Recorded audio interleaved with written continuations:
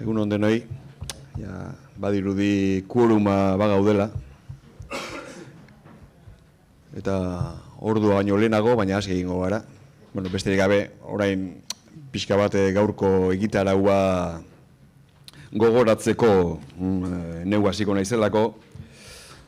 Bueno, lehenik esan, atzoko saioa bikaina izan zela. Bueno, igual, guk antolatzaile gori esatea igual itxusia irutuko zaizue, baina lotza guztia galdutu da euskago aspaldi. Oso, bueno, hitzaldiak eta maingurua ere, hizkuntzen teknologien inguruko maingurua ere bai, eta gero eta Gabarratzaleko Julia Marinekin izan genuen saio masterclassa ikaragarri izan zen. Eta gaur, bueno, ez gatoz asmo gutxiagorekin. Gaurko saioan ere, bueno, zer entzun eta zer gogoetatu badaukagula pentsatzen dugu. Lehenengo hitzaldia Iratxe Erretolazak emango digu. Oraintxe aurkeztuko dut. Ondoren bi mainguru izango ditugu, bat kafearen aurretik eta beste ondoren. Lehenengo maingurua euskara idatziaren edo inguruan antolatu dugu, Garazia Arrula, Gorka Berezi Artua eta Danele Sarri Ugarterekin. Eta kafearen ondoren ikus-entzunezko eredu edo forma berrien inguruko maingurua. Izango dugu Lander Arretxea, Ana Sarria eta Martin Ziarrustarekin. Eta urteroko ohiturari jarraituz bukatuko dugu, jardunaldia bukatuko dugu, kultur ekitaldi batekin, eta urtengoan Jose Luis Otamendi poeta izango dugu, errezitaldi eder bat seguru eskainiko dugu, eta horrekin amaituko dugu aurtengo saioa. Orduan, hasiko gara, Iratxerekin, hitz batzuk Iratxeri buruz ere, noski, aski ezaguna denaren, bera ere. Bera formazioz edo ikasketaz euskal filologoa da, eta hor ere izan du bere ibilbidea unibertsitatean eta bar. Baina, gure kasuan interesgarria da, pixkate literatur kritikari eta literatur ikertzaile eta kultur kritikari eta kultur baita ere sustatzaile moduan duen ibilbideagatik.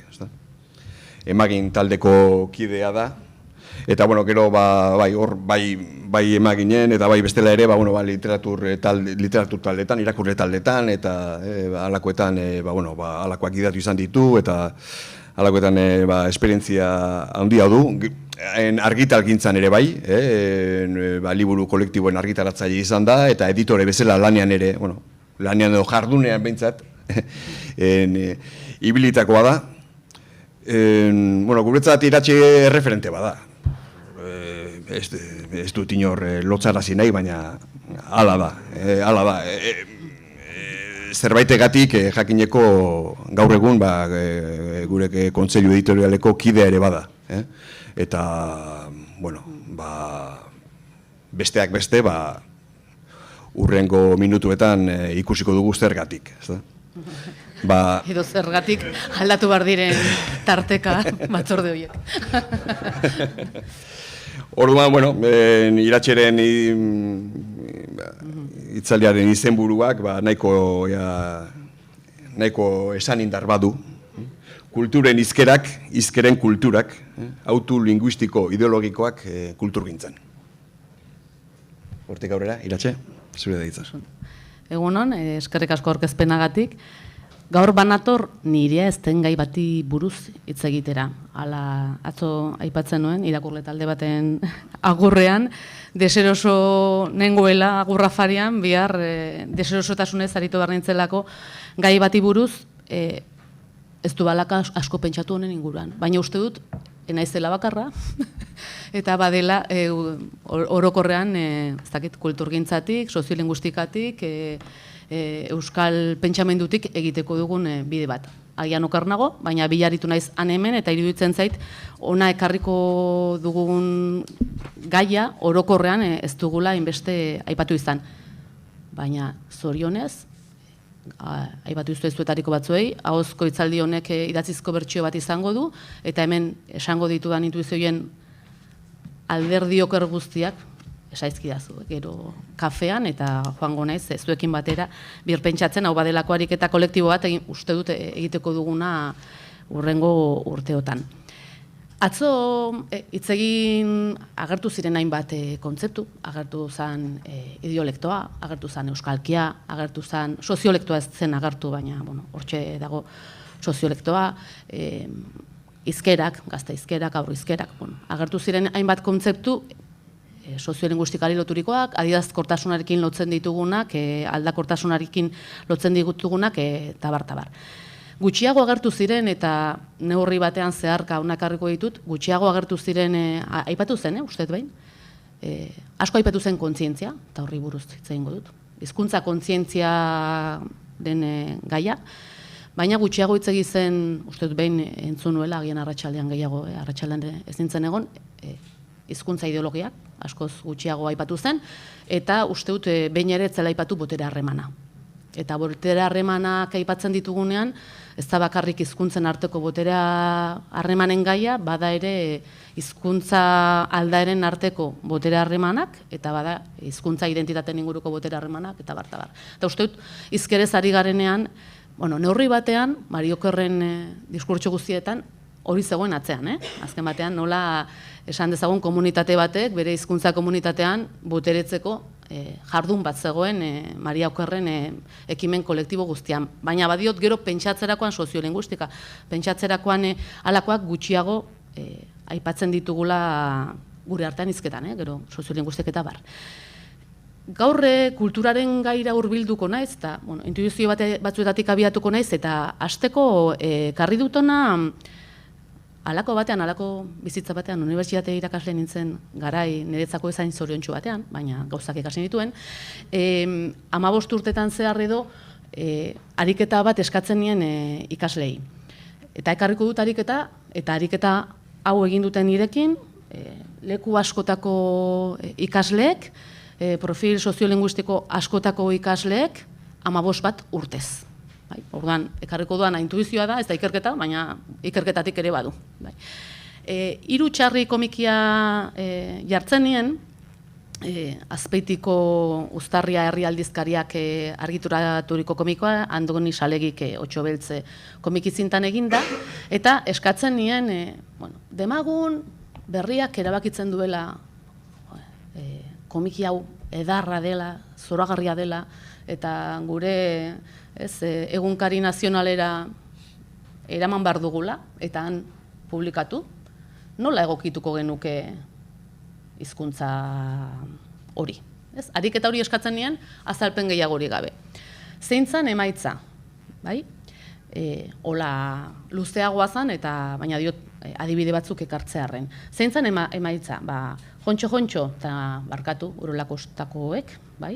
Orain da nire ñoñosti hartasunetik irakurriko dut hauxe, bai?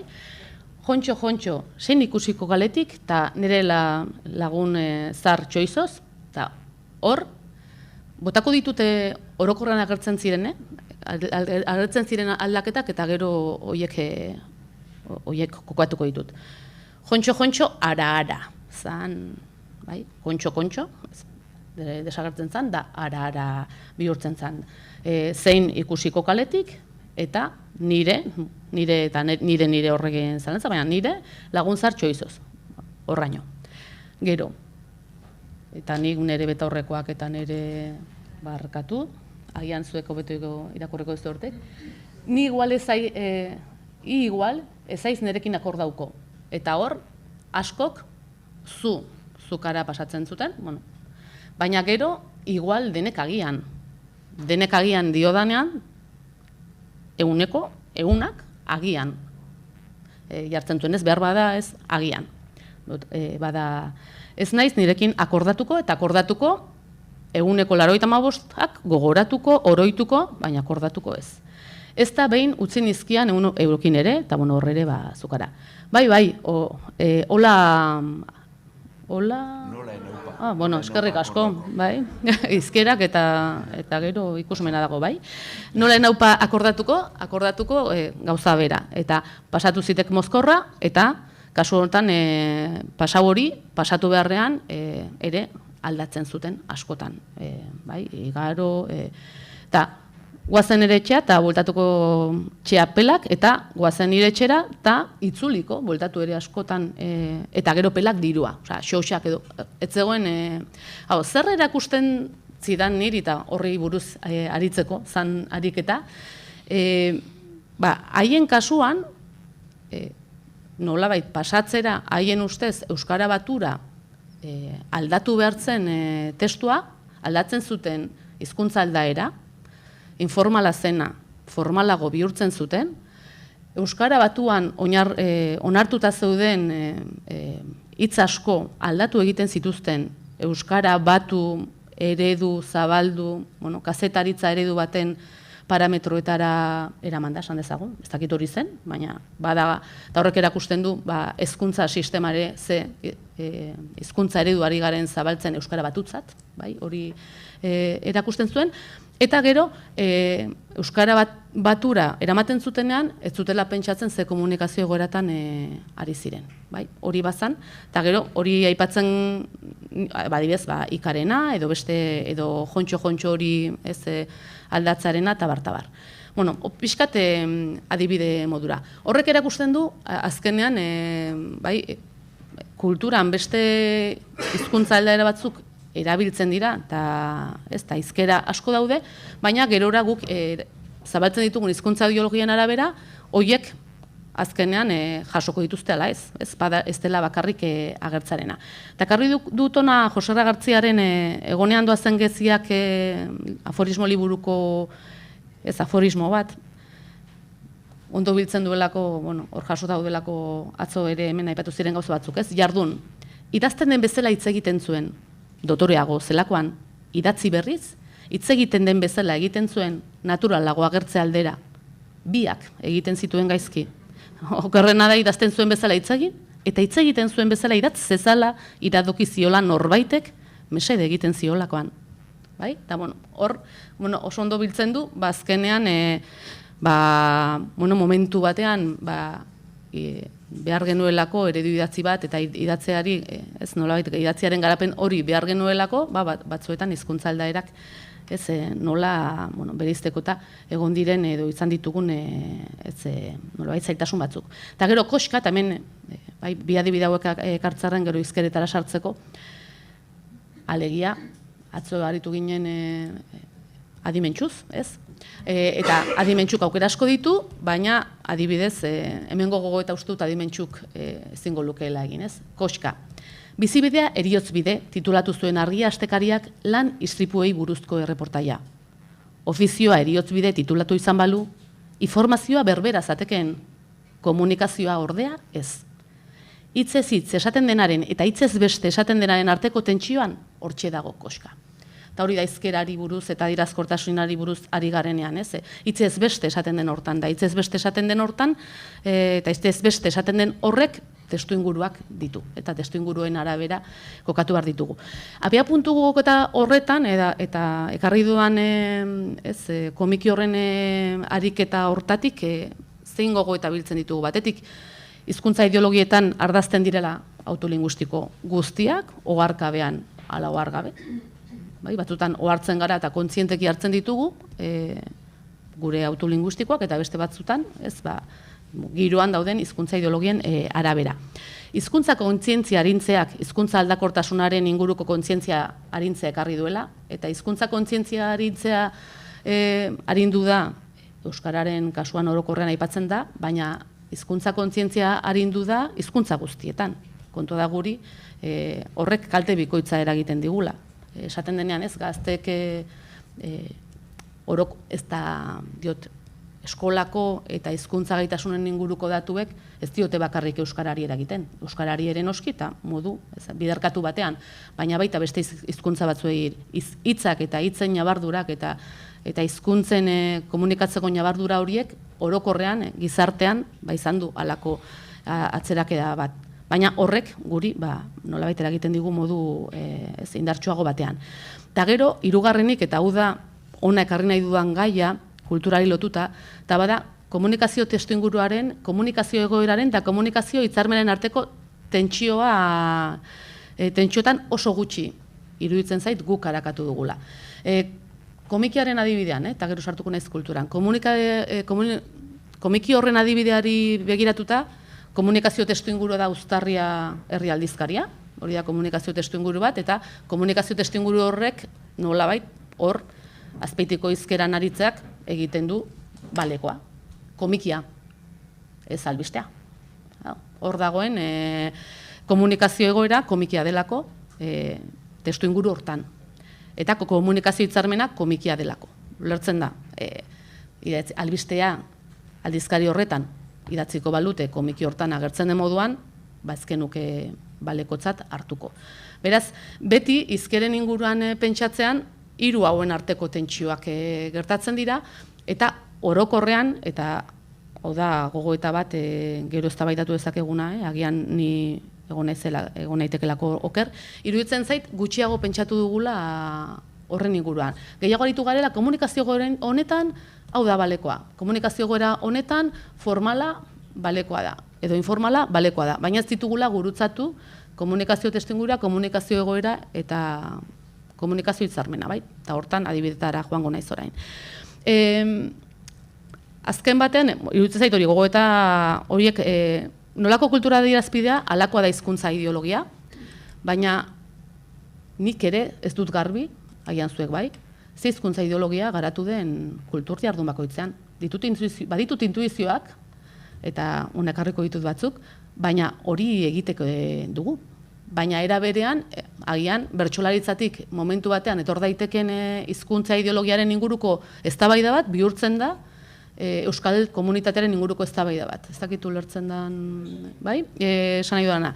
Adibidez, eta hori da, Miren Artetxek, Ekinez Zapiainek eta egin dute ikerketa oso interesgarri bat, ikusteko Nafarroako bertso eskolako bertsolarien profila, ze profil soziolinguistiko den, da ikusi dute normalean hiztun oso eta bere burua nolabait bertsolaritzarako egoki ikusten duen horrek baduela, esan dezagun, ez dait atzo ere Kikek esan zuen hau birpentsatu behar dugula, baina jatortzat hartzen den hiztun profiltzat duela. Eta horregatik askotan, nolabait, hiztun jator horren inguruko gogoeta asko datoz bertsolaritzatik, baina ez da hori, nire ustez, eta hau da pentsatu behar duguna, nire ustez, literaturan ez da bat ere, hiztun jator horren imaginarioa ez da idazle baten imaginarioa, hizkuntza ideologia. Are gehiago, euskal literatura modernoaren sujetu kanonikoa, bada gerora euskara ikasi eta euskara batua eraiki eta euskara batua zabaldu duena.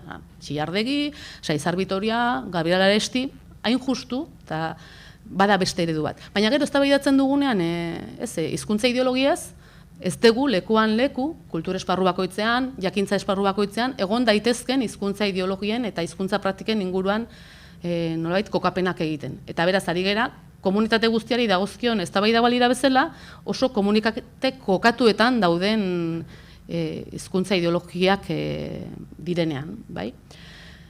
Hori normala eta bada hizkuntza gutxitu baten egoera, azken batean nahi dugula halako soluzio magiko bat behar dugun guztiontzat eta era berean batu beharrak dakar nolabait eztabaida batzuk kolektibizatzeak. Baina era berean hizkuntza gutxituaren emaitza da ez kontuan hartzea komunitatearen barruan azpikomunitatea daudela bere praktika linguistiko eta ideologia linguistiko oso ezberdinekin.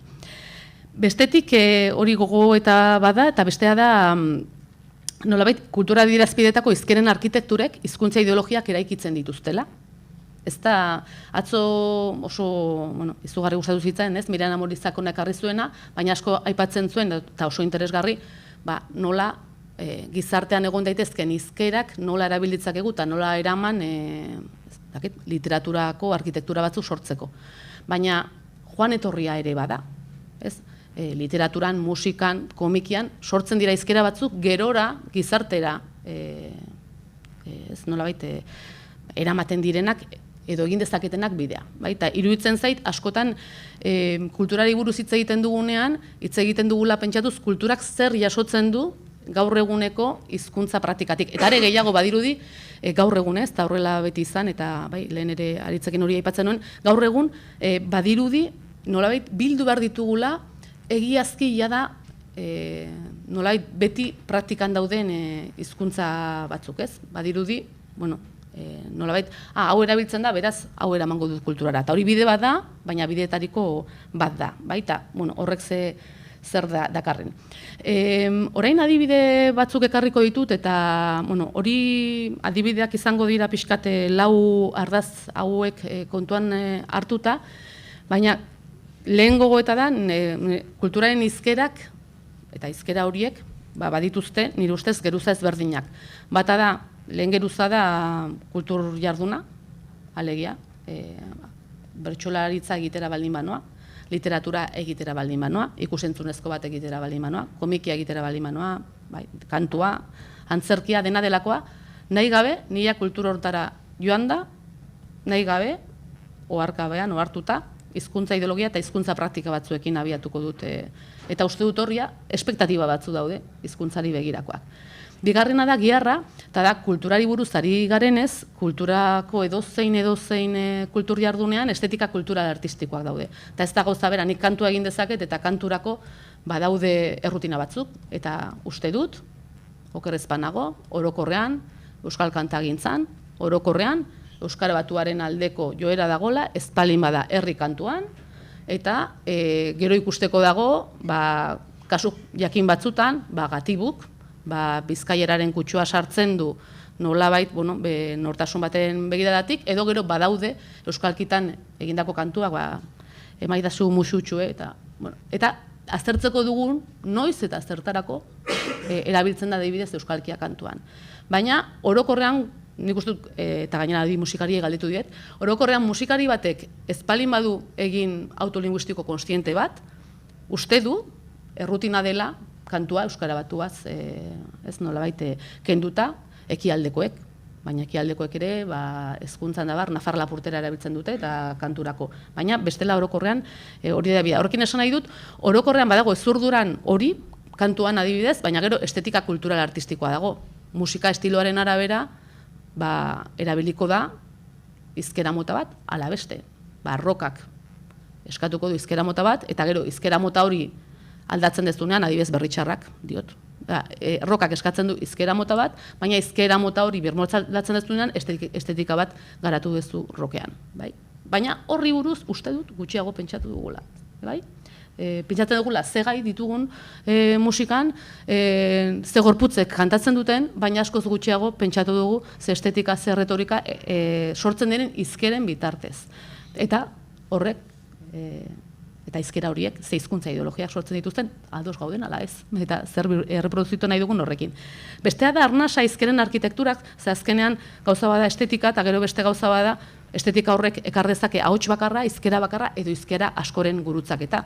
Eta hizkera askoren gurutzaketa datorrenean, badatoz hizkera horien artean alegia. Hainbat pertsonaia agertu daitezke, eta pertsonaia batek marrazki bizidunetan, garai batean, orain ez dakit, gutxiago ikusten ditut. Garai batean, bizkaieraz hitz egiten zuten protagonista bihurrienek, zerbait esatearren. Hor bat zegoen hizkuntza ideologia, pertsonaia aukeratzerakoan, hizkerak aukeratzerakoan. Horren inguruan, errutina batzuk egon dira, eta ez dauzkagu hain bilduta. Arnasa hori da ez, daude hizkera ezberdinak, arkitektura baten barruan, eta hor sortzen dira botera harremanak, sortzen dira identitateak, sortzen dira ideologiak, eta andaluzari buruz, andaluza sartzen denean ere, zoritxarrez, estereotipotatik sortzen da, guk ze estereotipo sortu ditugu, erabiltzen ditugunean hizkerak. Edo ze estereotipatatik eraiki ditugu, eta horiek hala egin nahi ditugun, hala erreproduzitu nahi ditugun, edo birpentsatu. Eta gorputza horri lotuta da, ze identitate, ze sujetu gorpuztu edo ze botera harreman eraikitzen diren, hizkera daudenean edo estetika daudenean. Kasu honetan izan daiteke erabat sortzailearen gorputza edo sortzailea jokoan jartzen dituen hizkera hoien ahots hartzen duten gorputzak. Eta adibidetara noa, argiago doan. Ez urdura, kultur jarduna, bi adibide. Maskaradak, maskaradetan, batean euskara batu hasiko balira aldaketa bada. Zein da jarduna? Tokiko kolektiboa saretzea eta parodiako tokikotasunetik elikatzea, beraz, tokiko hizkera erabiltzen da, eta hori da, nolabait, kulturgintza horretan jarduna. Novela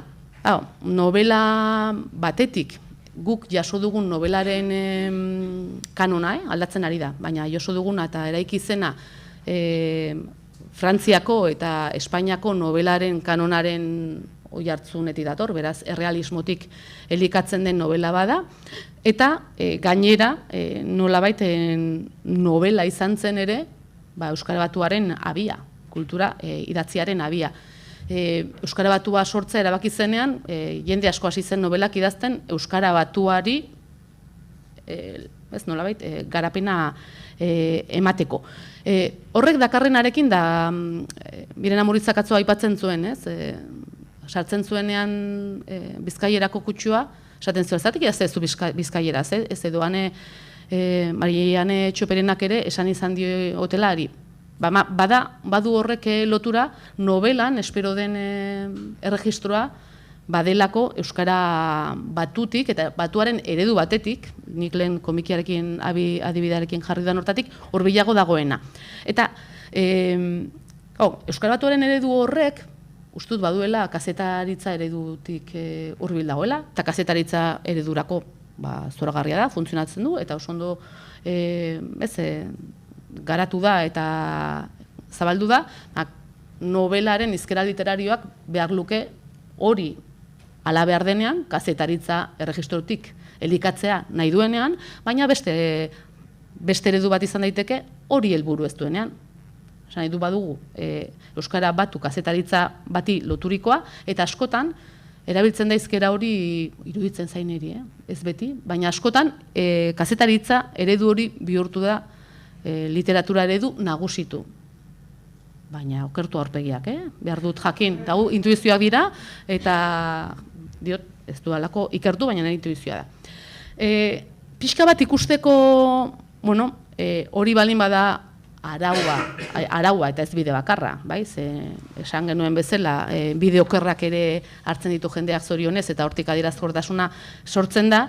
Adibide bat kasuan da, Itxaro Bordaren novela gintza da, Amaia Azpeldo detektibaren heptalogia bat egin zuen, lurraldearen eta herritartasunaren eraikuntza diskurtsiboa da, baditu zazpi novela, ez da kasualidadea, zazpigarren novelan erretiratu izana Amaia Azpeldoi, lurraldeari bada Amaia Azpeldoi da detektibe bat, detektibe rurala, Euskal Herrian zehar bidaiatzen duena, eta bidaiatzearekin batera Euskal Herriko gatazkei loturiko auziak askatzen dituenak, ikuspegi sozialetik, eta bartabar. Eta tokiko hizkeratik Euskara Baturanzko bidaia linguistiko ideologiko bat ere egiten du. Zazpi novelak dira, eta lehen novela abiatu zuen Xiberuan, eta Xibererazko hizkera bat sortu zuen horretarako, bigarren novelan egin zuen halako halako bidai bat egin zuen, gerora, Benafarrora, amorezko pena baino, bizano munduan Benafarroa garai aldera, Jalgiadi plazara Bilbora hurbildu zen, irira, eta hor Euskara Batura. Desplazamendu bakoitzarekin, hizkuntza desplazamenduak gertatu ziren. Eta Euskara Batura hurbiltzen denean, irira hurbiltzen denean, hor badago ere identitate lesbikoaren aldarrikapena eta bartabar, dago sexilio bat, baina oso argi esaten duena sexilio bat nahi dut, baina ez linguistikoa, ez esaten du, ez? Nire sexilio posible bakarra da Bilbo, ez dut hizkuntza sexiliorik egin nahi.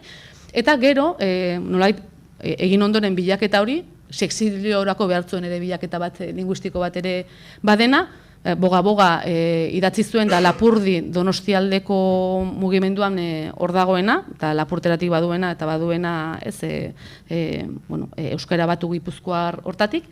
Gero, da pixkat ulertzeko, nola hizkuntza autuek zerikusia duten ere kokapen, edo zerikusia izan dezaketen kokapen narratibo ideologikoarekin. Idatzi zuen, barkatu, frantses ez dakizunek, Ultime de Xex, hori. Eta bertan, idatzi zuen euskeraz eta frantsesez, bai? Eta argitaratu zuen Maiatzen. Novela bakarra da, Amaia Azpeldoriena, Maiatzen argitaratzen dena. Baina badu zerikusia bada zerbait ideologikoa. Horra aipatzen duen auzia, batetik bizkuntzatan argitaratu nahi zuela, eta, Susa kokapenak etzion hortarako aukerarik ematen, baina gero itzuli nahi zuen, bidai guzti hori egin ondoren, itzuli nahi zuen nolabait bertako oragarren kokatzen delago, bere hazi zen herrian, eta gainera bertako auzi ekologiko bat hartzen du, zaborren auzi hartzen du ardatz, eta nahi zuelako bertako egiazki, bertako aktivistek, batzuek etzekiten euskeraz, bertako aktivistek ere liburua eta haien burua errekonozitzea liburuan. Eta orduan, autu, esan dezagun, hor elebidun agertzearena eta Amaia Azpeldoi lehen aldiz elebidun argitaratzea dena, badu auto ideologiko linguistikotik. Eta azkenik erretiro hartzen du, berriro ere itzulita nolabait hasierako geografiara. Pixkat hau ikusteko adibide modura, nola, esan dezagun, kultur jardun hortan badauden kanon batzuk eta arau batzuk, eta gero norberak erabakitzen duen, arau horiekin nola mugitu, nola desplazatu, eta desplazamenduek sortzen dituztela zentzuak, ez? Giharrari begira, estetika kultural artistikoari begira, lehen aipaturiko asko eta asko egon daitezkez, baina rapa egiten balin badut, rapak eskatzen du oskidetasuna, ez? Eta estetika horrek nolabait badu, horre ardazten da, eta adibide asko ekarri ditzakegu raparenak, baina ekarri dutela basu, baina zantziteken odei, edo zantziteken ez beste asko. Ohartzen zarete, rapa egiten duten gehienek, rapa eta ez trapa eta bar, bazterrekoak direla. Rapa egiten duten gehienak dira, kasu honetan ez daiteke Barakaldo ingurukoa, diot, Gipuzkoako erdiguneko herrietan, rapa ez da egin, bai, bota. Bai, baina rapa, ari naiz rapa, ez da bai ezago, horregatik eskerrik asko, gero bota lakoa, bai. Ari nintzen rap, hau da, horregatik da intuizioa, ez egin, eta rap soia, jatorrizko rapetik hurbilen dagoena, gero bestelako kombinazioak ez, Fermin Muguruzak ere eraman zuen rapa, baina rapa, nastu gabeko rapa, esan dezagun, jatorrizko hortatik, baduela hizkuntza kokapen mapan, hizkuntza lurraldearen maparekin uste dut, Edo behintzat galdera modura badoa, ikusteko galdera hauek ekarri behar ditugula ere kulturai buruz hitz egiten. Agian galdera nire galderaren erantzuna ez dauna, baina uste dut galdera hortik, nun egiten da musika estilo hau, ze hizkuntzare dutik eta ze testu inguru soziolinguistikoan garatzen da. Eta horra adibide bat, labasuk ze erabildu du, traka, hori da, labasuk segitu duzuen ontzat, bere kontzertutara juntzareten ontzat, traka, horren oskidetasuna, hor artikulatu du bere raparen zati handi bat, eta hostiaka nabil, borroka, hor, hortan, jardunka, hortan berak egituratu du, eta aldiz beste batzuek rapa bezakit, zitala goratzen zarete, zitala, beste batzuek, baina badagoela, hor oskidetasunak markatzen duela ere hizkeraren modua, eta bar. Hizkeren arkitekturai begira, karriko ditut adibide batzuk, lehen aipatu ditudanak, batzudan pertsonaia irudikatzeko, erabiltzen direla hizkera ezberdinak eta hoien arteko boterak. Hemen badaukagu, ekarri dut adibide modura, batek hartzaren, Patxi Gallegok pololoak komiki bilduman, pertsonaia bakoitza nolabait karakterizatzen du hizkuntza aldera bat hartuta, adibidez, Joseba Iriondo Euskara Batuan ari da, hortxe, Xabineitor ari da, gehiago gipuzkeraz, etengabe, horri da kokap eman dion kokapena ez, niri txutxumutxuak ez zaizkit pitoik inporta, eta gero ez da bakarrik Gipuzkera, da, batek kazetari lanak ditu, eta besteak, ez, halako nolabait bereizketa dago, eta gero Pospolina, Sabineitor komiki hortan ari da, ez, badauka horrela, ez, bere joera sexista guztiekin batera, baina ezkere ez ari garela, eta ideologiaz, hori ere. Badu hola, Pospolinekin halako tema ezin eutxizko bat, alegia bortxaketaren kultura, baina komikian jolas modura plantatzen dena eta euskaldunen estereotipo asko buruan. Hori diote bukaeran, spoiler, baina bukaeran baitzen duelako Pospolina eta Pospolina maite mintzen delako. Ez maite mindu, baitzen zaituen pertsonarekin, bai, hori, segituko dut. Bai, badazpada ere. Eta hemen irudikatzen dut, oso interesgarria iruditzen zait, baina horregatik diot ez dugula honen inguruan gehiago beste pentsatu, ez Kariñe bizkaitarra da, eta bizkaieraz hitz egiten du. Ez zait iruditzen kasualidadea. Bada, nolabait nola gipuzkoar batek imaginatzen du ikuspegi exotiko, ez dakit, beste leku batetik, beste nortasun batetik eraikitzen du bizkaitarra. Eta horren inguruan, diot, testu berean zertarako ditugun hizkuntza aldaerak zer karakterizatzeko horrek atzean duen hizkuntza ideologia osoa hori transmititu nahi dugun ala ez, iruditzen zait horri buruz gutxiago, edo nik, igual guztuek asko, edo nik gutxiago pentsatu duela. Eta adibidez, hor bertan ez agertzen dira bi guardia zibil, eta bi guardia zibilaren artean ere egiten da karakterizazio ezberdin bat, bata da esan dezagun eziketaz eleganteagoa, eta bestea traketxagoa, eta traketxagoa da nada andaluza, eso ya lo aclaramos en el cuartelino, eta barkatu andaluzak, bai? Eta bestea silentzio, hizketan denbora guztian bi guardia zibil daude, eta guardia zibila karakterizatzeko modua da, hizkeratik ere badator, baina, bada estereotipotik, komikiaren helburua da estereotipoa parodiatzea, orduan, baina guk da pixkat adibide bat ematerren. Andaluzak uzten ditu parregarri, eta aldiz, hizkuntza castellanoa erabiltzen duena, ez hainbeste.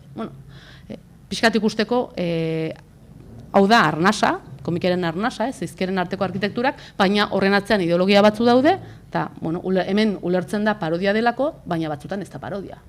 Hemen uler dezakegu estereotipoen parodia badelako, eta injustu parodiaren bitartez agian salaketa bat egin nahi duelako, parodia hori, parodia ez denean, eta kontua da batzutan, ez telesaiak edo antzerkiak edo olako batzuetan erabiltzen direla karakterizaziorako bideak parodiatik ez dutenak eta transmititzen dituztenak agian nahiko ez genituzkeen ideologia batzuk. Eta gero beste alderdi bada aizkerak sortzen direnean ere sortzen direla bestu matxa bada komiki jardunean Zakiritxutek sortu zuen hitz bat komiki guztietan ikusten duguna. Gero, kultur jardun bakoitzak baditu bere hizkera batzuk propioak kultur jardun hortan eraikitzen direnak, zabaltzen direnak, batzutan kultur jardun hortatik kanpora doazena, umatxak eguntzan, saio bat, gero ez da, hizkera agian egongo da, kuadriaren bat, tumatxa erabiltzen duna, baina komikietan oso eta onomatopeiak eta beste hainbat hizkera. Eta azkenik gorputza identitateen inguruko karakterizazioak, soiektu gorpuztuak eta botere harremanei begirakoak ekarriko dute adibide bat eta Jon Gotzon irrati pertsonaia ez dakit Jongi, ezagutzen duzuen, diot ezagutu entzunez irratian, gero ez zuen harreman pertsonalakarekin ez dut. Honen inguruan, egon dira eztabaida asko, printzipioz karakterizazio bada, asko eztabaidatu da eredugarria ote den edo komeni den, edo ez dakit, nahi dana euskainola erabiltzen duen pertsonaia bat agertzea irratian, ordu tarte hortan, dabar-tabar, eta askoz gutxiago hitz egin da, hori izan daiteke eztabaida bat, azkenean badakizue maskara badela. Kasu honetan, Jon Gotzon horrek erabaki du, Mikel da, eta erabaki du bere burua pertsonaia batera ikitzea, izango dena euskainola, tabar. Baina, gutxiago hitz egin da, erabaki dela euskainola izatea, gehi identitate bat izatea, eta izango dena fribolizatzen nahi dut. Euskainolaren, eta esatu dute, oso interesgarria da jende hor bildu eta niri dutzen zait, bueno, hor ez da bakarrik euskainola gertzen dela. Euskainola, euskaldun jatorrak, esan dezagon, dira gizon heterosexual, ez? Hor badago, hizkuntza ideologiadekin batera, intersekzioan, beste ideologia pilo bat eraikitzen direnak, niri hori adibidez arriskutsuago iruditzen zait. Euskainola momentu jakin batean, toki jakin batean, zerbait erantzuten dion zerbait baino.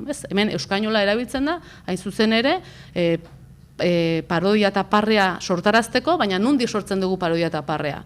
Gehi identitate batetik, iruditzen zait, orokorrean horri buruz gutxiago pentsatu dela.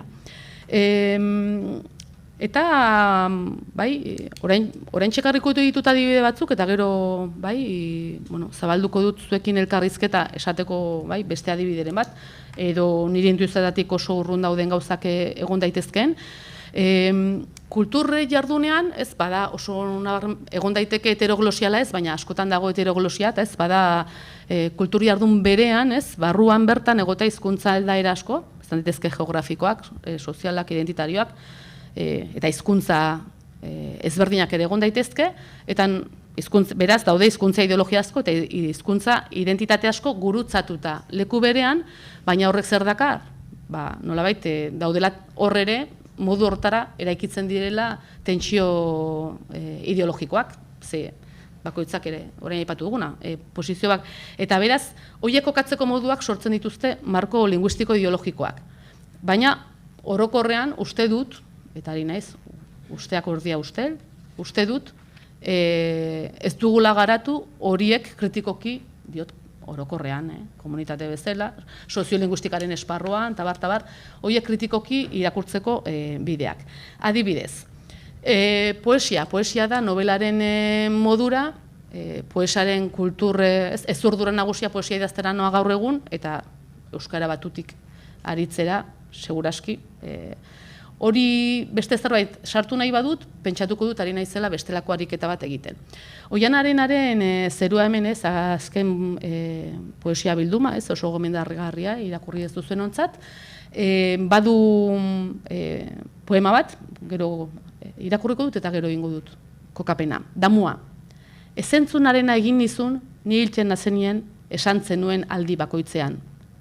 Espero dut, hor nonbait iraungo dutela, entzun nahi izanen nituen berbek. Hemen, badago, batean, sartzen du, beste norbaiten ahotsa,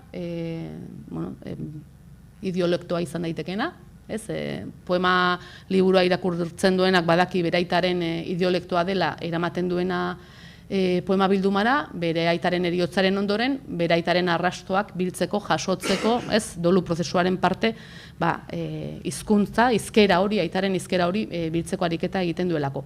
Baina sentitzen du, eta hori iruditzen zait oso interesgarri, poema bilduma osoan zehar egiten duelako ariketa hau, eta uste dut gerora ere ez, Oihan Arenaren idazketa modutara zutabetan dabar eraman duen zerbait dela, baina sentitzen du poesian, nolabait hizkuntza autu hori justifikatzeko beharra ez, eta poema hau idazten du, behintzat. Uste nuen baino berba gutxiago egiten dut zuri buruz. Gero eta zureagoa dut berbakera. Sentitzen du beharra, nolabait, poema hortan, zureago dut berbakera, beraz agertuko da poemetan.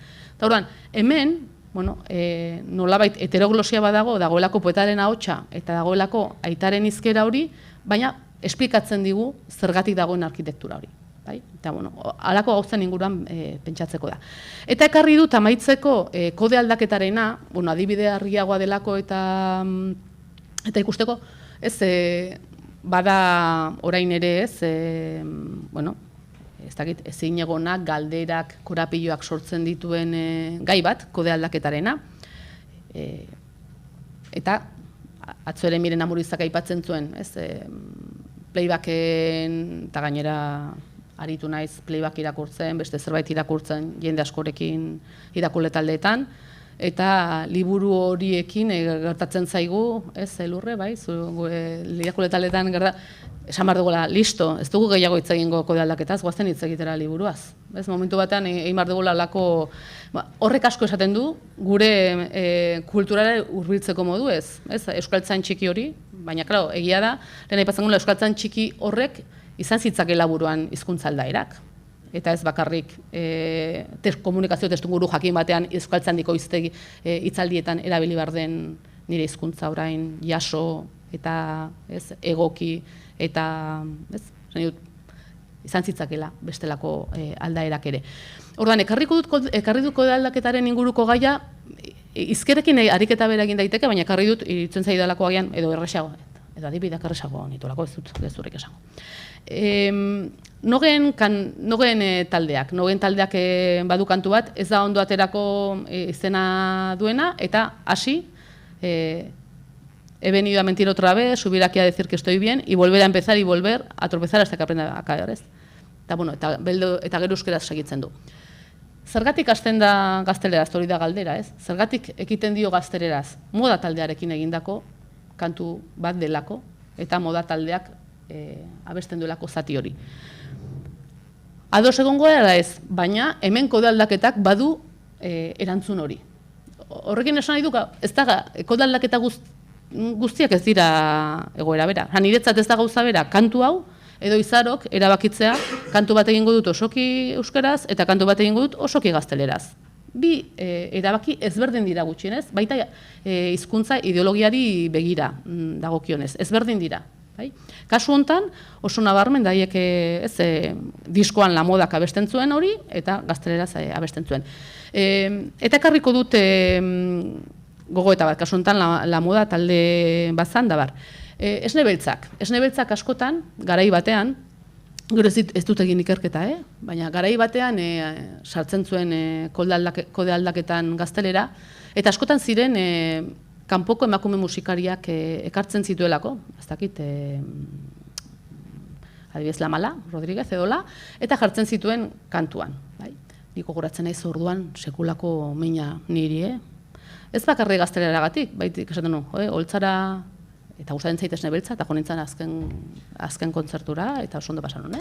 Baina, sortzen zian azkuria ideologikoki horrek, ze esaten nuen, ez da gazteleraz egitea erabaki dutela, da emakume musikari bat jartzeko holtzan, behar dute kanpo legitimitatea duen emakume musikari bat eta gainera gaztelera hartzen du. Ez dakit ulertzen, nire sentimendua. Baina garai hartan oso normala zen, olako talde mistoetan uste dut aldatzen ari dela, musikari bat, emakume musikari bat ekartzen zenean, kanpokoa zantze, kanpoan bazuten ez legitimitatea ekar dezakegu eta badiran hor, hemengoak badirudi hori, eta gainera hizkuntza, eta orduan ikusten zen emakume musikari guztiak ikusten zenitunak, holtzan gaztelera zaitzen ziren.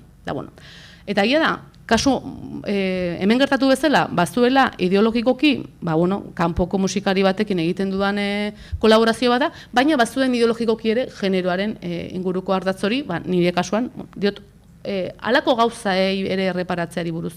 Ari gera nolabait ez bakarrik esatea gaztelera alaba euskera, baizik eta ze ideologia sortzen diren hortan.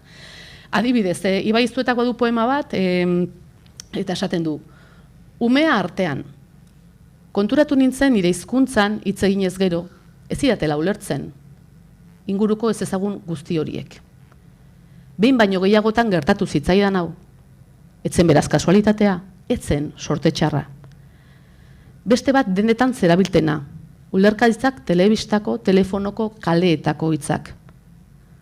Lurralde honetan, arrotza neu nintzen, baina arrotza banintzen orduan, nondik etorria.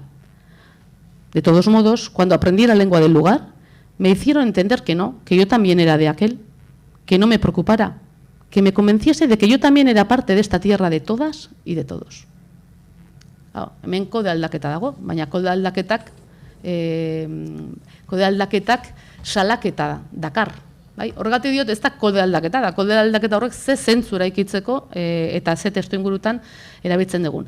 Tximal Malfiaren kantuan, un ingelesa, gaztelera eta euskera nasten dituen, eta denboragatik pixkate ez dut irakurriko, pentsatu ezagutuko duzuela, baina hau bada adibidez atzo Kikamunarrizek aipatzen zuen, ez da gauza berako aldaketa berastegin, ala, nahiz goratzen zadibide jartzen zuen, baina, bueno, zen daiteke errotxapean, edo zestan, bai? Ez da, gu Tximalfiaren abesti hau interpretatzerakoan hizkuntza ideologiaren ikuspegitik gainera kokatuta dagoena kantuan bertan kokatzen du, errotxapeatik ari naiz, tabar, hortik ulertzen dugu kode aldaketa, bai?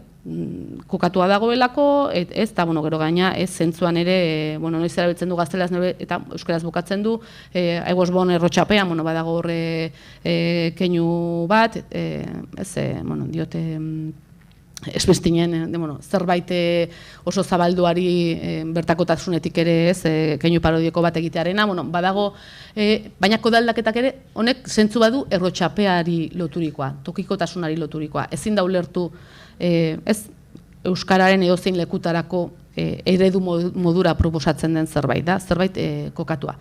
Eta beste adibide bat ekarriko dut, azkena, gero, pixkat zuei galderak edo desadostasunak edo dena delakoa aipatzeko denbora izateko. Hots betea hots liburuska bada, liburu bada Itxarobordarena, interesgarria hizkuntza aldakortasunaz hitz egiten duelako, hori da gai nagusia. Hizkuntza pilo bat nahasten ditu, eta era berean hizkuntzak nahastearekin batera gaitzat du hizkuntzen arteko boterea. Aipatzen du, hizkuntza guzti hauek zeharkatzen naute, baina hizkuntza guzti hauen artean badaude botereak, eta naiz eta nik aukera izan edo jardun hizkuntza guzti hauetan badakit hizkuntzak ez direla neutroak eta autu bakoitza ez dela neutroa. Eta gainera ez ditu bakarrik onak arri duan pasartean ez dago, ez ditu bakarrik hizkuntzak ekartzen, hizkerak ere. Ez dago zabera esatea ongi nago edo untxa naiz. Berak aipatzen du ere, nolabait, bakoitzarentzat hizkuntza guztiak ditugula, baina hizkuntza bakoitzak baduela ez nolabait halako kokapen bat. Utziko dute hortxe, baina bada nahasketa proposatzen du, baina ez zuzen nahasketa horren atzean dago den botereak salatzeko. Ez da nahasketa bat nolabait aldarrikapen modura ez bada ikusteko, bizi gara testuinguru elanistasun analitz batean eta testuinguru hortan badaude violentziak, badaude nolabait botera harremanak, eta nik, bai, sabiliztuna naiz, garuniztuna naiz, aloiztuna naiz, hainbat hizkuntzatatik elikatzen du nere burua, baina enezin osoa. Hizkuntza eta hizkeren artean badaude botereak eta badaude nolabait ideologiak. Eta bukatzeko azken gogoeta bat, ez dute erantzunik ekarri, galderak ekarri ditut gehiago, baina uste dut nolabait egin behar dugun bira dela, gogoeta soziolinguistikorako, nik uste dute ekarpen handiak egin direla, baina hasi behar garela pixkanaka ere gogoeta soziokulturalen azko urratsak egiten, eta pentsatzen nola jardun kulturaren hizkera horien inguruan, horiek ulertzeko uste dut hauek interpretatzeko gakoak izateak ere ekarriko du bertan dauden baliabide adierazkorrak noiz nola eta zertarako erabiltzen ikastea eta gure autolinguistikoak kontzienteago egitea. Ziur izango dituzuela zuek orain adibide gehiago buruan, ekarri eta okerrak ere bota konfiantzaz. Eskerrik asko.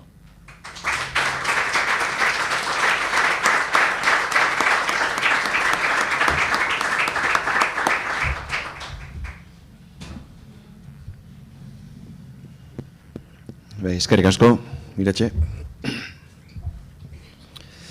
Norbaitek zerbait galdetu edo zerbait esan edo adibideren bat eman nahi badu edo... Hori da. Apuntatuko ditugu, ezta? Bai. Beste adibide bat, bota zuek.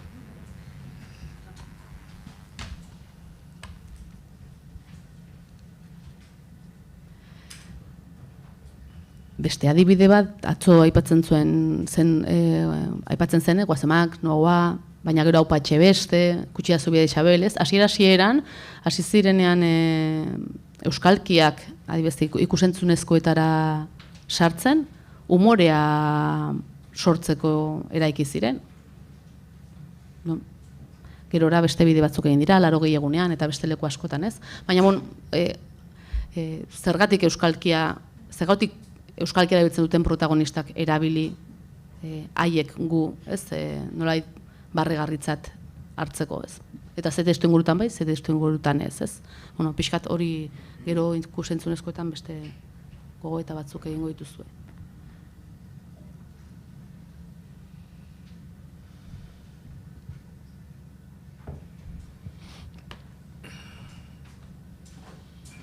Bai, ni gauzatxo bat.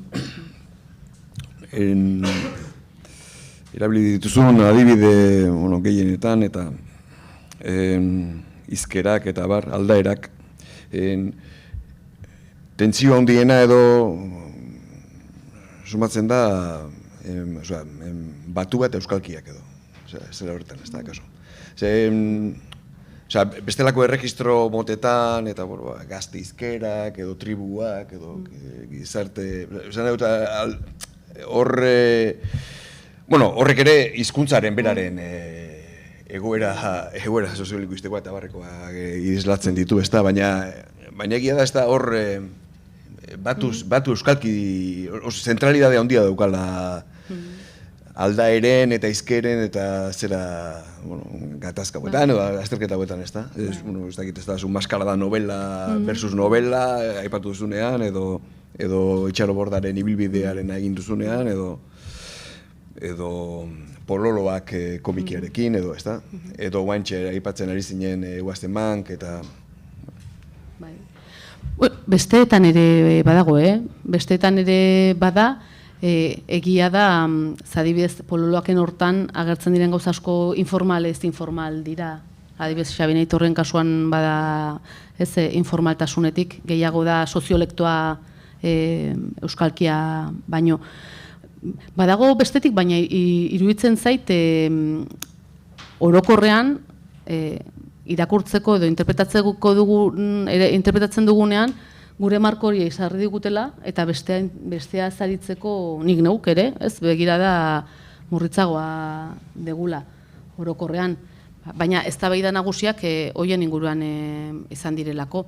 Baina egia da gazte hizkeraren inguruko kantura balin bazoaz, talakoetara balin bazoaz, gazte hizkerari loturikoa edo hori egon badago, baina ez da normalki gero eztabaidara, bai? Horgatik diot, ez daukagula gogoeta soziokulturalain elikatua, ze soziolinguistikaren ez, euskara batuaren eraikuntzaren eta euskara batuaren elikatzaren begirada hortatik begiratzen dugula nineuk barne, eta ez hainbeste gazte hizkera hau edo aurri hizkeratik baduen, edo bestelako, adibidez, atzo Mario Okerren hitzaldian ikusten zen, komunitate baten hizkera agertzen zen hor, eraikizena, egia da, hori novela askotara eraman dela, ez dakit edo Jenei Joplinen edo beste novela askotan daudela komunitate jakin batzuetako hizkerak jasoak. Baina gero hori ez dugu, esan nahi dut, ez da bihurtzen gai. Zaibez, niretzako Jenei Joplin oso nabarmen da, komunitate feminista baten hizkera eramaten da pertsonaiaren hitz egiteko modura.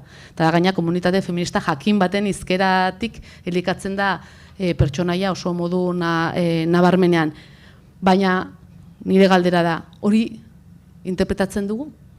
Gai gara ikusteko hori hor dagoela? Gai gara, uste dut baduela, agian ez ditugunez jaso eta komunitate horien inguruko hizkeren mapak, egon daitezke hizkera horiek, baina agian gero ez gara horiek, eta orduan ezagutzen dituguna, nik kasu ordan esaten nuen, hemen hizkera horren, komunitate horren hizkerez jositako pertsonaia bat eraiki da, baina beste batean egon daitezke beste komunitate batekoa, eta nik ikusi ez. Nik uste dut baduela ere hizkeren mape hori egin gabe dugulako neurri batean, hori gure begirada badelako, ados nagoela, alegia.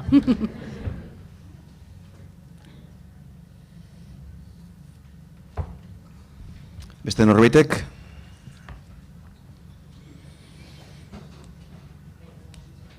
Bueno, Iratxe, eskerrik asko. Gogoeta asko eman dizkiguzu eta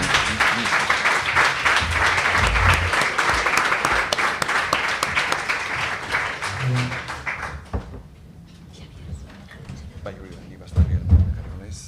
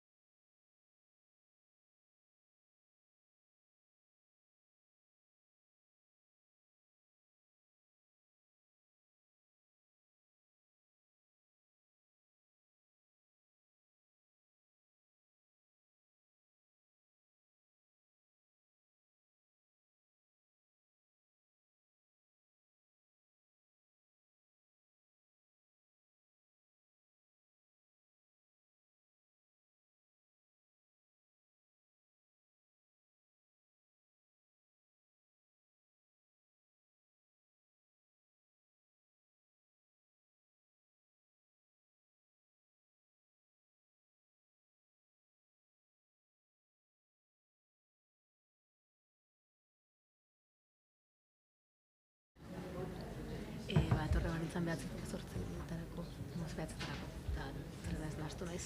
Lasartara jo naiz Usurbilera etorri beharrean. Aiba. Eta orduan horregatik etorri ez beran. Así que ez dut zuekin tarterik. Bueno, alare.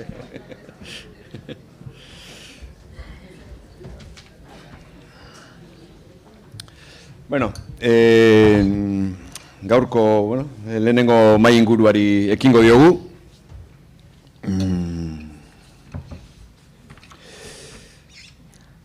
Adierazkortasuna lantzeko ereduak eta bideak euskara idatzian.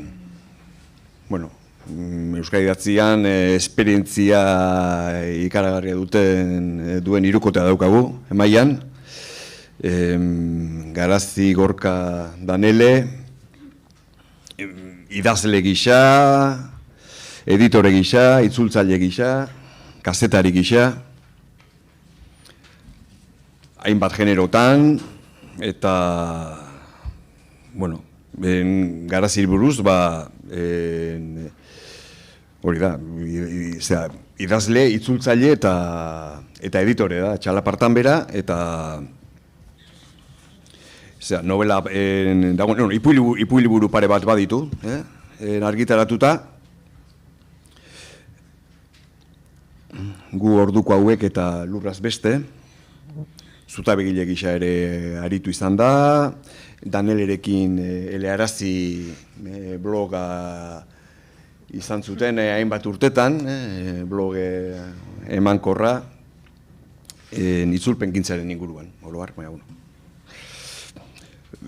itzultzaile gisa ere, hainbat autori itzuli ditu, Anaiz Nin, Fitzgerald, Walter Benjamin, Amelie Nothomb, Silvia Plath, hainbat aldizkaritan publikatu ditu artikuluak, gurekin ere bai jakinen, eta, kontseilu editorialeko kideare bada, iratxe bezala. Baina ez da gorregatik hemen. Iratxe egon ez den bezala. Gorka, Gorka berezi hartua, kazetaria, idazlea ere bai, baina, ez dira oso gauza ezberdinak. Argian egiten du lan, eta batez ere kulturgaiak landu izan ditu, oroar, lantzen ditu oroar. Boligrafo gorria blogari eusten dio, ikusi dudanez 2005-etik. Saiakera pare bat idatzi ditu, ez gara neutralak eta zer egin Miranderekin, saiakera kolektiboa, iaz. Eta maiatzean bertan bere lehen eleberria, atera berria du. Garondoan, hala ere ez dut ezango idazle berria o novela o gaztea denik, berak gustora entzungo luken arren. Eta Daniel Sarri Ugarte, idazlea, itzultzailea, literatur kritikaria, kazetaria, Garazirekin eleadazi, astuta dengo zarete, akaso, baina Garazirekin eleadazi bloga izan zuena, sortu zuena, eta, eleberriak, erraiakekin bazter guztiak nazi zituen, azala erre, eta nazkena beste zerbait, gure ikastaroaren gaiarekin bete-betean gurutzatzen den novela edo artefaktu literarioa, ez da. Hainbat autore itzuli ditu, ez da, Walter Benjamin, Anja Davis, Wittig, Iluz, Zizek, Estes, Zuro, bale. Eta, eta kolaboratu ere, hainbat argitaletxe, edabideetan, ez da. Literatur performanceak ere, aipagarriak, bere kasuan, ez da, Popper Afterra eta Utopia, eta Kaixo Kariz, Misterekin.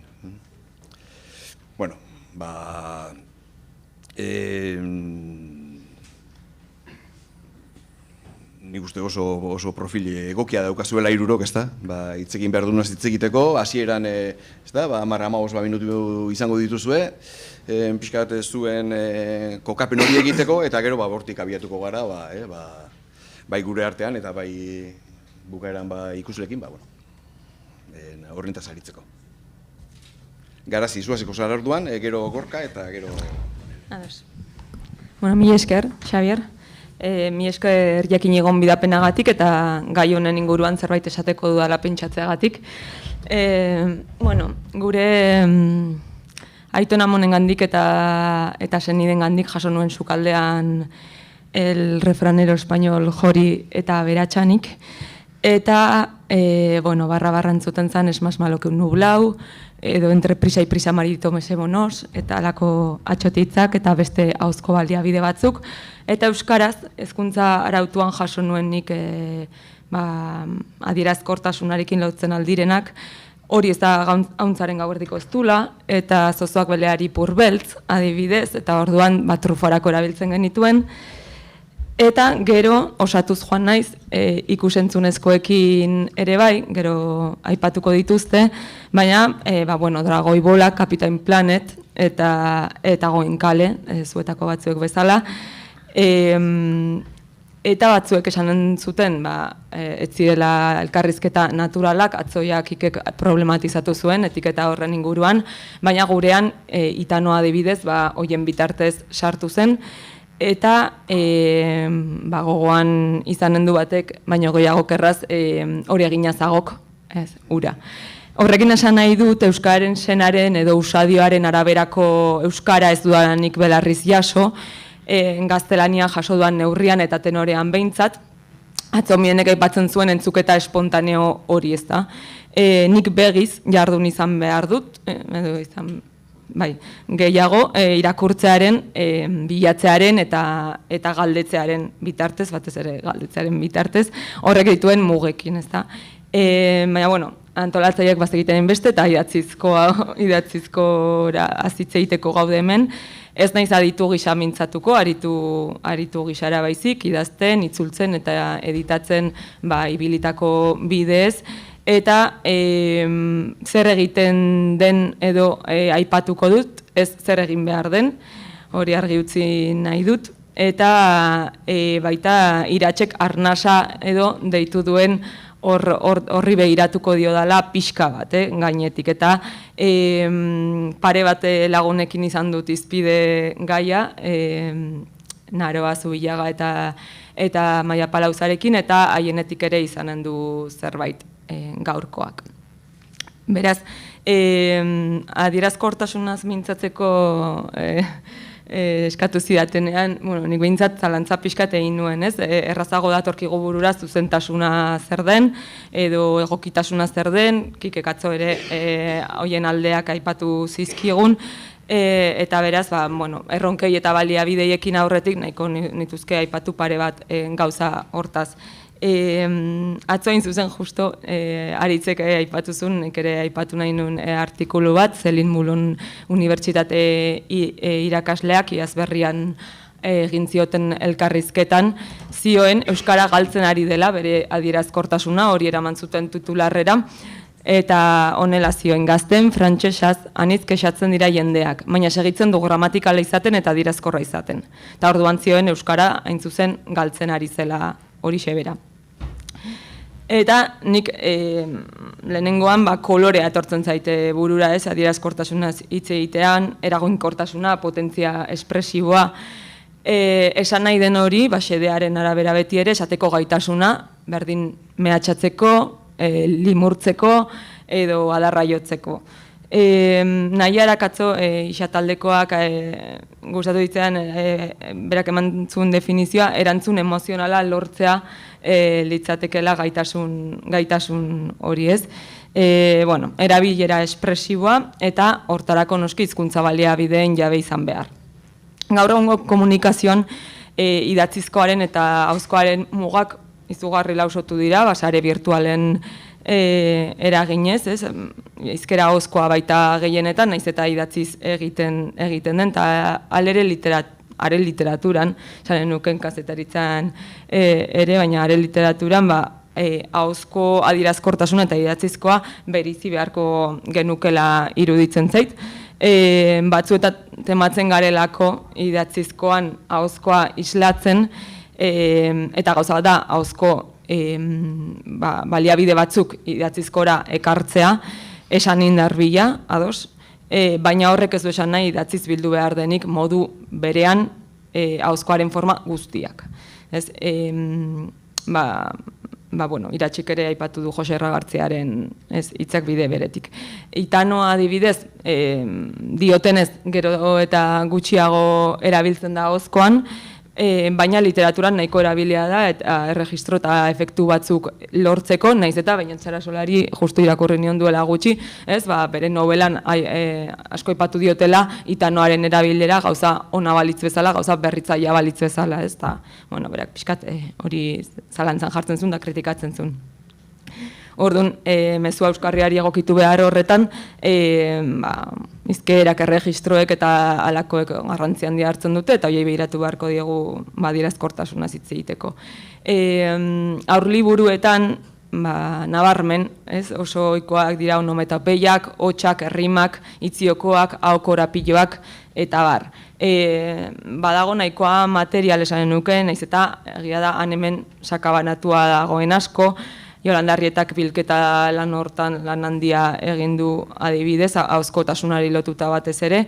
Eta esan dezan aipatu dituan onomatopeiak, batez ere aurliburuetan eta komikietan agertzen dira bai, baina ez bakarrik helduen liburuetan ez komikiak direnak, hor ere trenak trikitraka eginen du, euriak zarra eginen du, eta horrek laguntzen aldio testuari, edo ez. Baina, bai, hizkuntza diz egin dezan, atzon Mireneka erabili zuen beste onomatopeia bat. Batzutan lagungarri dira. Baio hartu naiz hau pixkat pentsatzean bereizi egiten dituala itzulpena eta sorkuntza edo idazketa, iruditzen zait bide diferenteak hartzen direla batean eta bestean, itzulpena sortzaileagoa izan daiteke batzuetan, ala beharrez eman behar delako euskaraz sorburu testuan dagoen hizkera markatu bat, erregistro bat, lokalismo bat, ez? Bestela iritsiko ez ginatekeen tokietara iristea behartuta gaude. Eta eraberan euskara sortutakoetan erreparori gabe erabiliko ditugu erdaretako makulu eta maileguak itzulpenetan baino errazago esanen nuke, eta igual horrek ere bide berriak zabalduko dizkigu, ez da? Bueno, nahi baduzu hau ez da baidarako. Zelin Mulunek lehen aipatutako artikuluan zioen euskaren arnasgunean bultzatzea funtsezkoa dela. Euskara gaitasunaren apaltzean eragin zuzena du. Euskara ez bada gai, erdara jotzen da. Ez zuen esaten izatez euskara ez dela gai, ez? Nik ulertzen dudanez, esan nahi zuen euskaldunak ez direla gai, baliabideak falta dituztela. Eta kasu ez baliabiderik ez dagolako, baizik eta agian non bilatu ez dakigulako. Hiztun masa kritiko gutxieneko bat lortzea izan da helburu, ez? Eta hortan jarri dugu denok jarri dute indar handia. Kezka nagusia izalako, eta orain dela ja marka batzuk, baina bueno, orain kalidadea gehitu zaio kezka horri, eta horrek lotura zuzena du adierazko horri izateko gaitasun horrekin, ez? Nik behintzat ez dut sinesten, biziki ditugun erdarek baino baliabide gutxiago dituenik euskarak adierazkortasunako, edo Danelek seguro geroago aipatuko duenez euskara ez da arazoa. Ez zaigula lehenengoan etortzen, ados. Edo ez dagoela formula hau edo beste bezain errotua, erdaretan bezain errotua, jakina. Edo pixkat gehiago bilatu behar dugula, edo arkeologia pixkat gehiago egin behar dugula, baliteke, baina egon badago. Batetik aukera bat da albo erdaretara jotzea, gaztelaniazko makuluak erabiliz hizkuntza esan indartzea, eta zilegi da, nire ustez. Ez edo nola, ongi egin behar da. Kasurako Danelek berak edo Miren Amurizak beren liburuetan egin bezala, euskararen logiketara ekarrita. Beste kasu bat aipatzearren ere Abaldak berriki aurkeztu duen zure ernasa zaintzeko liburuan, ama nerabeak agertzen zaizkigu, eta nerabeak en plan, komo, rollo, tipo eta alakoak erabiltzen ditu, euskarazko diskurtsoan txertatuta. Baina, bueno, ez naiz horretan luzatuko, beste aukera bat da, eta ez ditut kontrajarri nahi, ze aipatu autoreek ere egin dute orain esateran atorren hau, eta aldi berean egiten alda, ez dira baztertzaileak, euskararen beraren baliabideetara jotzea, esan indar hori bilatzeko, zeintzuk dira estrategiak edo esan da zeintzuk dira baliabideak, edo non aurki ditzakegu, hasteko eta behin korpus eta hiztegietan eta alakoetan, orotarikoan, euskal lokuzioak sarean ataria, egongo testuen korpusa, horiek aski ezagunak izanen zaizkizue. Gero, irainen zerrendak ere badaude, berriak bildutakoak, bideo eta guzti, eta Imanol Epeldek zerrendatutakoak, onomatopeien zerrenda bat baina gehiago ere badago, berriako hotxak zerrenda, Inigo Satruztegiko 31 eskutik atarirako bildutakoak, Euskaltzaindian bertan ere badira, Ibapen galdezka argitalpenean, Errimak ere HM bertan, Aiztegi Batuan bertan bilatzen aldira, bilatzailean amaitzen da edo. Jarrita, isataldeak ere badauka errima bilatzailea, Xabier Amorizaren hiztegia errimatua zarean dago, PDF-an kontsultatzeko. Atzo Miren Nagormea aipatzen zuen Mirenek, testu erregiosoetan asko harakatu duela, esan indar horren bila, eta nik ere esan behar dut Biblia ben baino gehiagotan kontsultatzea tokatu zaidala, eta sarean badago bilatzailearekin gainera eta oso erabilgarria. Gako batzuk itzulpenetan aurki ditzakegu, nekez joko baitu itzultzaileak erdaetako makulu edo mailegoetara, ez lehenengoan behintzat, ez? Igual bide batzuk pentsatuta gero, bai. Hartzen badugu esaterako Andrea Kamilleriren uraren forma, polizien arteko hizkera baldar zikina, honela mantzun Ander Irizarrek, baitanoaren erabilera, adjektibazioaren bitartez, ahozkotasunetik hartuko hizkera bat idatziz emana.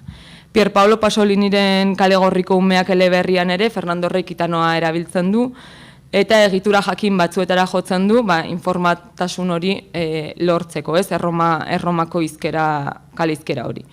Mariama Basenegaldarraren Aingutun luzea eleberrian, sorburu testuan lagunaen arteko hizkera oso inabarduraz betea agertzen da, Francesco tu, tua, bu eta lakoen bitartez, eta forma bakarrera azukara ekarri beharrean, Jokin eta egitzultzaileak noka baliatu zuen, pixkat nabardura horiek emateko eta gertutasun intimo bat adierazi nahian.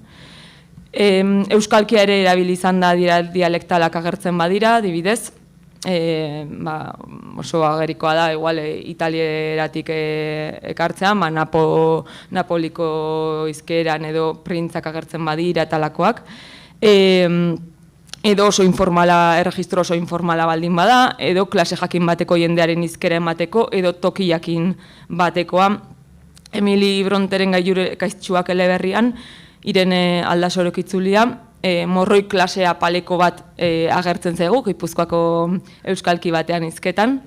Mirentxu Larrañagak, Dorothy Parkerren ona hemen gubiok ipuin liburuko pertsonaia baten hizkera, ere baliotu zuen harentzat euskalkia, eta honela zioen Mirentxu Larrañagak. Hain zuzen, elearaziko elkarrizketa batean. Bazioen, neskameark, ez zuen ez ondo hitz egiten, ez zituen ez hitzak osorik esaten, dena janda bezala hitz egiten zuenez, saiatu nintzen guk azkoitiarrok egiten dugun moduan egiten. Beltz bat azkoitiko hizkeran. Ez dakit oso ondo asmatua dagoen, baina zerbait egin beharra neukan. Erregistroen kontua hain da bihurria nibirri nabarra, ez beste onometapoia eder bat. Zalantza sor dezake zer euskalki hautatu alakoetan bereziki pertsonaiak ezaugarri negatibak baldin baditu, eta hor banatorre iratxek pololoekin esandakoen oi hartzun edo eginen dunek. Esanen nuke hor egontzala ere polemikatxo bat, inoiz, xede horrekin bizkaiera erabilizen batean, igual baten bat hobeto akordatuko da hontaz, baina, kasu baten arira, nola nahi den, batuan idatzita ere maiz nabarmentzen dira euskalki jakin batzuk. Demagun nahiazu beldiak Leila Slimaniren kantu leunak euskaratu eta Nafar Lapurtera zantzuak aipatzen dituztela komunikabide guztiek, salbuespenik gabe. Hizkera markatzeko beste aukera bat da eta izan indar horren adierazle fonetismoak erabiltzea, hauskatzen den bezala idaztea, ditun, etzen, emangoiot, eta apostrofeakin eta alakoak. Hori egiten zuen Parkerreko, lehen aipatu dugun Dorothy Parkerren liburuko pertsonaiak, eta bustidura darabil, ume baten ahotsean emana baita, itzi ardiet deltzurrun itzultzaileak Hilaria eleberrian, udazkenean argitaratuko dena, txera edo adierazteko, atxa, potxolo eta alakoen bitartez. Julen Gabiriak, Artes Piegelman estatu batu barraren maus itzultzean ere, gitxako auto bat egin behar izan zuen, pertsonaia batek Ameriketara migratutako poloniarrak akatsak egiten zituen ingelesez hitz egiterakoan, da akatsak egiten ditu euskarazkoan ere. Horrek zalantzak sor ditzake, akatsak jite batekoak baldin badira beti adibidez, baina markatutako hizkera itzultzerakoan beti autuak egin behar izaten ditugu. Orain arte, erregistro informalarekin lotu dugu, eta igual errazena hori da, adierazkortasuna lotzea erregistro informalarekin, baina kontrara ere bilatzen alda, noski, eta bilatzen dugu adierazkortasuna. Aingeru Epaltzak Felix Urabaienen auzo madarikatua euskaratzean, 20. mendeko lehen erenean Nafarroan gaztelaniaz egiten zan prosa, pindartxu hori adirazteko edo, berak ere alako euskara ponposoa baliatzen du, adjektibazio aberatxekoa, oso joria, eta kutsu bastandar lapurtar bat ematen dio. Eta, berak ere, Aingeru Epaltzak ere, maiz idazterakoan, bere novelak eta idazterakoan, jo izan du pixkate klasikoetara. Da gero, azkenik, galdera ikurraskorekin bururatu zait, idatzizkoan esanen darra formak ere badakarrela, eta, bueno, konentzun nuen Mozartek esaten zula musika ez dagoela notetan, baizik eta noten arteko isiluneetan, eta gure erakarrita, igual literaturan ere tipografiak eta parrafo saltuek edo aldaketak edo atalkatzeak edo lagungarri izateaz gainaz eta esan nahiak hartzeaz gainera, batzuetan ere adierazkortasunaren isla dela, eta hain zuzen Danieleren azkeneko liburuan ere lekuko hotzetan ez da espazio horiek horren adierazle izan daiteke. Barkatu terrapatan ibiltze hori, baina ez nuen nahi pasa. Eskerrik asko.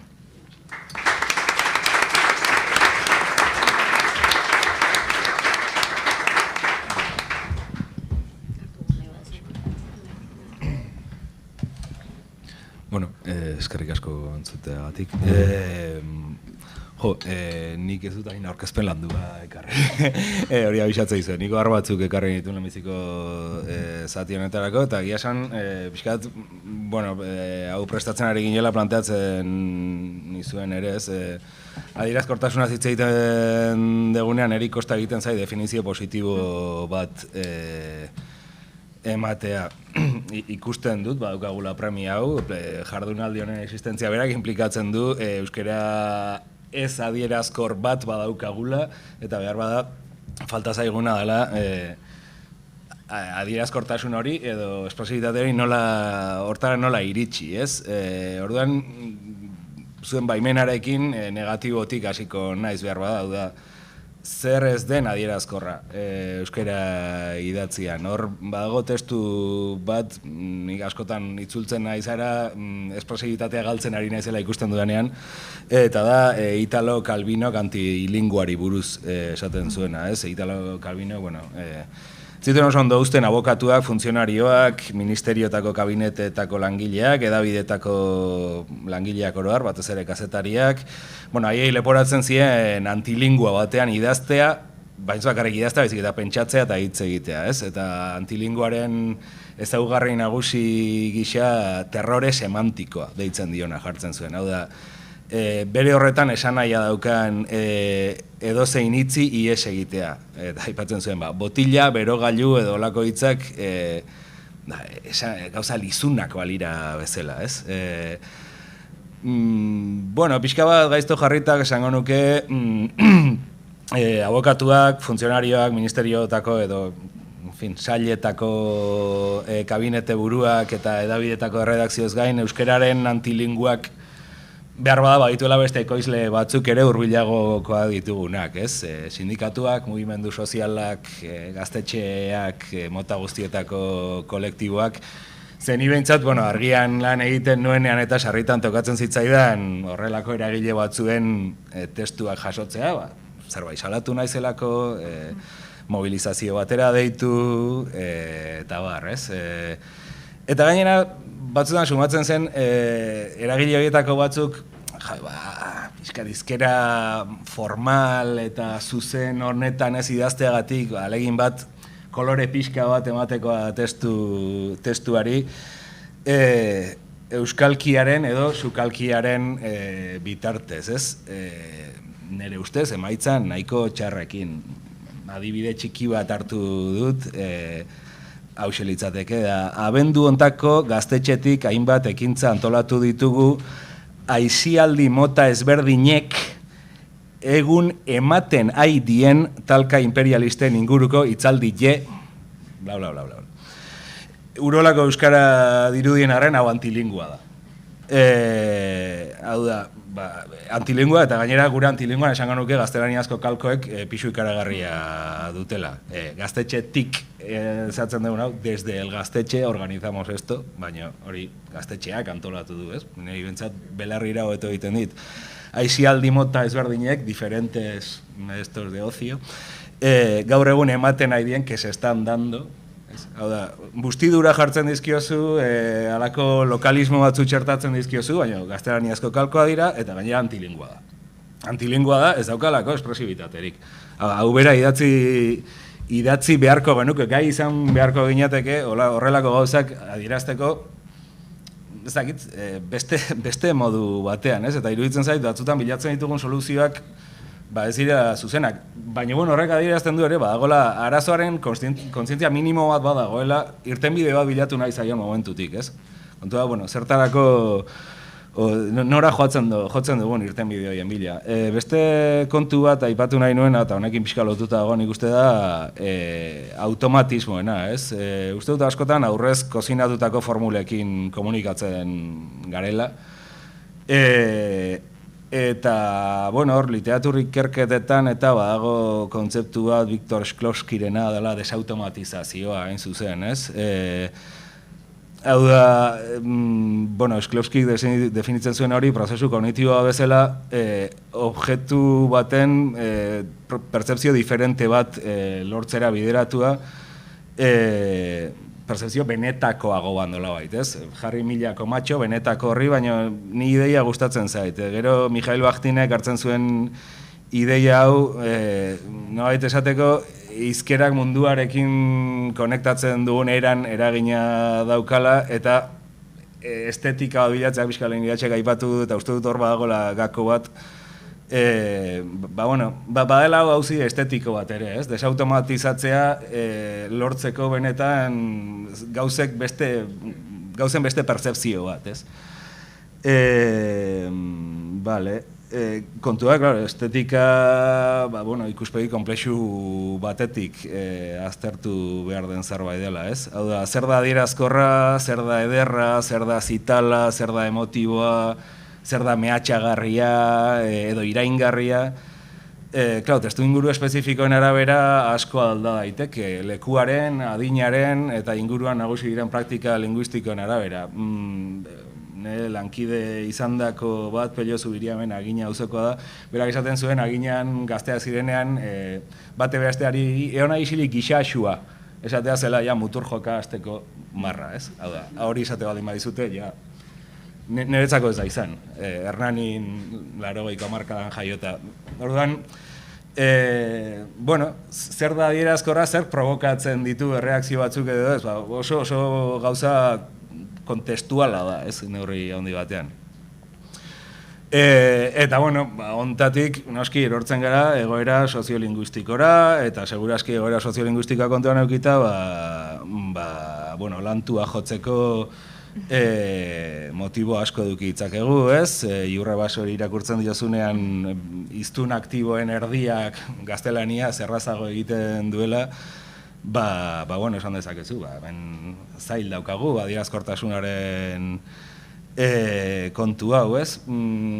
Hor, bururatzen zaiana, pixka bat, sontajeki esan izan dituen, metaforei buruz esan izan dituen gauzetatik abiatuta, batzutan iruditzen zait, olako gauzak planteatzen ditugunean, ikusten dugula gure burua basamortu bat zeharkatzen, ez? Hau da, berreskuratu behar dugu hizkuntza, normalizatu behar dugu, estandarizatu behar dugu, eta gainera adierazkorra izatea lortu behar dugu, beraz, oraindik ez dugu basamortu bat zeharkatu, edo orain beste bat pasa behar dugu, ez? Pixka bat, ni behintzat askotan ikusi izan duen burua desesperazio horretan, eta kasu hortara iristen, puntu hortara iristen, saiatzen ez metaforak aldatzen, ez? Eta, igual egokiagoa pentsatzea adierazkortasunari dagokionez, euskeraz oraindik deskubritu gabeko kontinenteak dauzkagula, ez? Hau da, dena egiteko baldin badago terreno honetan, eta gainera espazio desberdinetarako, estratu sozial desberdinetarako, talde eta kolektibo desberdinetarako euskara adierazkor bat sortu behar baldin badugu, hori da, deskubrimentu asko egiteko aukera ere bai, ez? Eta ia norberak bere buruarentzat euskara adierazkor bat sortzeko erronka hori. Nire hori polita egiten zait, ez? Alde horretatik eta interesgarria izan daiteke. Eta gainera tresnak badauzkagu, pixkat garazik aipatzen zuen, ez dakit inoiz hainbeste tresna eduki ditugun euskara adierazkor batean idazteko. Eta hau guk jaso dugu momentu historiko honetan, baina asko kosta da egitea, ez? Hor, aipatu da Euskal Lokuzioa sarean adibidez, ni orain tesi bat egiten ari naiz Koldo Izagirreren narratibari buruz, eta hor, oso interesgarria da, hau paperean argitaratu zenean Euskal Lokuzioak bezala, hor Koldo Izagirrek entzun hitzaurrea, ze bertan paradoxa bat seinalatzen zuen, beste gauz askoren artean, eta zen 80 batekoa da liburua. Gaur egongo edozein gaztek idazten du Lizardik baino hobeto, baino inork ez dauka haren grazia, ez? Orduan, sarrera hori nire ustez teorizazioan bada, hizkuntzaren historia sozialetik asko daukalako eta behar konkretu batzuk ere momentu hortan zeudenak uztartzen dituelako, ez?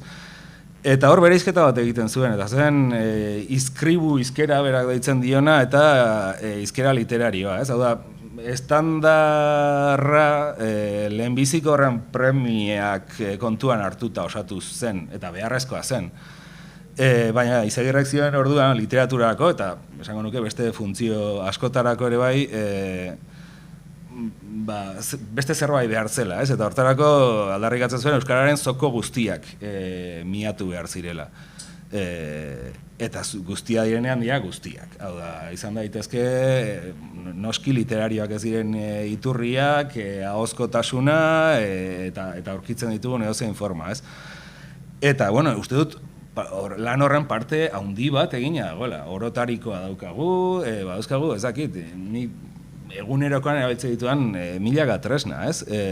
Kontua da, behar da, tresna horiek erabiltzeko ikastaro batzuk edo beharko genituzkela behar konkretuei erantzuteko. Ez dakit, bilatzen duzuna nahiko argi baldin badaukazu eta non bilatu baldin badakizu, nik uste orain idazten duguna, baina dirazkarrago idazteko posibilitateak handia direla. Eta, pixka bat, definizio batera antzurbilduz eta Bachtinera itzuliz, Bachtinen nobelari buruzko ulerkeran garrantzia dauka kontu batek, eta da hizkuntzaren irudia, bera, ez? Askotan estandarrari eta batuari leporatzen zaizkio gauza batzuk, ez direnak batuarenak, baizik eta batuari buruz dagoen irudiari dagozkionak. Eta zentzu horretan, Bachtinek abiez novela ulertzen zuen alako amalgama bat bezala, osagai heterogeneoak biltzen dituena, eta baina eraikuntza dialogiko eta polifoniko bat. Ez? Eta, ez zait definizio txarra iruditzen euskara adierazkorrarentzat ere. Amalgama dialogiko polifoniko ahalik eta aberatxena egitea litzateke behar bada erronkaz.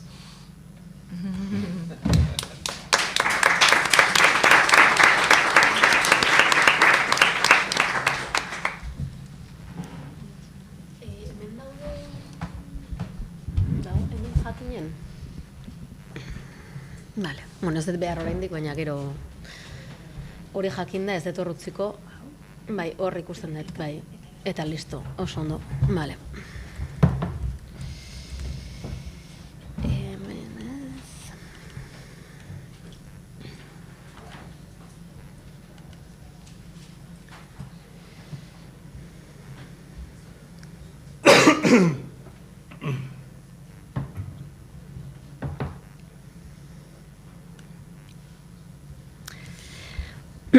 Bueno, egun ondan hoi, eskerrik asko etortzeagatik, mila esker jakin ere bai gonbidapenagatik, mila esker baitere horrelako gauzak antolatzeagatik urtero, uste dute karpen importantea egiten diozuela pentsamendu kritikoari euskeraz, eta hori eskertzekoa da.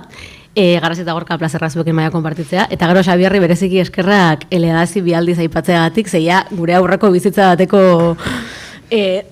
kontu bat dirudi, baina pozgarria da, noizian behin kanpotik ere gogora diezaguten.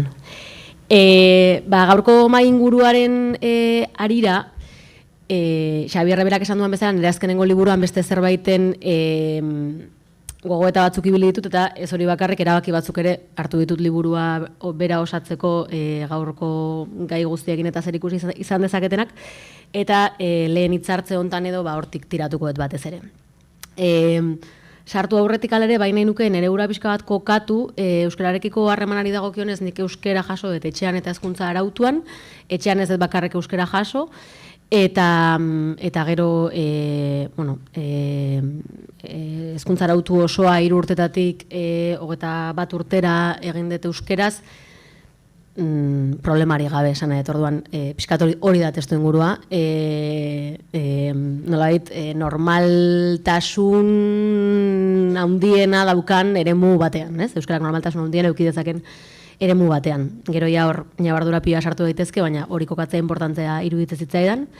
Gero bestalde batetik, nire lanbideari buruz edo, eta baita ere hemen nundik arituko naizen zehazteko, itzultzaian ez, itzulpen gintza ikasi nuen, eta hortan aritzen naiz, idazlea ere bai, eta gero nire marko teorikoa, ideologikoa, nire posizionamendua munduan nola saiatzen naizen irakurtzen inguruan daukagun kaos hau guztia, transfeminismoa, feminismo intersekzionala, materialista, queer teoria, pixkat amalgama hori. Eta itzpolita da, amalgama. Eta horren arira, ni gaur proposatuko detena eta pixkandik nire euskera esan indartzearen alegin hortan egiten detena, ez nik bakarrik, orain zehaztuko dut hori, baina nik egiten deten horrek, eta hitzaldi honek ez dauka asmo unibertsalizatzaierik beste uste delako ez dela posible. Alegia, nik gaur kontatuko dituan gauza batzuk zuei, hainbat motiborengatik zuetako batzuei ez dizuete balio izango, ez dalako zuen abia puntua berdina. Nere asmoa da, hala ere, hori jakinik ere, dialogo batzuk gertatu alizatea, eta jakinik ere honek ez dula balio dena konpontzeko, agian gauza batzuk desblokeatu alizatea, eta hor elkarrezketza batzuk sortu alizatea. Ez da nere pretentsio, ni jarraituko eta egiten detena, zen nere kokapenetik hori egitea dagoki dela sentitzen dut, baina esan bezala ez da soluzio erabateko bat, ez dut uste sirtzen danik, agian bukaeran emango dit horri buruzko aipu bat irakurtzeko astiri, baina ez dakit. Eta gero baiteren, nahi nuen esan, belaunaldita korronte baten parte sentitzen naizela ez, besteak beste atzo miren Amuriza kontatzen zuan guztiakin oso bat, eta hemen egia esan dituzuen gauza askorekin bat, orduan konstelazio horretan ulertzen dut nire burua baitere. Eta zehatzera etorrita, nik euskara esan indartzearen arira bi proposamen edo egingo ditut. Lehengoak zer ikusia dauka pixkat ikuspegi aldaketa batekin eta pixka posizionamendu teorikoago batekin edo. Eta gero, bigarren puntua zen Euskal Itzulpenaren ondare aldarrikatzea, Gorkak eta Garazik egin duten moduan, baina, pixkat hortan gehiago ere sartuko naiz. Ni ere hasi nintzen, lehenengo puntuarekin hasiko naiz, nire hasi nintzen, hau prestatzen hasi ginean definizio baten bila ez, esan indarra zeote zen, eta, batorrez ezkean beste hitz batzu burura, giharra, potentzia, ahala, eta arduan, olako nire lehenengo puntua izan zen, niretzat Euskararen esan indarra litzateke, Euskararen giharra, edo Euskararen ahala, edo potentzia, esan behar duen hori, edo adierazi behar nahi duen hori adierazteko. Zakar bada zakar, gozo bada gozo, hizkuntzaren tresneria litzateke. Eta hor esaten nuen, ez da hizkuntzaren tresneria, da kontua euskaliztunok zer nolako giharra edo ahala edo potentzia daukagun gure hizkuntza esan indarrez jarduteko. Da ñabardura txiki bat eta oso agerikoa dirudina, baina gero batzutan, beste kontu batzutan ari geranean pasa egite zaigu. Orain dela gutxi nire gertatu zait, onintzale Gorburu entzun detela podcast baten, eta egiten du ñabardura guain justu ere beste kontu baten arira, gero jarriko dizuet podcast horren zatitxo bat, eta oso agerikoa irututzean, baina zenbat aldiz horrela ez egiten dugun euskerari buruz, izango balitzela gauza bat, objektu bat, eta, ez da. Orduan, ikuspuntu aldaketa horretatik, konturatu nintzen baitere, arazoa ez da euskara testu hortan lehen Garazik aipatzen zuan, beste zerbaiten agertzen dena asmoa adierazpen linguistiko bezala, agertzen zala ia pixkat ñabardura hori, ez? Batzutan idazten ditugu liburuak eta bagenekizkienik ez genekizkien gauzak ateratzen dira. Eta gero, ez du egite zaizkizu, eta gero esan dezu, hau pentsatzen nuen, ba.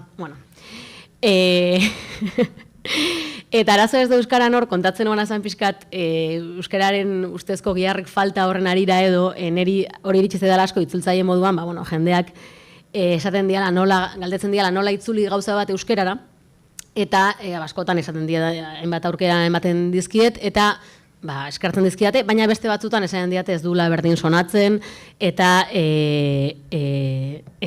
pixkat nolabait akusazio horretatik, euskarari egiten zaizkion akusazio horietatik abiatuta, arazo ez da euskara hontan zera nioen.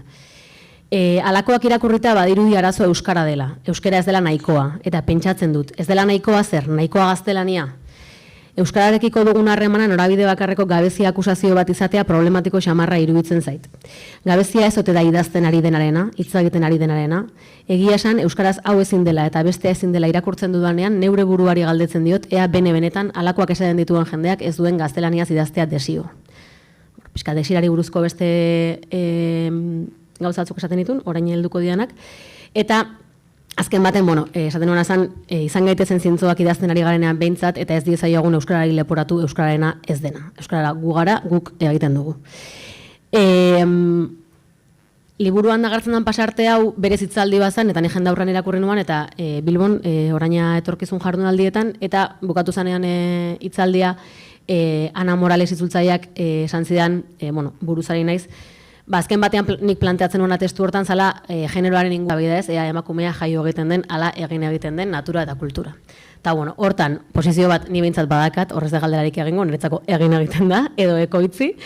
Eta orduan ez, pixka bat Anak esan zian hori tiraka, konturatzen nintzen transfeminismoak eta kuirte horiak marko oso interesgarri bat eskaintzen dutela botere harremanak irakurtzeko, desira konstruktu gisa aztertzeko, eta naturaltzat jotzen diren beste hainbat kontu desereikitzeko edo zalantzan jartzeko, edo behintzat hori ez, beraien konstruktu izaera agerian jartzeko, eta hori agian izan zitekela ekarpen bat euskara, gure euskalduntasuna, euskararekin eta beste hizkuntzekin nola harremantzen geran eta bar, pentsatzeko. Orduan, hori izan pixka, nire lehenengo, landu ezeten gauza, baina intuizio moduan edo, eta, landu ezetena ez baizik, eta nire posizionamenduak uste dut, erabaki batzuk hartzera, eramaten hauala, nik mundua eta hizkuntza tartean irakurtzen ditu alako pixkat marko hortatik, eta iruditzen zaidala marko hortatik gauzatzuk desblokeatu egitezkela edo beste leku batetik begira dakiokela.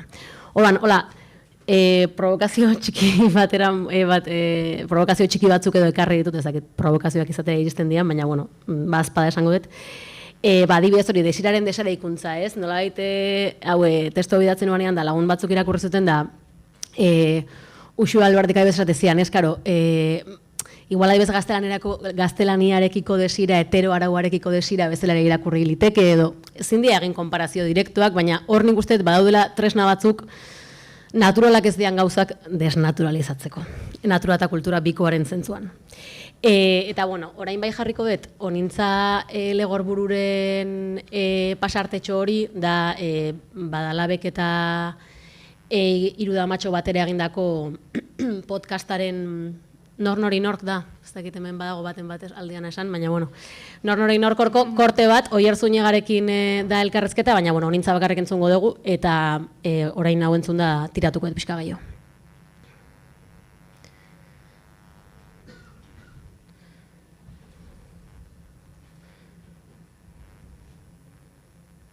Ez nahi sartuko, nire kontuan.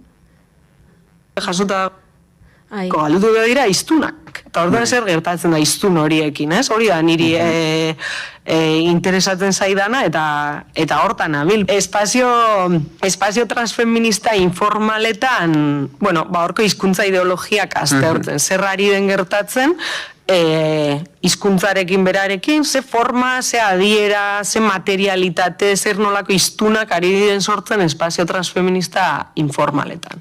Ze badaukat kezka bat, euskara jende batek asoziatzen duela edo lotzen duela formaltasun batekin eta eskolarekin eta uste dut espazio transfeminista informaletan ari direla gauzak gertatzen eta euskara beste gauza batzukin lotzen dabilela eta adierazpen kulturaletan ere beste era batera dabilela legitimatzen eta beste gorputz batzuk habitatzen dutela euskara eta beste iruditeri batzuk sortzen gabiltzala, asko egin izan ditut behaketak gauez, festetan, bertso saio senyoras ariketan adibidez.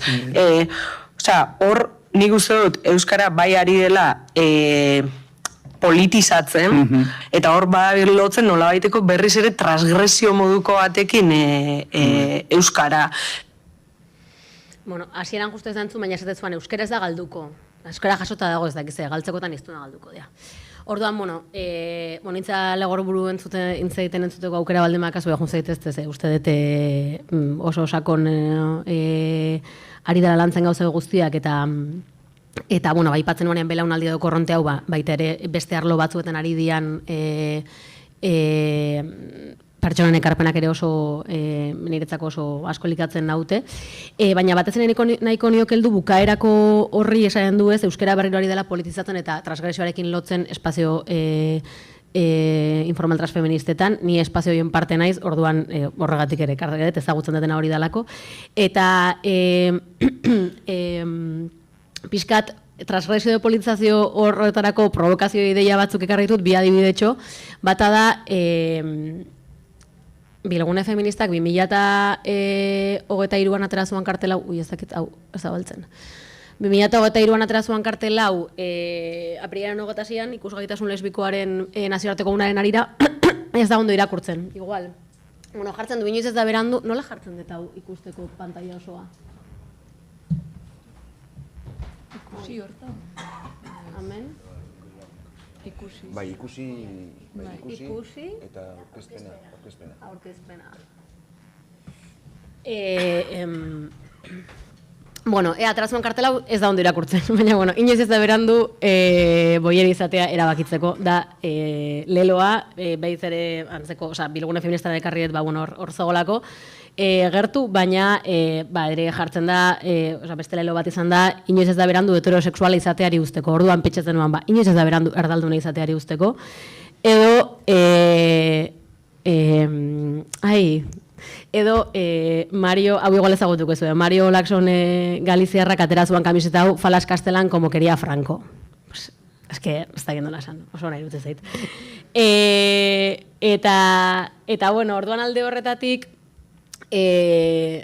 bueno, nintzak ere bai bere tesiaren barruan afektuekin lotzen du euskera ez, eta pixkat irakurtzea afektuen teoriaren markoa baliatuz nola harremantzen geran hizkuntzarekin ez, nik uste dut afektu bat oso presente egondana, oso presente dagoena euskal hiztunon artean euskararekiko da kezka da beldurra, normala, baina aldi berean baldarrikapen bat baitere, plazera, gozamena, jolasa, esperimentazioa, eta esperimentazioa ez da gauza superarraroak egitea, esperimentazioa bakoitzaren kasuan da, eta esan bezala idazten dugunon kasutik ari naiz, izango da oso desberdina ez, nik uste dut hemen gauden hirurok esperimentazioarekin eta jolasarekin jolasten dugula gure testuetan, eta bakoitzak egiten du zorionez modu baten, ez? Onan pixkat aldarrikapen hori edo ez egon, eta gero itzulpengintzaren ekarpenari dagokionez, ja esan duten bezala gauza asko daude eginda, eta bueno, niretzako itzulpengintza importantea da bi punturengatik gai hontan,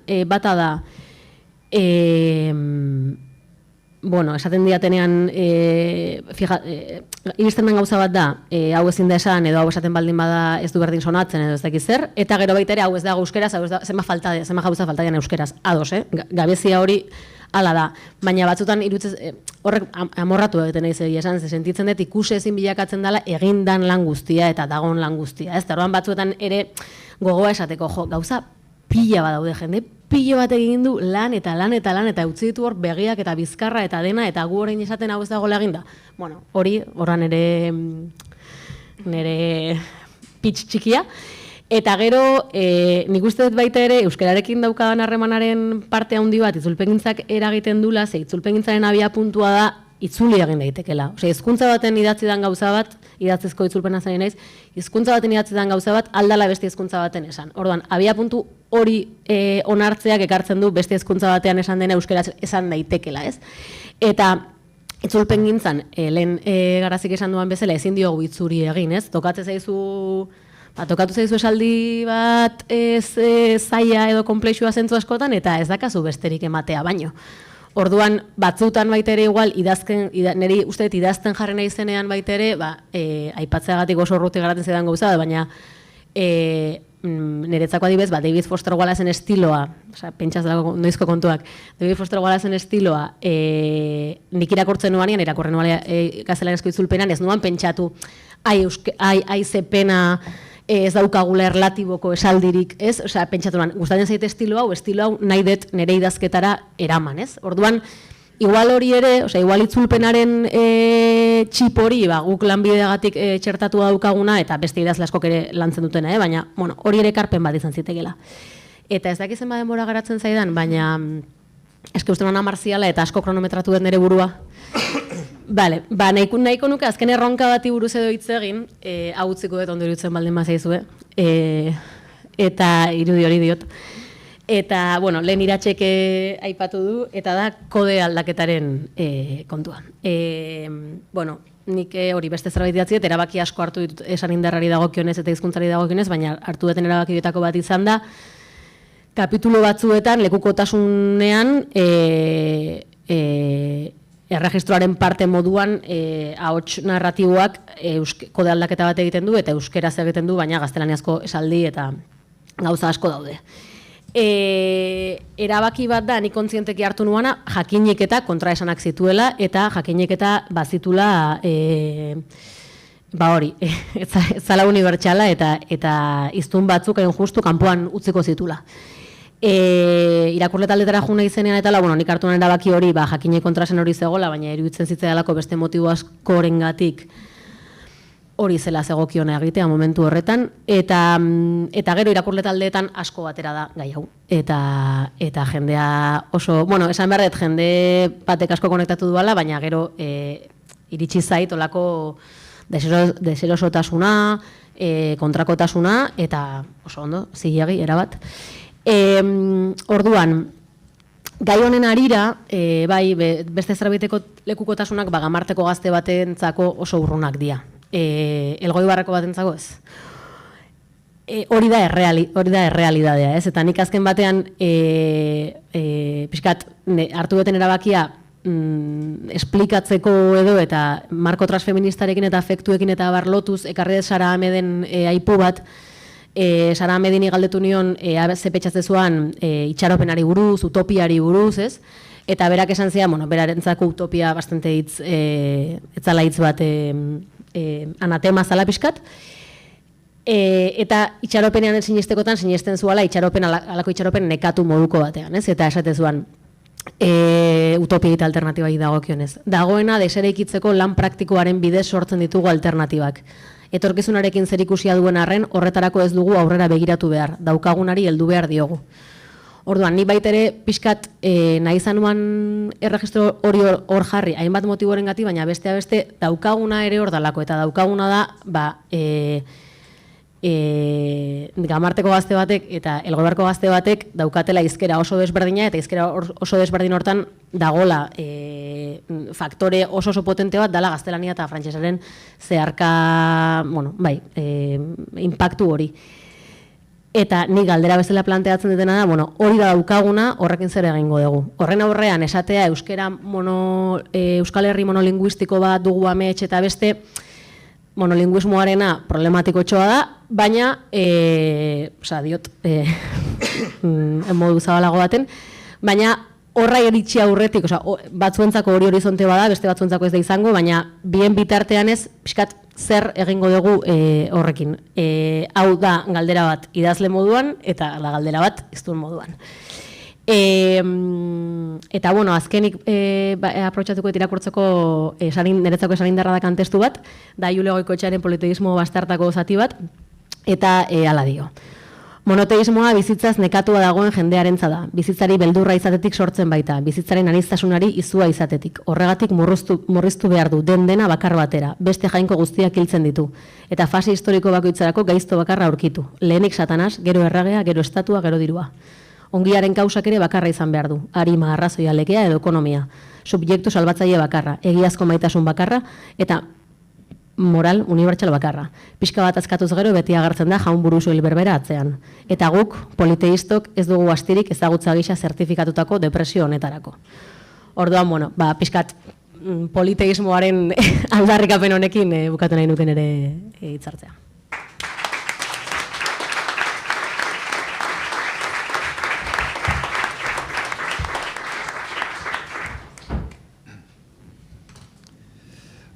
Eskerrik asko hirurei. Bueno, justu Daniel ez duk azken irakurri duzun aipamen honekin esaten duzula niretzat adierazkorra den testu bat irakurriko dizuet, ezta? Eta horrek adierazten du oso testu ederra iruditu zen nire ere, ez dut horregatik esaten. Bai egia dela, bai, adierazkortasuna, ezta, badela kontzeptu bat atzo esaten zen bezala, eta gaur ere iradoki duzuen bezala, ez da, alegia, zuzentasuna badak ikusten den, ez da, egokitasuna, baina adierazkortasuna, orduan, galitu niztueke, horrela, zer dan adierazkortasuna, aritu gara, zer da, zer ez da, oza, hor, bietarik, bakoitzak hiru hitz emateko, ez da, adierazkortasunarekin lotzen dituzuen hiru hitz, edo ez adierazkortasunarekin lotzen dituzuenak. Batean ausartzen bazarete, bota. Bestela gero galduko dizuet eta beste bazartuko dizuet. Ausartzen zarete? Gero xako bestela. Vale. Eta, lotu nahi nuke, zera, gorka bi itzultzaileen artean sartu zaitugu, baina, zu ere seguru itzulpen ariketak egindako azelera modu batera edo bestela. Baina bai, zera, itzulpen gitzaren garrantzia aipatu duzu, adierazkortasunarekin lotuta, eta garazi izuk, ez da, itzulpen gintza eta sorkuntza, pixat, egoera paradoxikoa dirudiena, edo niri dutzen zaidana, edo agertu duzu, ez da, alegia, lehen begiratuan baliru dike, sorkuntza sortzaileagoa dela, libreagoa edo dela. Eta zu berriz aipatu duzuna da, askotan, itzulpenean, igual jatorrizko testua den bezalakoa delako, sortzaileagoa izateko premia daukazuela, ez da.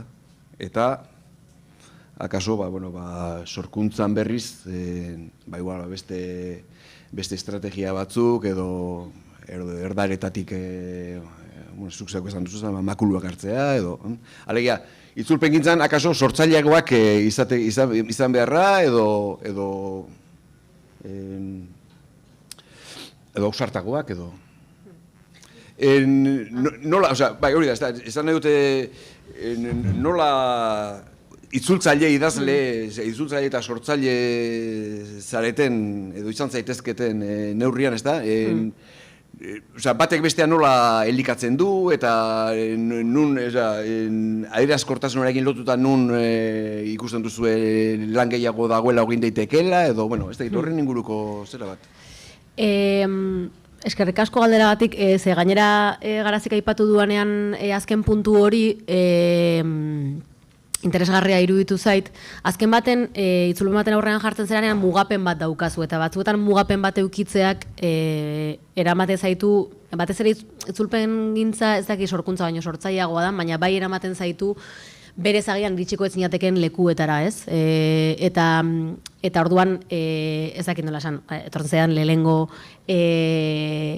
beste adibidea literaturan da, Ulipo eskolako hauek guztie egite zutenean ez, bakarrekan bokal bat erabiltzea, eta beste, orduan mugapen bat ezartzen diozuna, edo, bertsolari Maialen Lujamiroetan ikentzun izan diot, ez azkenean muga hori eukitzeak, ez, korse hori, eraikuntza hori eukitzeak, ja, eramaten zaitula, hortara egokitu behar hortan ez, erabateko askatasuna daukazunean zerbait egiteko enkargo bat ezakazunean ez gairik ez ezer, batzutan utxunea gordina da. Orduan, uste mugapen horrek azkenan egiten zaitula beste leku batzueta iristea eta zeure sorkuntzatik iritsiteko ez zinateken leku batzuetara ez.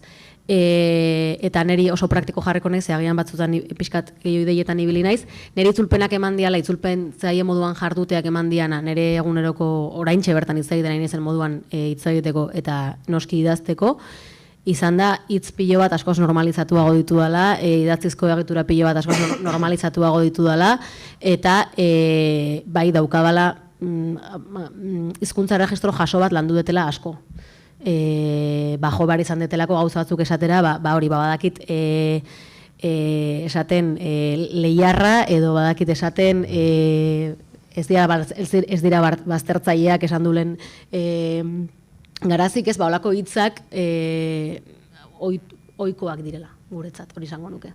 Hola gauza txiki batetik hastear. Pixkat, hildorri aldutan, nik uste gero itzulpenak eta itzulpenak ere berezi behar direla. Esan dut, ariketa bat egiten duzunean testu literario bat itzultzeko noski ez dut inoiz egin, bai, iruditzen kriston deskubrimentuak egin ditzakezula hizkuntzan, ez? Nire bizipena igual pixkat beste aldekoa da, eta da, gaztelaniaz sortutako diskurso mota oso jakin batzuk itzuli beharra euskarara, prentsarako. Azkar eta askotan asko pentsatu gabe, ez? Eta hor sortzen dira beste mota bateko problema batzuk, hau da, Moncloako gabinete batean sortu den diskurso bat, bere eufemismo eta trampatxo guztiekin ematen dizute, titularrerako, eta zuk hori euskaraz eman behar dezu, eta askotan bere horretan ematen dezu, edo sortzen dira, ez da, goran daukat bat izan zela kopago gaztelania zeatu zenean, ez? Hau, koordainketa itzuli zen momenturen batean, baina uste dut hor berriak autu bat egin zuen, hau berrordainketa da. Ze hor bazegoen implizituki eufemismo bat, injustizia sozial bat estaltzera zetorrena, ez? Eta hor uste dut kontzeptua itzultzerakoan, ez dakit zein aritu zen berrian hortan, baina oso azkarri ibili zen. Orduan, itzulpenak ere bintzat prentsan sekulako trampak ditu, eta batzutan da ariketa nahiko imposible bat, azkenean ari zera, hain justu, antilingua hori euskarara ekartzen, ez? Eta euskaraz produzitzen antilingua bat, gainera bigarren eskutik. Nik hori oso gaizki eraman izan dut, adibidez. Beste itzulpenari buruz, hau da. Horregatik da hain garrantzitsu ere, adibidez, zuk aipatu berriak egiten duen lana ez, hizkuntza taldea badauka itzultzaile eta zuzentzaileak, eta ez direnak geratzen eguneroko hortan eta presa horretan baizik eta pentsatzen dutenak pixkat epe luzago batea eta finkatzen dutena eta kontzientzia hori daukatenak eta ez ideologia sartzen dela badakitenak, ez. Eta gero, gehitzeko gauza txiki bat Danelek esandakoari, eta zure galdereatik, Xabier, Isabel Etxeberriak tesia egin du berriki aurkeztu du, eta pixkat konparatzen zituen euskaraz sortutakoak eta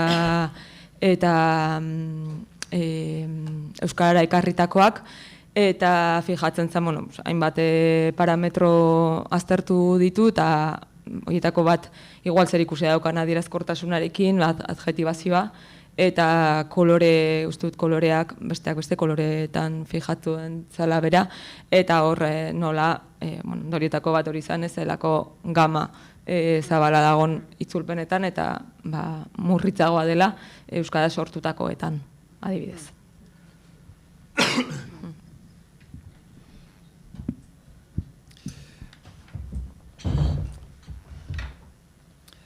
Bai, neurri batean lasaitu nahi, lehen iratxere egin diodan galderagatik ez da alegia ea hemen tensio nagusia edo batua eta euskalkiak egote den ez da. Edo beste batzuk ere badauden eta, zuek esan dakotik, ikusten da, beste batzuk ere badaudela eta igual bai, hori bai ez da, hori zera ez da, alegia nola ikusten duzuen adierazkortasuna pixat lortuta gizarte geruzekin edo tribuekin edo pixkat hori nola dagoen ez da, egia esan da atzo bertan hemen Mario Kerrak izan genuen eta Danel zukera hainbat idei iradoki dituzu eta pixkat horretaz ez da, hori batu eta euskalki zera hortatik pixkat harago ez da, beste zera hori nola ikusten duzuen labur behintzat?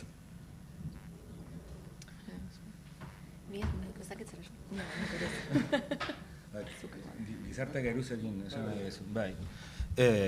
Hau zen justu kontu bat, Koldo Izagirre bere lokuzio estegiaren sarrera honetan aipatzen zuen, azta, nahiko gaina, historizazioa nahiko interesgarri bat egiten zuen, beste aipatzen zuen, hemen gizarte geruza horiei erantzuteko formula batzuk ere sortu direla, ez orain, baizik eta duela 200 urte, ez, berorika, adibidez, sortu zen, estrato sozial nagusiago bati hitz egiteko, ez? Orduan hau, uste dut izan dela, gauzat, etengabe hor dagoena, etengabe uste dut eduki dituela kontaktuak ere inguruko hizkuntza hegemonikoekin. Hau da, euskainolarena ematen du orain hitz egiten dugula, baina zuk barrutiaren teatroa irakurtzen duzu, eta pasarte batzuk zuzenean gaztelaniaz daude, eta euskeraz dauden beste batzuetan, desbergontza du perroa irakurtzea, hor dago, ez? Orduan, nik esango nuke, orain dauzkagula inoiz baino baliabide gehiago, eta hain zuzen ere batuari esker, gizarte geruza horien izkera batzuk euskaraz produzitzeko. Ez dakit, burura etortzen zait, novela beltzen itzulpenak euskaraz egin direnean, baukazu hor izkera badia oso kalekoa, zikina, ez dakit, batzutan violentoa dena, euskaraz eman da, ez? Nik uste dut beste belaunaldi batzuetako idazleek ez dutela referentzia hori eduki izan, eta asmatu behar izan dute, iaia ex novo, ez? Eta gauza bera, ez dakit, nizer dakit, Maris Konde daukazu euskaraz itzulita, beraz, daukazu euskara karibetar bat. Eta bar, ez? Orduan, nik uste euskara batuak erakutsia du tresna bezala gaitasun hori badaukala. Beste kontua da, gero, hau nola sozializatzen den. Ea ezagutzen haute ditugun referentzia biek, ea ez dakit, zerbait adierazi nahi duenak aurkitzen haute duen itinerario bat hortara iristeko, ez? Eta uste dut, hemen betikoan sartuko gera, eta topiko bada, baina hemen hezkuntzak eta pixkat iztun bakoitzak egiten duen ibilbidean bide lagun izan behar duten alako agenteek ere jokatzen dute paper bat, nire ustez.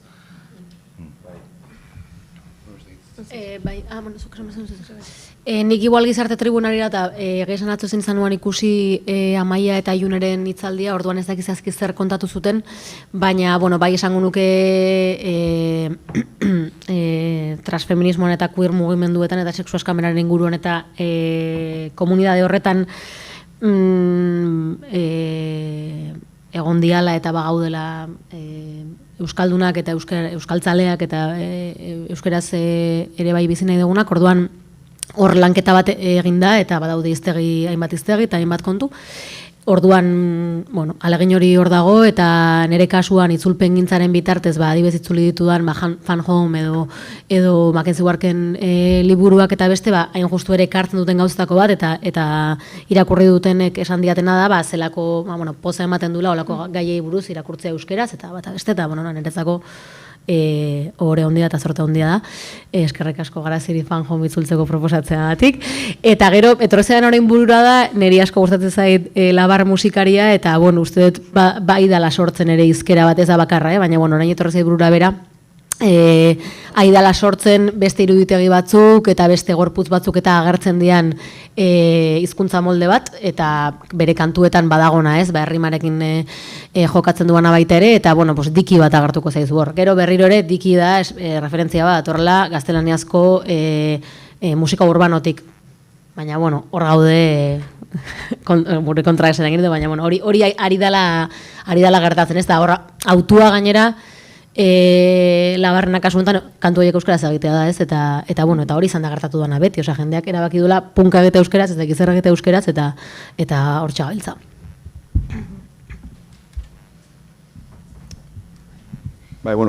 Publikoari aukera eman aurretik, lehen eskatu dizkizuet 3, baina atzera egingo dut. Oso agobiatuta ikusi dituztet galdera horrekin. Nik uste pentsatu dugula, Xabier, baina 10 minutu, 15 minutu gongera izketan horri erantzuten saiatzen. Hori pixkat despistatzeko zen. Zerbaitekin bukatu behar zela. Baina beste 3 gauza eskatuko dizkizuet, bakoitzari. Garazik beritzartzen aipatu ditu, zenbat tresna dauden, ez da? Eta egon bat daudela, eta askotan, eta gero sozializazioa, eta ez da baita ere, eta gero bakoitza dauzka, bere trukotxoak, eta bere lanari lotuta, eta ez da? Baina, bai, eskatuko izkizu, labur, iztegi batuak ez du balio, euskaltzen ere iztegi batuak kenduta, zein diren 3 tresna gehien erabiltzen dituzuenak?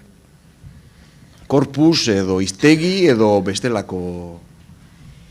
Ni oso basikoa izango naiz, Elbiar iztegia. Da gehien erabiltzetena zintzoki. Eta beste bi? Iztegi batua, baina iztegi bateok ez du balio. Bere garaian zehazki, HUk eta zakatena. Eta gero... Bueno, armariotik aterako, ez dut erabiltzen gauza horiek enbez. Osa, erabiltzet zegi batua eta eluiar eta zehazki oso kasu zeratan. Eta hori, bai. Auspoa tresna bada, ez? Auspoa saila ere bai. Bai, korpusak eta... Bai, niretzako adibidez, auspoa saila sekulako deskubrimentu izan da, ez dakit, bueno, igual zuek gehiago itzen gezute zuen iztun ibilbideaz, izan da errepertorio bat urtetan baztertu daki duena. Hau da, hau zen pixkat gauza zar bat nire aitona monen zeakoa eta enune zer jakin nahi, eta bueno, pixka bat berradizkidetu naiz errepertorio horrekin eta uste dut baduela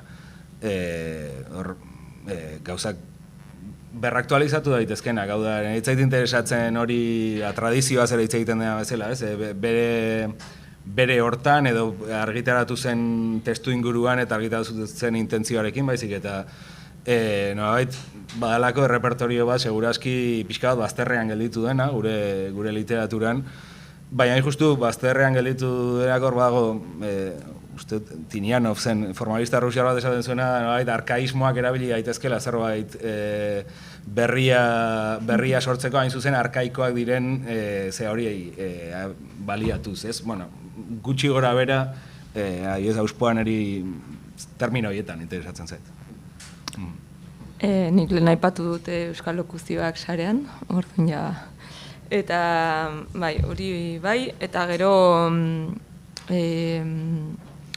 tokatu izan zait azken aldean ere bai Amaiur Eperren liburu bat editatzea eta Bea Salaberrirena, eta orduan nola erran ere baliatu dut eta bueno, hortaz ere hitz egingo nuke pixkate beste testuinguru batean, ez?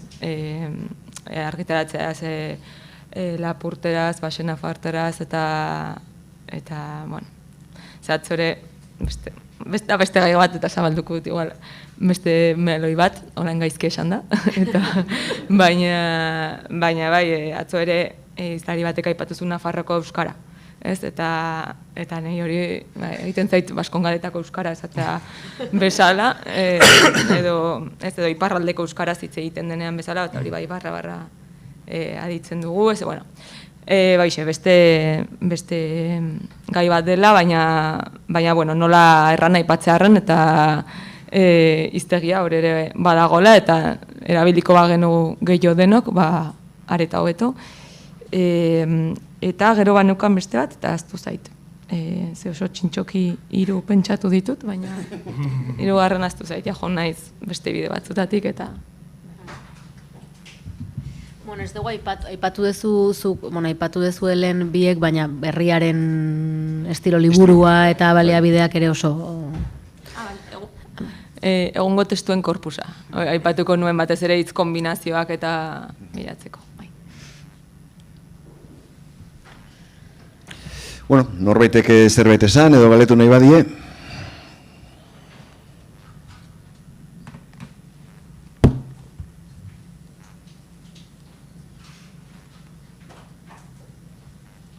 Hor dago. Bateko.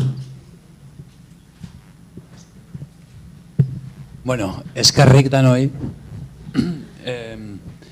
Nik eskartzen dut pila bat eman dituzuen zera hauek eta baliabidek non bilatu eta aberatsago egiteko edo gauza berriak ekartzeko, nik uste dut hori da behar duguna, ez? Eta ez duguna beharra inbeste da zer ez den esatea, ez da? Ez dakiz hitz aipatu duzu ekarri duela azken liki bat edo ez dakiz esan duzun? Diki. Diki, eta hori nondik ekarria da? Diki da, bueno, musika urbanoan labur esatean tipo bat esateko modu bat, tipo bat, diki bat esateko diki bat, bai. Ez da gizon orokor bat, baina, bueno, ez nahi sartuko. Hori fokoan jartzen bat eta erabiltzen hasten bada euskarara sartuko da, ezta? Eta, uste dut, asko kritikatzen dugula, zu Gorka hasi zara kritikatzen testu, gaztetxeko testu hori, bat ezberdinak, ez dakin non gaztetxetik esaten dugulako, eta, claro, gaztetxetik adierazi nahi dugu, nik uste dut gaur egun euskara badela, eta egia da gaztetxeak esaten du edolako, zau da, gero niago naiz apuntatzen hainbat kalko edo hainbat mailegu, erabili dituzuenak, eta gaur egun oso normalizatu daude, baina olako mailegu mota batzuk oso kritikatu dira, edo eskerrik bera, euskeratik sortua dena, naiz eta batzuk uste duten, espainolaren kalko baderaz eskerrik asko da, muchas gracias da eskerrik da, bakarrik gracias da kizer. Joera handia daukagu horretarako, eta nik uste dut horrekin kontu handi zibil bat garela, ez? Eta, hori da pixkat daukadan bajeo azken aldian, eta esan indarraren inguruan zer ez den askotan esaten dugu, ez? Eta hori tribu batekin ere askotan lotzen da, eta Euskaldun Berrien tribua. Euskaldun Berriek erabiltzen dituzten doinuerak, hitzak, kalkoak, edo ez dakit zer, ez dira onargarriak, meloi bat zabaltzearena ere ez da onargarria, baina, segun hork esaten duen, bai, ez, nik behin jatzen nuen, hori esan bezain pronto onartzen dugu, lazkau txikik erabiltzen zuelako, baina beste batzuk ez, ez? Orduan, hor daukat nik...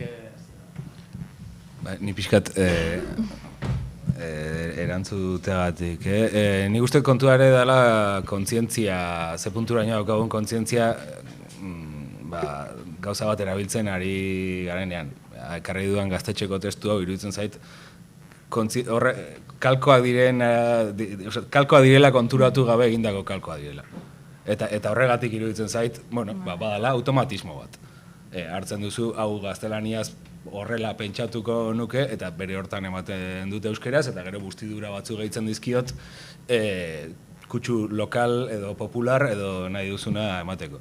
Ni jabetzen baldin bagera, nik ez daukat inolako problemarik eskerrik esateko edo beste mila gauza erabiltzeko, ez dakit, espresibitateari laguntze baldin badiote, nik ez daukat arazori, baina nik uste lehenbizi jabetu behar dezula zer egiten izan da, nik uste askotan hori kontuan eduki gabe produzitzen direla testu asko idatzian, eta bueno, orduan ez dago, ez baldin badago nolabait araurik ere, ez dago posibilitaterik hori nunbaitetik puskatzeko, eta espresibitatean nik uste dut badukala lehen latuzko duzu igual iruditzen, nik uste sorpresaren hau dela bat. Bada zerbait puskatzen duena, ohiko aurreikusgarritasun erregimen bat edozein diskurso daukana, ez? Eta uste eta iazkortasuna badukala horrekin harreman bat, nolabait puskatzea aurreikusgarria den hori, hortarako jakin behar dezu zer den, ez? Eta nun kokatuta dagoen hori. Eta uste dut askotan problema hortan daukagula, daukagun egoera soziolinguistikoagatik, noski, baina, bueno. Ez dakit erantzun dizudan...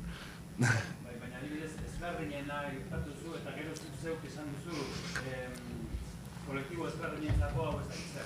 Dudari gabe. Askotan kritikatzen du, baina gero guk behok erabiltzen. Bai. Baina, foko daukau, hemen ez, eta iuskateik erakartzen naiz. Kokoteraino nago, zuzentziaz. Kokoteraino nago, eta uste dut, karpen txarra egiten ari garela batzuetan. Beste gauza batzuk zuzendu behar dira, baina... Igual leku desberdinetatik izan dugu hau, eta ere lehen lerroan zaudenean zuzenketa horietan ulertzen dute bizipena beste mota batekoa dela. Neri tokatu izan zai justu beste aldetik, ez? Bizitze hau eta, bueno. Eta beti ere, ez da, hainbeste nork egiten duen, ez? Ni ados nago urrak esan dakoarekin, baina ere da non, eta zer helbururekin, eta zer testu ingurutan zauden, ez da gauza bera, eskola, ez, edo ikastetxe edo berdin zaite euskaltegi batean aritzea, edo helburu nazionala daukan aldizkari batean aritzea, edo, ez, ere, ez dakit, hizkuntza eredu bat ezarri nahi duna, edo segun eta ze ataletan ere, esan nahi dut, eta ze registrotan zauden, eta orduan, Bai, nik uste azken baten bat eginez biek esan dutenekin gu beste arlo batean ari gera, eta ziurraski asko edukiko genuke ikasteko, eta asko jasoko genuke ezagututa justu euskera helduei irakasten ari zeraten on partetik, baina egia da gu, ez da bat ere gure eremua esango nuke, orduan guk esan ditugunak agian eremu hortarako ez dira bereziki baliagarriak, baina eskerrik asko ekarpenagatik, ze beste, ados nago, baina ia izango litzateke igual iztun moduan eukiko genituzken elkarrezketak, igual gu hemen geunden gehiago idatzizko arloari edo erantzuteko, orduan hori. Bueno, ondo, bai, jardunalditako hitzetako balbi bihurtu da, kontzientzia. Kontzientzia. Kafe hartzera joango gara, eskerrik asko hirurei, benetan, eta zuei ere.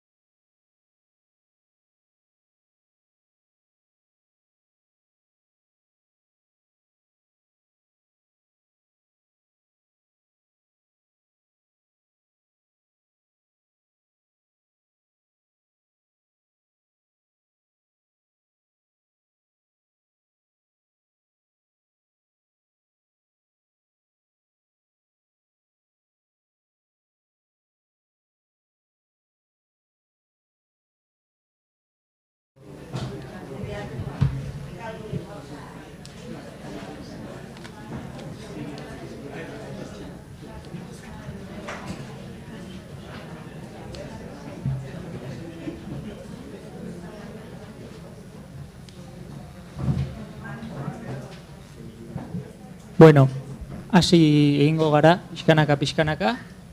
Azken mahaingurua da hau, mahainguru gazteena. Hemen gaude, lehen haitu gara esaten Lander eta biok, hemen gaudela bi gazte eta gero beste bi mutil. Mahaingurua da euskarazko adierazkortasuna ikusentzunezko forma berrietan, horri buruz aritzeko gonbiatu ditu 3 lagun hauek, eta poliki aurkeztuko dizkizuet, eta gero jada sartuko gara blokeka, gai desberdinak gero aterako dizkiet, eta elkarrekin solastuko dute. Orduan, hurbilenetik hasteko, Lander Arretxea berezia hartua daukagu, publizitatea eta harreman publikoetatako graduduna da, EHUn, eta fikziozko gidoegintzako gradu ostea egin du Bartzelonan, ez? Kultura saileko kolaboratzailea izan da 10 urtez Argian, eta telebista kritikaria ere bai Berrian, 3 urtez, eta batez ere gaur gonbidatzeko arrazoia, aurreko guztiaz gain, noski, Irudamatxoko ekoiztetxeko kidea dela, eta hainbat proiektutan aritu dela bertan, zuzendari rolean edo gidoilari gisa ere. Agian ezautuko duzue Limbo saioa, ETV baten eta primeranen emititu dena, eta okrespanago bizinatura publizitatuan ere aritu da lanean. Bigarren, Ana Sarria musika, Donibane Loitzunen jaiotako senpertarra, santzian. Psikologia eta hezkuntza zientziak ikasi zituen, eta psikologia amaitutakoan sortu zuen Pentsaerak podcasta, YouTubeen dago, eskuragarri. Taren bitartez hasi zen Badan, hasieran laguntzaile eta ondoren kazetari gisa. Bada, ezagutzen ez duzuenontzako iparraldeko gazte Dabide Bada, gazteek egina, eta berariaz lantzen duena gazteentzako begirako formatu sorta bat, sare sozialetatik asko edatzen duena bere materiala, bada proposamen bat, edabide mota klasikoetatik aldentzen den. Hortaz aparte, mugimendu feministako kidea ere bada, Ipar Euskal Herriko hainbat talde eta kolektibotan dabil, eta EHZ festivaleko kidea ere bada, Brigada VDL-ko ardura ona, hain justu. Eta eskertzen diogu, astebete falta den honetan hemen egoteko esfortzuaz, seguru asko izango zuen beste lan ugari ere esku artean. Eta azkenik, urrutien Martin Ziarrusta Sanz, filosofia ikasi zuen, eta 2. hezkuntzako irakaslea da gaur egun, Gasteizen, agian ezagutuko duzue bere alterrego musikaria, Mateo Zikuta, orantxe, rap abeslaria bada, eta nahiko barra adierazkorrak egiten ditu. Orantxe ketura operazioa atera berri du, eta aurkezpen biran dabil, eta hortaz aparte, eta hau da gian gonbidapena justifikatzen duena gehiago, Gedar Telebistak ekoizten duen Belarri Jana podcasteko aurkezlea ere bada, Ana Sernarekin batera. Orduan ikusten genuen 3 bazutela eskarmentua, formatu berrietan euskaraz jarduteko, eta seguru asko topatuko zutela adierazkortasunarekin lotutako buruausteren bat, edo erronkaren bat. Suposatzen genuen, eta bagenekien, da honekin jasartuko naiz lehenengo blokean, bagenekien, gehiago gutxigo 3 aipatu izan dutelako gaia, Lander Arretxeak azken jakinen kultur balantzean, oain egin behar ez den gauz bat egingo, 271 zenbakian hartu zuen parte Landerrek, hain justu, bere Irudamatxoko esperientziatik ikusentzunezkoak ekoizteak ze erronka duen kontatzeko, euskarazko ikusentzunezkoak. Ana Sarriak Badan egiten duen lanean, bada ezagit erronka den, baina apustu bat badago Ipar Euskal Herrian kokatuta eta euskaratik lan eginda, Ipar Euskal Herriko ekimen, frantsesez funtzionatzen duten ekimenei ere lekua egiteko eta pixkat euskaraz haiek emateko, eta suposatzen genuen hor egongo zirela hizkuntza autu batzuk, horren atzean ere egongo zela hizkuntza ideologia bat, Eta guzti hori partekatzea proposatu genion, eta Gedar ni Belarri Jana podcastean espreski eta atzoko izlaritako bat gonbidatuta euskainolaren gaia tratatu zuten euskararen egunean, lehen urtean, ez? Duela bi. Hoi da. Eta orokorrean, badago, hizkuntzari buruzko gogoeta bat, batzuetan esplizituagoa eta bestetan implizituagoa, baina podcast horren muinean eta jardunean. Orduan, lehenengo galdera, hirurei egingo diedana, hoixe da, ikusita kezka gehiago gutxiago atera dela, ze harreman dauka zuen proiektuan euskara adierazkorraren gaiarekin, egiten den edo egin nahi den hizkuntza molde horrekin adierazkortasunari leku berezia eman nahi duzuen edo ez, autokontzientzia izan den. Zuena, asko atera kontzientzia aurreko egunetan, autokontzientzia izan den hizkuntzari lotutakoa zuen podcastean, eta zeren arabera, kontzientzia izan baldin bada. Orduan, bakoitzari utziko dizkiogu 5-10 minutu hartu beharraina. Hoixe, kokapen hori edo azaltzeko, agian ordena hauxe izan daiteke, Lander, Ana eta Martin. Bueno, bakaixo, eguerdi ondanoi, eta eskerrik asko. Eskerrik asko azteko zuei ere, bai jakin eta bai euri hau antolatzeagatik, zen ere kasuan behintzat, eta hitzekin dugunagatik ustez bat gatozela, ikusentzunezkoetan euskara adierazkorraren edo izan indarrezko euskara honen gaia bada gai oso arantzatsu bat, YouTubeen eta kotxean entorrela, baina iratxeri erentzun diot, baditugula tresna falta bat badugula gaur egun daukagun errealitate soziolinguistiko honetan hainbat kultur jarduera nondik irakurri asmatzeko, eta gure kasuan uste dut, nik nok behintzat, tresna falta hori asko oso nabarmen sumatzen dut. Eta zentzu horretan, gai honekin daukadan harremana, bada harreman gazigozoa edo gatazkatsua, batzutan kontzienteki, baina ezinetik egiten ditugu gauzak, eta beste batzutan nolabaiteko inkontzientzia kontziente bat ere badago, hori ere autua azken finean, baina indarrak edo aleginak beste gauzatzuetan jartze horretan, nolabait gai hau bigarren planoa ez dakit, baina bai zentro-zentroan ez jartzekoa. Kasuan kasua estrategikoa izan ditekelako, edo biziraupen estrategia gisa bada ere. 30-40 urte edo egin ditugu euskarazko edukiak sortzen, iaia utxutxean euskarazkoak izan dira danak, eta oroar beti abiatu gara, sareko ikusentzunezko edukietan zeuden utxune horiek euskaraz, baina baita euskaratik ere sortu nahi horretatik. Eta ia da, azken finean, azkeneko urte terdi honetan, limborekin egin dugun ibilbidea izan dela behar bada, gai honekin gehien lotzen dana, besteak beste, kritika batzuk ere jaso ditugulako, edo jo puntuan egon dalako, bertako euskara erregistroarena. Eta nik neuk egia esan, interes handiz bizi duan gai da, nahiz eta parte nahi zen, eta kasu honetan zuzendari rola izan dudan, Asier Kortaberriarekin konbertituta azkeneko denboraldi honetan.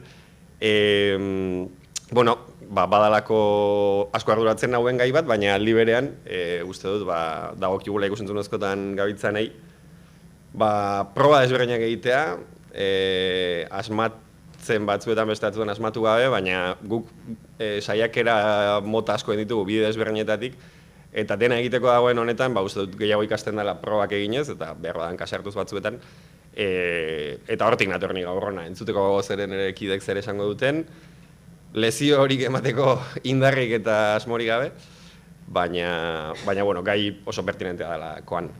Zentzu horretan, nire kasuan ni ez naiz pantailan agertzen, edo ni ez naiz ikusentzunezko horretan hizkuntza azken bururaino daraman pertsona, eta beraz nire kontrol gaitasuna edo nire erain gaitasuna ere mugatuagoa da, eta uste Limboren kasuan hori ere nabaria dela.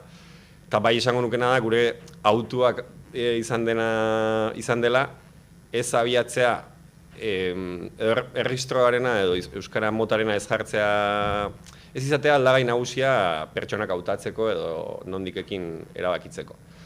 Gual egin du gara, dagoeneko euskaraz edukia modu batean edo bestean sortzen ari diren gaztei, beraien estilotik eta beraien ohiko moldeetan aritzeko espazio bat sortzen, pentsatuz gainera, guri ala jarri ziguten helburu ere ETB-tik bertatik, baina guk ere erronka hori hartu dugu, helburua zela nola ekarri euskarazko ikus-entzunezko produktu batera, orain artean, nagusiki behintzat ETB-en edo telebistaren bueltan egin diren euskarazko edukietatik oso urrun sentitzen den komunitate gazteago bat, akaso horietako asko gaztelaniaz hobe moldatzen den euskaraz baino, eta hortarako gakoetako bat izan da, ekartzea guretzako interesgarrian jendea, ez horren beste euskararen adierazkortasunari egiten dion ekarpenagatik, ez bada beste jende asko heltzen ez den euskal hiztun behar bada ez nagusiki ez hain eroso daudenak euskaraz erakartzeko gaitasuna badutelako. Eta beraz, eman diegu plaza bat, non gidoi guztiak euskaraz idatziak izan diren, baina aldi berean haietako bakoitzak izan duen bere esparrua bere egiteko. Eta hor sortu da, erregistro bat, eztabaidak pizten dituena, eta jarraituko duena pizten, guk ere arduraz bizi duguna, baina, kasu honetan uste dut eztabaida hauek aberasgarriak direla, eta ea gaur pixka bat aretzen dituguna.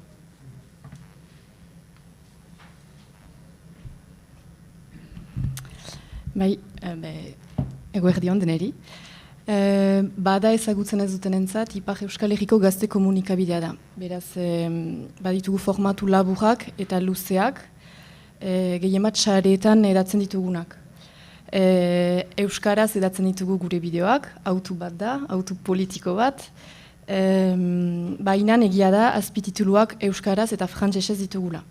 Urtean bi aldiz bideoak frantsesez edatzen ditugu. Adibidez, atzo gure urteko bigarrena zen, baina ere hurbiltasun bat dautena euskal kulturarekin eta aldi guziz, zuk erranduzuna, entzatzen gira kasu egiten norrek jarazten dugun, baina gonbidatuari, ez dugu gonbidatua hautatzen euskaraz egiten duelako, baina gehiago zer egiten duelako.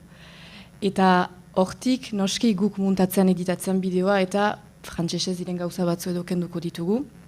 Baina helburua da egiazkiz erakustea euskaraz bizi den jendea hori azpimajatu gabe. Helburua saretan gazteri edatzea da, begira aizue, hor bada majazkilari bat eta egiten du majazkiak euskaraz, baina ez du bere buruari galdetzen jan euskaraz eginen duen, ala ez, justu egiten du, puntu. Eta uste dut batzuetan, ongi dela kontzientizatzea pixkat galdera horiek, zergatik euskaraz emanen ditugu azpitituluak eta frantsesez, autuak badirelako, baina batzuetan egin behar da ere pentsatu gabe, justu erakusteko. Uste dut euskara ez dela beti gai bat izan behar. Nunbait askatasun hori hartu behar dugula pixkat naturaltasunez egiteko. Bai zapaldua den hizkuntza bat da, Ipar Euskal Herrian gehiengoa frantsesez da, baina uste dut naturaltasunez eginez erakusten dugula ere gazte batzuei begira normala izaten alda ere hori egitea. Baina hori gomita edo elgarrizketatuentzat da.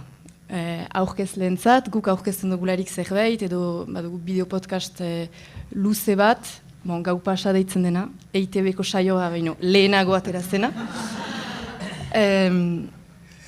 Eta horiek manera informalean hitz egiten dute. Eta egia da, gomidatuaren arabera, batzutan hasten zira pixkat hitz egiten gomita bezala, eta gertatu zaizkigula lehatze batzu. Eta hor bai kasu egiten dugula, guk kazetari edo parte hartzaile gisa zer erabiliko dugun hizkuntza bezala.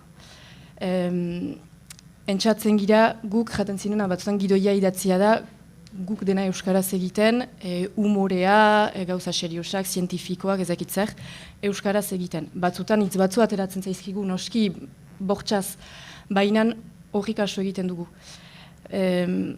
Baina ados nahiz erraten zinenarekin, uste dut testak egin behar direla, entxatu behar dela batzuetan, ez da ibiltzen zerbait osoki euskaraz egitea, beraz gauza batzu aldatuko ditugu, hori ere zaibili azkenean, gauzak egokitu behar dira. Uste dut erregistroaren arabera ere, ahloaren arabera moldatzen alden zerbait dela. Eta uste dut, oberena, iritzi bat ematen badu, daina dela egitea pertsonak sentitzen duen bezala ere. Jena dut, aurkezle batek, hobeki sentitzen du euskalkian hitz egitea, euskalkian egin. Zuer oso bazira, publikoak begiratuko du, jendeak begiratuko du, gustatuko zaio. Beraz egin, noski entxatuz pixkat orokortasun bat atxikitzen, baina Ez dakit, uste dut, bai, badirela autokontziente batzu, jaten dugu, lege bat badan hori dela, iraunen du lege horrek bortzurtez, eta gero gaztek aldatuko dute. Baina gure erara egin behar dugu ere, identifikatuak sentitzeko, eta azkenan jendea hortarat ekajarazteko ere.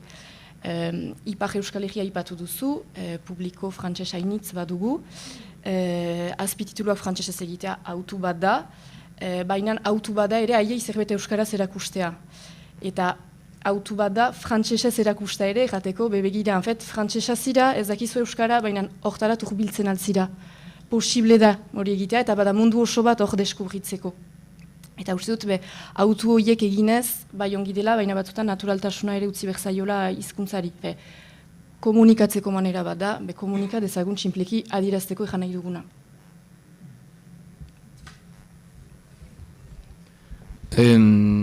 Eskerrik asko gonbidatzeagatik. Lehen komentatzen nuen ere apur bat lotxa puntu bat ematen didala, orain arte hemen hitz egin direnak ez entzun izanak, agian erabiliko ditu, edo nik gutxienez erabiliko ditut agian mai gainean jarri diren kontzeptu batzuk, baina agian beste ulerkera batetik edo, orduan, saiatuko naiz alik eta ordenatuen eta argien egiten. Belarrijana podcasta dator Gedar langile gazetatik, dela mugimendu sozialistarekin batera jaiotzen den edabide bat, konpartitzen dituena mugimendu sozialistaren helburu estrategikoak, propaganda, agitazioa eta aktualitatearen tratarari dagokionez. Hor beti eman zaio lehentasuna euskarari, eta Belarrijana baino lehen ere ikusentzunezko hainbat formatu landu izan dira. Burdin ezia zegoen, aktualitateko gai politikoak lantzen zituena, Lugorri uste dut gai kulturalak eta elkarrizketak lantzen zituena, Paul Beitiarekin, eta duela 3 urte edo konturatzen gara edo mugimenduaren espantzio beharrarekin bastante bazterrean zeudela hainbat kontu. Lotuta daudenak propaganda eta agitazioaren banaketa klasikoarekin, agian agitaziorako herramienta gutxi genituela. Realitatearen azalpen komplexu eta konjunkturaletatik aratago, nola konektatu guk edatu nahiko genuken sektoreetan, nola konektatu beste bide batzuetatik. Eta orduan, konturatzen gara badagoela bestelako esparru batzuk, oraindik lantzen ari ez garenak, izan sarei espreski bideratutako formatoak eta saren mundu guzti hori, eta gero ere, bestelako hartzaile batzuk ere, orain arte baztertzen egon garenak, ez? Ez baztertzen eta konstiente batean, baizik eta ordura arteko jardunak agian alboan uzten zituenak. Orduan, buelta batzuk ematen hasten da jende bat, beste registro batzuk eta beste gai batzuk, beste zabaltzeko beste modu batzuk ere landuko dituen, eta pentsatzen da podcast bat dela behar dena. Ziurrenik, baloratuko zelako momentuan zentzua duela, eta gaur egun ere zentzua du, badira formato batzuk konsumitzen direnak, gainera aukera ematen dutenak informalki, baina aldi berean estentzio jakin batekin gaiak lantzeko, eta orduan pasatzen digute hori apur bat pentsatu eta aurrera eramateko tarea. Ordutik, uste dut 2 urte eta piko gabiltzala podcastarekin, eta gutxi gora bera da, gaztei bideratutako podcast bat, helburu duena, ez dut esango humoretik, baina apur bat tono informaletik, aktualitateko gaiak edo gai politikoak edo elkarrizketak lantzeko. Hori, helburu izan da gure kasuan, orain arte hain politizatuak ez diren sektoretara heldu ahal izatea. Zuk dituzu antolakundeak, dituzu zure edabide propioak, eta horrekin heltzen zara, kezka politiko batzuk eta posizio politiko batzuk hartua dituen jende bati. Gure helburua litzateke, hortik haratago, existitzen den euskal gazteria bat gero eta despolitizatua dagoena, azkenengo urteetako bilakarengatik, nola heldu jende horri, horrelako beste formato batek guztartzen dituela ikuspegi politikoa eta aldi berean ikuspegi ezain formal bat. Orduan, hizkuntzari dagokionez eta lehenengo erabaki batzuk hartu ziren arren, guztiz bat egiten dut hemen bota direnekin, agian behar baino hausnarketa kontziente gutxiago egin dugu, momentu hartzen genituen autuekiko. Hasiera batean autu argi zegoen zela, argi zegoen, edo gutxi ere zorla transmititu ziguten, interesatzen zitzai igula guri, derrepente ni Gasteizkoa izatea, eta han Bilbo handikoa esango dugu, eta horrekin ja, etxetik ekartzen dugun euskera honekin konektatzen dugula, agian apurrat bazterrerago dauden gazte batzuekin. Hori bazen autu bat, eta gero adibidez gonbidatuko ekarri izan ditugunean, euskalkia ondo ikusi da, eta zori txarrez esango dugu edo, euskainola eta gaztelanezko esapideak ere asko kolatu zaizkigu edo praktikatu ditugu, ez dakit nola esan. Hor badagolako aktualitateko gaiak lantzerako orduan, zoritxarrez, guk ere ditugun iturriak askotan izango dira gaztelaniazko edabideak, eta gainera, gure podcastean toki berezi bat dauka, edo nik uste dut enfokea badugula, ez bakarrik aktualitateko fenomenoak lantzea, baizik eta fenomeno horiek sare sozialetan nola agertzen diren. Hau da, ez dugu hitz egiten, ez dakit, euskarari buruz, baizik eta euskararen ze diskurso agertzen dira sarean, eta horretatik pivotatzen dugu, edo hitz egin barba dugu Palestinan gertatzen ari denaz, edo Ameriketako estatu batuen espantzio imperialistaz, hitz egiten dugu ere, Trumpek sare sozialetan zer egiten duen. Orduan, mugitzen garen esparru horretan, askotan, referentzia egin barba diogu zerbaiti, edo esan den zerbaiti, jotzen dugu gaztelera. Edo, meme munduan gero basartuko gara uste dut. Orduan, etengabeko, ez da etengabeko asnorketa da, eta tarteka konturatzen gara, zerbait arraro gelditu zaigula edo kritika batzuk jaso ditugu, eta orduan horri bueltak ematen saiatzen gara. Guk batu oso zekin moduko bat egiten dugu, eta egon zen inflexio puntu bat justo duela urte bete, viralizatu zitezkigun, lehenengo aldiz, bideo batzuk, zeinetan miteoroaren kritika moduko batzuk zeuden, eta gainera euskainol nahikotza zegoen. Eta horrek egin zuen, horrek jarri gintuan guri ere, horrelako kontzientzia batean, hor badago lagai bat, guk argitu beharko genukoela gure posizioa horrekiko, ikusten genituen guk jasotako kritika asko, ez zitzaizkigulako iruditzen askatzaileak esango dugu. Orduan gu ere hasi ginen apur bat fintzen gure iritzia euskainolari buruz, eta azkenengo, pauso importante bat guretzeko izan zen Kikerekin egin genuen programa hori, niri personalki momentuan gauza bastante argitu zizkidanak, eta ordutik ere lagundu diana kokatzen apur bat fokoa. Eta hori. Gustatu zait, aldez edo moldez, hirurei nabaritu dizuetala ardura moduko bat, agian ez gonbidatuak hautatzerakoan edo, baina zuen praktikak pentsatzerakoan eta ardura bat euskararekiko, gero horrek hartzen duen forma hartzen duela ere.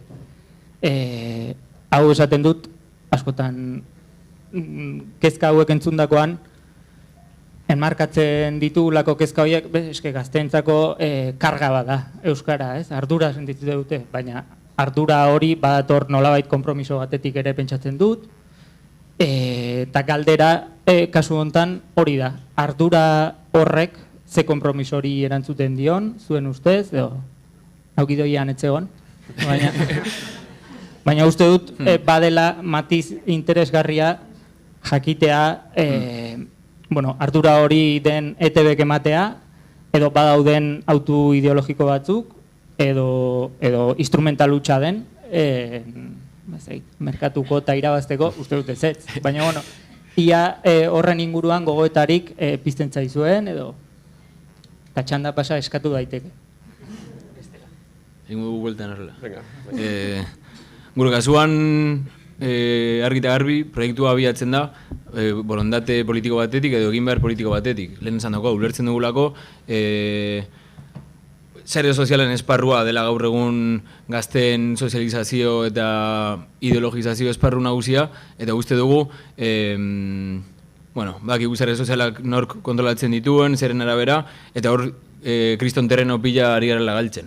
Horren guk nuko egin ekarpen bat, iritzi sortzaile zentzu batean, edo bermatu, saren bitartez aktualitatea, errealitateaz jakin nahi duen gazteek badutela helduleku bat, gure terminoetan dela mundu ikuskera komunista batetik, baina guzti duguna, orokorrean badagoela urgentzia bat eskuineko edo erreakzio hori aurre egiteko. Orduan, gure euskararekiko autuare hortik dator. Guk euskaraz nahiko genizkioke eskaini hartzaile guzti horri, euki ditzaken kezka eta zalantza politikoen helduleku bat. Eta uste dugu horrekarpen nahikoa egiten dela, nahiko handia,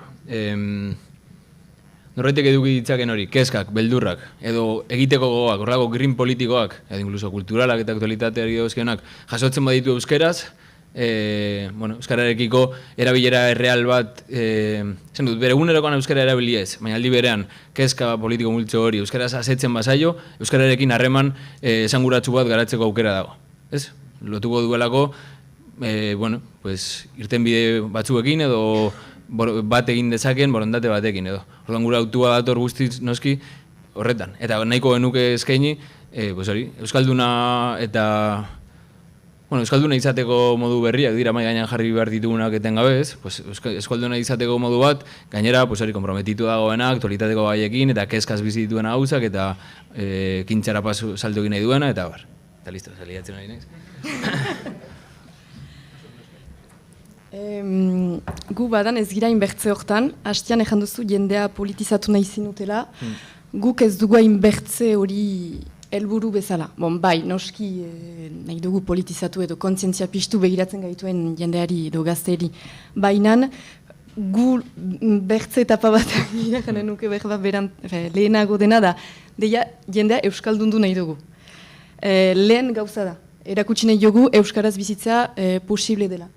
Eta gero guk pixkat, zuek ezakit nola egan mugimendu politiko bat zaizte, gu gira gehiago edabide gisak kontsideratzen gira. Eta hortik neutraltasun bat behar dugu. Beti makoen artean ezin gira sekulan neutroak izan, baina hortik gure gaiak desberdinki hautatuko ditugu. Bai aipatuko dugu, adibidez, hor egiten dugu bideo podcast bat berriarekin, urubia deitzen dena, eta azken aldian aipatu ginuen Euskal Herrian den errepresioa, hartzen gira, loiun gertatu dena, baina baiunan, maiatzaren lehenean, poliziaren gandik, badela errepresioa handiak, gerozta handiagoa. Olako gaiak noski politikoak direnak aipatzen ditugu, baina ez bakarrik. Ez dugu bakarrik hori eskaini nahi gazteeri, eskaini nahi diegu mundu oso bat euskaraz. Eta bai bada politikarena, baina bada ere kulturarena, bada sorkuntzarena, bada informalarena, bada 10 milioi gauza. Eta horiek guztiak eskaini nahi dizkiegu, eta egia galetzen zinuen nondik heldu diren, autuak diren edo, gu gazte talde bat gira, bagira langileak eta laguntzaileak, eta gure hartan aipatzen ditugu gai horiek. Eta gaur egun egiten dugun autua, berba 2 urteren buruan desberdina izanen da. Gaur egun ideologikoak dira, gure gandik heldu diren autuak dira, bai euskaraz egin nahi dugu, eta bai eskaini nahi dugu zerbait kontzientzia politiko bat hartzeko, eta militatzeko nahi baldin badute, baina eskaini nahi dugu ere zerbait, ezakit aukera bat, norbait deskubritzeko, eta hortik bere proiektua lantzeko. Eta azkenean, ezakit, eranen nuke osotasun bat entzatzen girela eskaintzen ez bakarrik arlo berezi batean.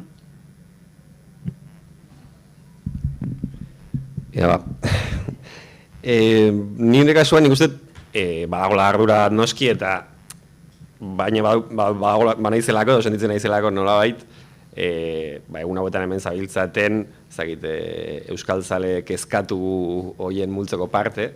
Eta liberean gero badago, ete beren zaldan egitean aldagaia, nahi edo ez, gauza batzuk, maldatzen dituena ez, badalako alde batetik gure bizibidea ere, eta bestetik, marko bat ematen digulako, kasu honetan nazionala, baina aldi berean, egitura jakin bati lotua. Ni guzti horretan ardura, sentitzen naiz ardura adun neurri batean, baina aldi berean zalantzak hartuta bizi naiz gaur egun, gai askotan, ez uste dut ez diela garai errexak gai hauetan oso kokatuta egoteko, edo niri behintzat kosta egiten zait, eta, zalantza horretatik aukera bada ezer ez egitea, baina, kasu honetan, zalantza horretatik limboari gara egiten, eta aterako ditugu ondorioak baiguk, eta bai beste batzuk hortik, eta seguru eterako direla aukera hobeak bertatik. Kike Amonarrizek aipatzen zuen, ez dela gauza bera ez, euskainola egitea sestaon edo berastegin, ez zuela. Gure kasuan, guk Euskal Herriari hitz egiten badiogu, oso zaila bere izten ere, sestaokoei edo berastegikoei egiten diegun. Eta hori da nire zalantza eta nire kezka ez. Posible ote da, euskaratik ditugun helburuak behintzat, bi norabidetan aldi berean eragitea. Nik pentsatu nahi nuke egiten ditugun autuak edo egin ditugu, sartu ditugun pertsonak, gaiak eta balio dutela, euskaratik urrunago eta euskarazko ekosistematik urrunago dauden batzuk erakartzeko euskarazko edukietara, pertsonetara eta bar, baina hori ala den edo ez den ere zaila da jakiten ez. Bai beldurtzen hau edo kezkatzen hau pentsatzeak horren aitzakian ez dute gabiltzan, beraztegikoak euskainolera eramaten. Baina kasu hontan, uste lehen proiektua dara guk kokapen hontan edo jarri duguna, eta arriskuak hartzeak noiz hemen behintzat merezi duela. Datuak ere ez dauzkagu eta hori bada beste erren bat, ez? Askotan intuizioa dala daukagun tresna bakarra ondorioak ateratzeko. Ados. Saiatuko naiz. Gidoiaz kanpoko olako bombak neurtzen, ze gauza asko apuntatu ditut, baina eta dituzte salduta utzi nahi erabat. Aipatu dituzue, justu, probak edo, esperimentazio saiakerak izan direla zuenak gehiago edo gutxiago, eta hor bai Landerrek bere artikuluan aipatzen zuen, esperimentatzeko ere behar direla oinarri batzuk eta ikusentzunezkoen sektore prekarioan, profesionalizatutakoan ere, oso epe motzean funtzionatzen dela eta ez berme askorekin. Eta orduan galdetu nahi nizuen, ze Landerrek gehiago gutxiago profesional jokatzen du, beste biak militantziatik askoz gehiago edaten duten proiektutik, naiz eta ana kazetari lanaldi osoan izan.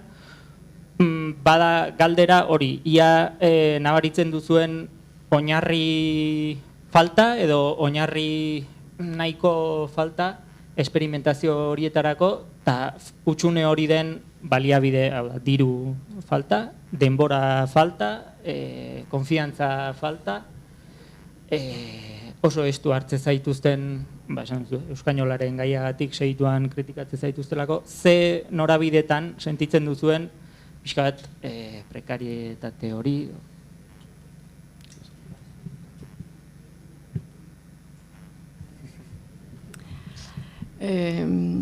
Nik jaren nuke lehen oinarri falta dirua dela. Diru laguntzekin ibiltzen girelako, eta beraz hortik bai esperimentatzen ditugu gauzak, baina azkenean gure baldintzetan. Jane dut, gau pasa bideo podcastean, gure kamerekin ari gira, eta aldi guziz kamera desberdinak dira, eta batzuetan kamera bat hausten da edo ez da ibiltzen, beraz telefono ematen dugu. Beraz, noski gero kalitatean ere hori sentitzen da, baina hor gira entxatzeko eta bagoaz. Baina, ez dakit, behitz pentsatzen ari naiz, erraten duzunari, euskainolari buruz, eta uste dut, ez dela nazio ikuspegi bat euskainola sartzea, argiki Lapurdi, Siberua edo Basena Forroko gazte batek ez duelako ulertzen. Guk egiten aldugun bezala frantsesezko hitzak sartuz, eta uste dut, batzen gaituena euskara dela, eta hortik abiatzen bagira, azkenean adierazkortasun osoa duela edonorentzat. Eta oinahiekiko, nire ustez, oinahietan adibide gisa euskaraz badira ala ere orain dukiak, eta mina uste dut ala ere askatasuna badugula sortzeko nahi duguna. Eta naiz eta baliabide gutxi izan, jende gutxi gira, berba, formatuak, denbora gutxi dugu, edo baina uste dut ala ere askatasun hori badugula, ez da gauza gutxi eginak dira euskaraz, edo badira, baina guk nahi duguna sortzen aldugu, eta uste dut hori ala ere aldeona dela. Ez dira bakarrik mugak, badira urgunago ikusten alda. Bai diru eskasa dugu egia da, baina aldi beran ez gira diruztatuak, beraz nahi duguna egiten dugu. Nahi dugun pertsonaik ahazten dugu, edo zain gauza galetzen diogu, nahi dugun giroa gehitzen dugu. Beraz, oinahi falta bai, baina ezagit, uste dut guk sortzen ditugula gure oinahi propioak. Hor, galderan zentzu erabat adoz, Esan nahi nuena zen, diru falta, lehen kontatze dute ETB-en adibidez zuzentzaile edo hizkuntzaz propio arduratzen zen talde handiagoak zeudela, eta orain nahiko libre uzten duela, libre esan nahi dut, esku askatzen dizuela, koiztetxe askori alde horretan. Horrek baldintzatu ote dezaken, kezkatuta baldin bazaudete kamera funtzionatuko duen edo ez, seguru asko burua okupatu egi daukazuela, frantse-euskaratik hizkuntza nazionalerako jauzi hori egiteko. Eta militantziaren salto ekstra bat eskatzen duela horrek. Hoi zen nire intuizioa. Segur da, lehentasuna ez dela leku berean. ez baduzu kamera, ez duzu deus egiten. Baina aldi berean, denek hartzen dugu ardura hori, eta aurkezleak ikusten duelarik kamera behar ez dela ibiliko, badaki ez duela utxegin behar hor eganen duena. Egan behar du bai ala bai, eta ongi, eta susen. Beraz, ez dakit. Horrekatzen da nire ustez. Bueno, pixkat, ipatu dezun aritiraka ere, alde batetik hipokrita xamarra litzateke ni kexatzea diru kontu ez eta bar, jakinda, ez, jende asko eta asko dagoela alako edukiak sortzen militantziaz, eta gure kasuan, naiz eta abia puntuan, eta oraindik ere indar militante bat badagoen atzetik, gutxi asko gure bizibidea aurrera ateratzeko modua ematen digulako egiten dugunak. Bai da egia, gure kasuan, esan bezala lehentasun eman diogu taldeari, hau da, ze jende batuko dugun proiektu honetara, besteak beste, badirelako, beraien kabuz, dala sareetan, dala musikan, dala podcastetan, dana delakoan, dagoeneko jende bat eragertzeko gaitasuna izan duen pertsona, eta irudu zaiguna gaina modu interesgarri baten egin duna, gero beste aldagai bat aniztasuna izan da, eta guzti horretan, hasieratik, nolabait, erregistro jakin batzuk egiteko gaitasuna lehenetxe izan bagenu, ziur asko lantaldea oso ezberdina litzateke.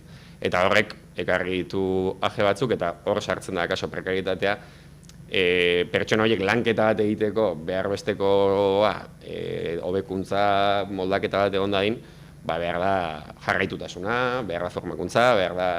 Nik uste gehien txubenek behintzat interesa bat dutela, baina egia da, nola dagoeneko garatu duten erregistro bat, balio izan diena konektatzeko gazte komunitate batzuekin, hori da beraien personaje publikoaren identitatearen parte, ez? Batzuena gehiago, bestena gutxiago. Nik uste garai batean, telebistak sortzen zituela pertsonaia publikoak, eta beraz, hasieratik egoiztetxek zituzen autuak hor pixu handia zuten, eta gaur egun neurri batean pertsonaia horiek dira telebistara iristen direnak, ez? Eta horrek pixka bat mugatzen du. Bai da egia, eta nik uste niri euskainolarenak, euskararen garbitasunaren ikuspegitik ez dit sortzen hainbesteko mina orain, eta linbon, hau da, esperimentu perspektiba batetik, bai da egia, zuk aipatzen zenuenaren bidetik, horrek sortzen didan min zalantza ardura kulpa handiena dela, Ipar Euskal Herriko gazteak ez ditugula hor kontuan hartzen edo ez ditugula tokia egiten, eta bai da gauza bat, nahiz eta saiakera batzuk egin dituen, baina are gehiago borrokatu beharko nukena uste dut, gutxienez aniztasun hortan hori ere jasotzea. Ez dakit gai izango ginetekeen konektatzen dugun jendearekin etengabe bai referentzietan eta bai izkeran Ipar Euskal Herritik ulertu ezin daiteken hori baztertuta, baina bai uste dut lagin hortan gutxienez beste norabidean ere eragiten duen kide bat edo gehiago sartu beharren dituzkela, eta etxeko lan bezala badaukagu hori ere. Gurea da guztiz militantzia politikoan ere egiteko proiektua.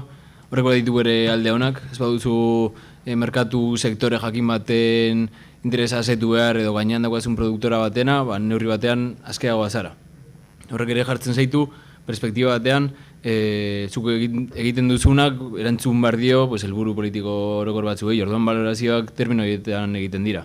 Baina argi eta garbi, berez ikusten entzunezkoek daukaten exigentzia tekniko eta guztiarekin, helburu bezala eukiko genuke guk, gero eta baliabide gehiago eskuratzea, eta baliabide eta zari naiz, katxarreria, baina baita ere denbora, dedikatu izatea hauzi guzti hau pentsatzeari, eta gure helburua ez delako inondik inora txikian gelditzea, eta nolabait, esatea ez guk ez dugu, ulertzen da ez, apur bat, gu ez gara erortzen sareen asunto horretan, baizik eta gune duguna da sareetan espazio bat okupatu. Eta baki horretarako behar duzula tresneria bat, eta denbora bat, eta lanketa bat. Orain arte ez duguna, baina helburu dugu, ojala, jutea gutxinaka, biltzen eta eskuratzen. Eta hori, asmo politiko bat edukitzeak batzutan ematen du dela zerbait mugatzailea edo behartzen zaituena, mugatzen zaituena, eta nik nahiko nuke aldarrikatu bai musikan edo bai ikusentzunezkoen sorkuntzan, baila zerbait behartzen zaituenare sormena are gehiago esplotatzera. Produktora batentzako lan egin nahi duenak, erraz aurkeztu bezake imaginatzen dut, jada funtzionatzen duen formato bat, jada funtzionatzen duen ez dakiz zer, gure helburua baldin bada existitzen denetik haratago joatea eta existitzen denaren kontra, behartzen zaitu aurra pentsatzera, nola eskondu ja existitzen dena zure apurtzaile izateko gogo batekin. Eta orduan, uste dut, esperimentatzeko mai interesgarri bat dela. Oso prekarioa bada gure lan egiteko modu ere bai. Interesgarria da, esan dezuena, seguru asko, larremotzean hasi beharrak, burua zorroztera eramaten duela, eta agian beste lantalde teknikoago batzutan ardurak banatuta egon daitezkela, eta militantziatik edo prekarietatetik lan egin behar dutenek, gehiago gutxiago guztiaz arduratu behar dutela. Uste dut horrek baduela lotura duela hamarkada dexente euskaraz sortzen hasten ziren askoren autuekin, ezakit, hizkuntza literario ganberroa sortzeko juntatzen ziren idazle belaunaldi gazteekin, zeinak fantzine bat ateratzen zuen, eta han saiatzen ziren ordura arte euskaraz landu ez ziren formatuak eta lantzen, ez? Eta hori ekarri dit, eta horrekin batera galdetu nahi nizuen, aldaukazuen erreferentziarik, zuek egin nahi duzuen hori euskaraz egiteko eta euskara eraginkor batean egiterako orduan, ia badaukazuen, izan sareetan, izan belaunaldi helduagoetan edo erreferentziarik iritsi nahiko zenuketen euskara eraginkor, adierazkor horretara iristeko. Hau bazegoen gire.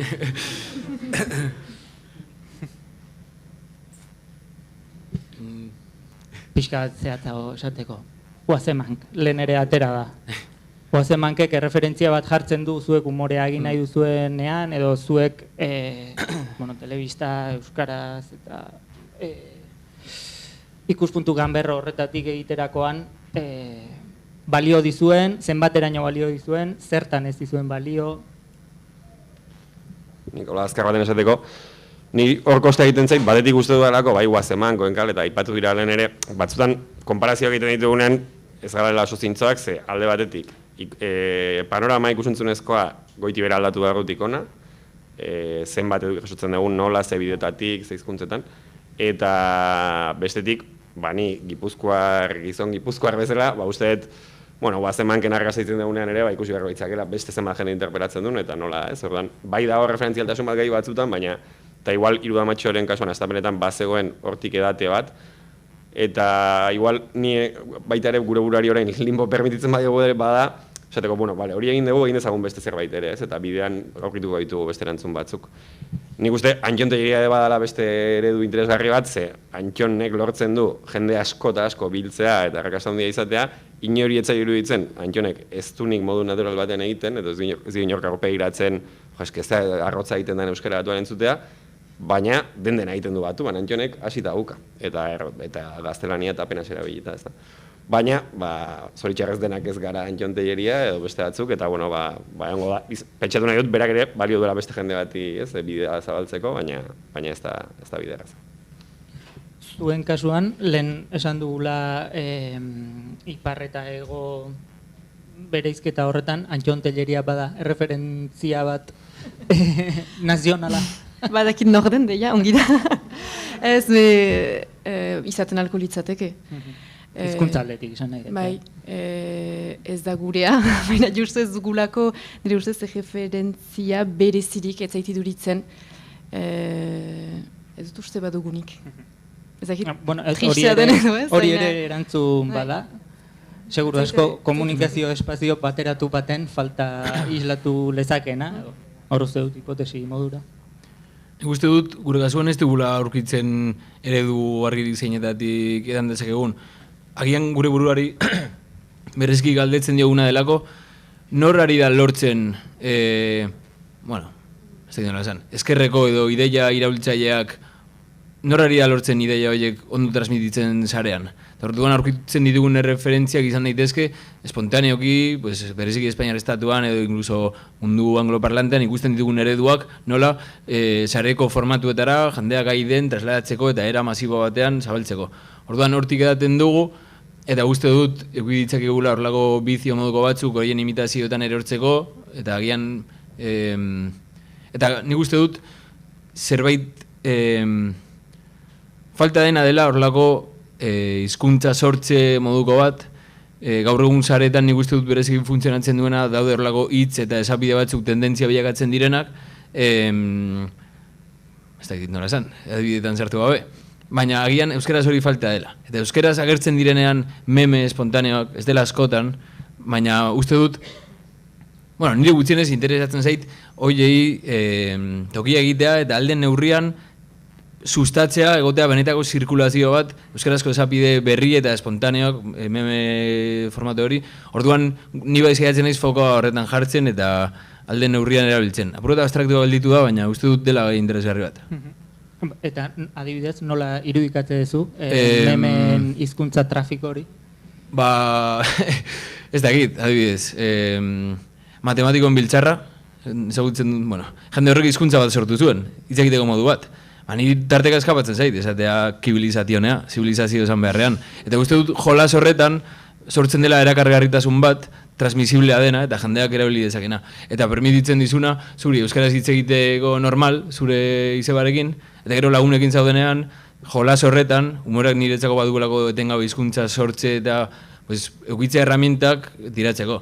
Oiek edo, ez dira inbeste euskara sortu diren, ez? Orain TikToken ikusi ditut Orioko baserritarrak edo ez dakit zer. Ume kuadrilla bat egiten dituztela bideo surrealista moduko batzuk, euskara hutzean, bagian horiek ematen dizkigute herramientak sortzeko esapideak edo, bueno, ez naiz hasiko zerrendatzen txorokeriak, baina, gero linkak pasako dizkizuet. Ba, horrek ere pixkat banarama, lehen esan dudan, bueno, ematen du hori erreferenteak falta direla eta ez dauzkagula, baina gero hasten baldin bazara arakatzen da aurreko maila inguruan ere aipatu dira, Koldo Izagirre 80ko hamarkadako zenbait ideia edo seguru asko formatoz oso desberdinak izan daitezkenak eta ez da nola esan, hizkuntza adierazkorra bera ere emaitza oso desberdina izan daitekena, baina premiak seguru asko nahiko partekatuak izango dira, garai hartako gazten eta zuen behar komunikatiboen artean, eta agian orduko antolatzeko modu batzuk ere ez dakit, replikatu ote litezken, ez dakit, atzo Julia Marinek aipatzen zuen itzultzaile eskola bat montatu zela, itzultzailea falta zirelako, terminologia sortzea falta zelako, eta bar. Meme egile eskola bat posible da? Eta irudikatzen dituzue horrelako funtzionatzeko moduak edo oso urrun ikuste duzu zuen burua hortik? Nik uste badagoela horraldagai bat dela komunitatearen premia, ez? Olako hizkuntza jostari hau nik uste sortzen dela komunitatean, taldean eta beste batzuekiko jolasean. Zuk esaten duzun hori ez esaten euskarak behar duelako hitz berri bat, baizik eta delako zerbait ondokoari barretxoa aterarazten diona eta horrela hasten da kutsatzen eta baten batek entzuten du eta jasotzen du. Eta horrela iriz zaizkigu gaztelaniazko hitz eta diera asko eta asko. Nik igual bizkan nostalgiko jarrita da, baina bueno, Twitter beste zerbait zen geneko garaietan adibidez, zuek akaso ja ez duzu garai hori ezagutu, baina hor bazegoen plaza bat adibidez, ez? Eta hor plaza horretan sortzen ziren hitzokei bezalako jolasak zeuden, eta beste gaitegi batzuk, hitz egiteko modu batzuk, dena delakoak, gaiak, denetik. Eta nik neuk gaur egun sentitzen dut, eta behar bada, ni Donostian bizi naiz, eta Donostia ere da, askatzen di joan komunitate bat, eta urruntzen, eta horrek ere badaukala eragina guzti honetan. Behar ditugu topalekuak, digitalak edo edabidetan edo ez, baina bertan sor dadin hizkuntza bizi bat, gero ikusentzunezkotan ere isla izango duna. Ez dakit ikusentzunezko dira sortzeko tokia, batzuetan bai, baina izan beharko lukete ere beste batzuetik datozen gauzak potentziatzeko. Zerbait gehiago gehitu nahi zu, Bale, galderetako bat bazen trebakuntzarako espaziorik edo badagoen, egia da, agian hizkera gazte argota sortzeko edo falta dela komunitate hori, edo agian sortzen dela nahiko atomizatuta, baina horiek partekatzeko lekurik ez dela, joan gabe umorearen behar horietara, hirurok hitz egiten duzue gehiago gutxio publikoan, edabide batean edo batean. Atzo arratsaldean Julia Marinek ahozkotasuna lantzeko metodo bat eman zuen. Uste duzue horren premia egon daitekela edo premia gabe? Uste duzue hobe litzakela Belarri janan zabiltzatenok, badakok, Limboko zenbait kolaboratzailea aurkezle hoiek denek nolabait formazio hori edukitzeko aukera izatea, edo iruditzen zaizue espontaneitate hori galduko lukeela kontuak, eta hobe dela esperimentazioak bakoitzak bere aldetik egitea. Formazioa aipatzean, hizkuntza formazioa aipatzen duzu? Adierazkortasunarekin lantzen ari gehan ez. Beste guztia bukatu gabe.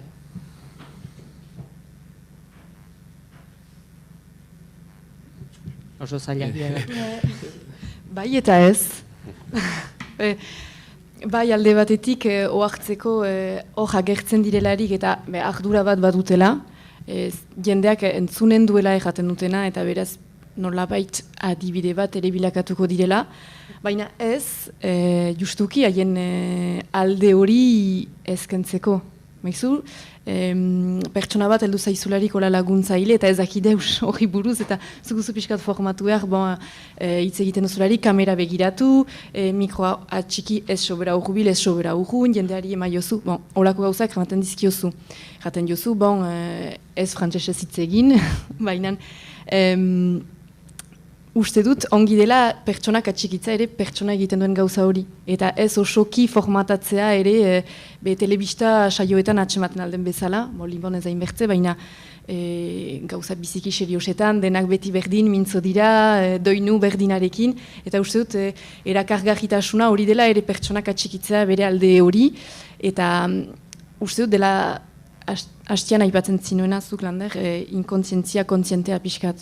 Bai kontzientzia izan gai hortaz, Euskaraz ari zira sortzen ez da gauza ahunt bat, edo izaten alda, baina zuk egin ala ere nahi duzun bezala. Ez netzat bai eta ez. Nire ustez bai da importantea, eta komunikazio horretan helburu batzu baldin badituzu, ja, errepikatu dut 3000 aldiz, baina gure kasuan badirenak helburu batzuk politikoki eragiteko edo esparru horretan eragiteko, eraginkortasuna izan behar da irizpide bat, eta ez dut esan nahi euskara zuzenago batek eraginkorrago egiten zaituela, baina bai hori adierazkortasunaren bilaketa horretan, gero eta eraginkorragoak izatea, eta aipatu duen bezala, egotea komunitate bat bere jardunaren bitartez horri bueltak ematen dizkiona, hori positiboa izango da, seguro.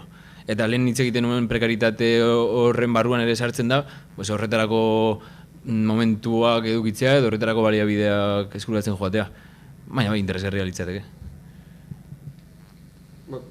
Gehituko nuke hori, egia dela, ez gela behar bada kontzeptu asko sortzen jostaria gaur egun berriak dianak, beste asko aipatu diamen beste atari eta iturri batzuk, eta nik neronik irakurzale bezala eta berre topatu ditut beste ere batzutan, baina positibo jartzeko pixka kontua uste dut, zentzurretan egiten den ekarpen bakoitzak balio handia duela, ez? Zuek berak janan lortuko bazen dute ez dakizek kontzeptu pixka bat sartzea gero eguneroko izketan, gainontzeko hori gero berrera biliko dugula eta bar, eta nik uste gure partetik behintzat badaukagula ardura hori ere, saiatzeko kontzeptu horiek sortzen, eta ez beti gaztelenetik ekarritan, ez eta batzutan horiek ere balio dezaketen ez moldatu eta gure ekarri. Egun hauetan bai, atzo eta gaur bai aipatu dela, Anak esaten zuen espontaneitate bizitasun hori galtzeko beldurra badagoela gehiegi trebatu ezkedo edo, baina atzo ere komentatzen zuen bai Juliak, bai Julia Marinekin ahozkotasuna lantzerakoan eta askotan guri espontaneo egiten zaizkigun jardunak atzean lan handia daukatela iristeko naturaltasunaren imitazio batera, ez da batzuetan egozten dugula, gaztelaniaz begiraz erregistro zabala dagoen, eta euskaraz ez dezagun gehiegi estutu kontua, ze erregistroaren ulerkeragatik, segurna, zuzentasunari oso lotua dagoenez, gure inkontzientean dagoelako, zuzentasunera gehiegi lerratzen baldin bagara, galduko dugu adierazkortasuna, eta egun hauetan defenditzen saiatu gara justu kontrakoa, zuzentasuna gauza badala, adierazkortasuna bestea, eta adierazkortasuna lotzeko estrategia asko egon daitezkela edo, gogo eta bezala. Eta itxiera ere gustatu zaitze Landerrek esaten zuen, han sortzen den kontzeptu edo hau ekarri dezakegu beste edabide beste produktu batera, eta han oihartzuna eman, eta pixka lotzen zidan atera den beste kontzeptu batekin erresonantzia kutsaren. Leku batean sortzen da, beste erresonantzia egiten du, eta erresonantzia horrek naturalizatzen dizkigu hitz horiek. Pixka bat atera da, baina erresonantzia kutsa horren oihartzunik nabaritu zuen, da lehenengo galdera, zuen jardunean. Adibiderik okurritzen zaizue, matematikoen biltzarraen kibilizazionea bezala. Beste nonbait sortu eta zuek zuena egin duzuena, ez zertan humoretik izan, atzo Mario Kerrak ere izan genituen, eta hango June Fernandezek esan zuen, Mario Kerr terminoa Tinderren topatu zuela, eta hori baino erresonantzia kutsa adierazkorra horik ez da hito okurritzen. Baina ez dakit badaukazuen adibiderik nonbait arrantzatu zuen esamolde kontzepturen batena zuena egitera iritsi zaretena.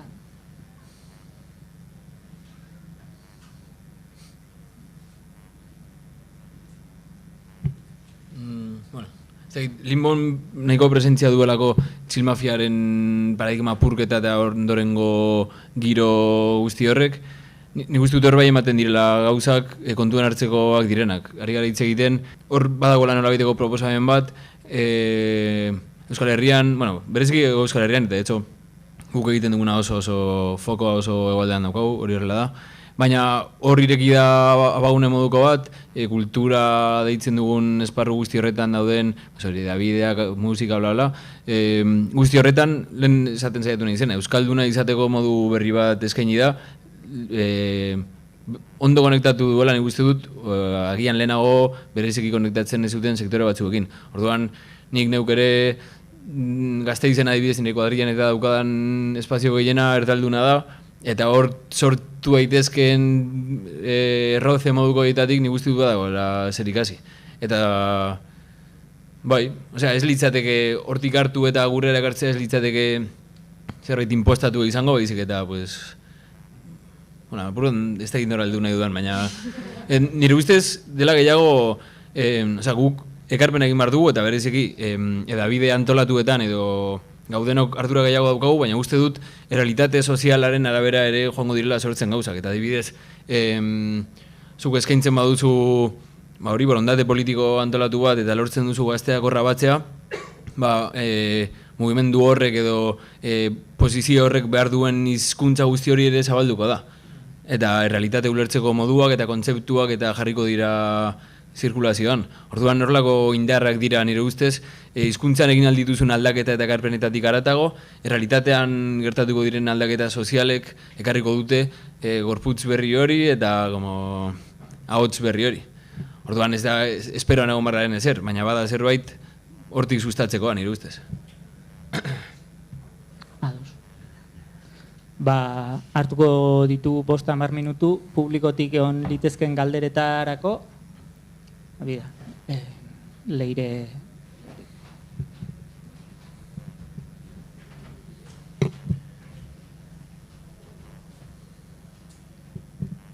Eskerrik asko hirurei mahai inguruan adierazitako guztiengatik, oso ongi erakutsi duzue zuen esparruetan nola aritzen zareten eztabaida hauen inguruan. Nire galdera handi batean dator Martinentzat, naiz eta hiruek parte hartzen alduzuen, baina badatiraka berak asko aipatu dituelako sare sozialak, nola nola esan du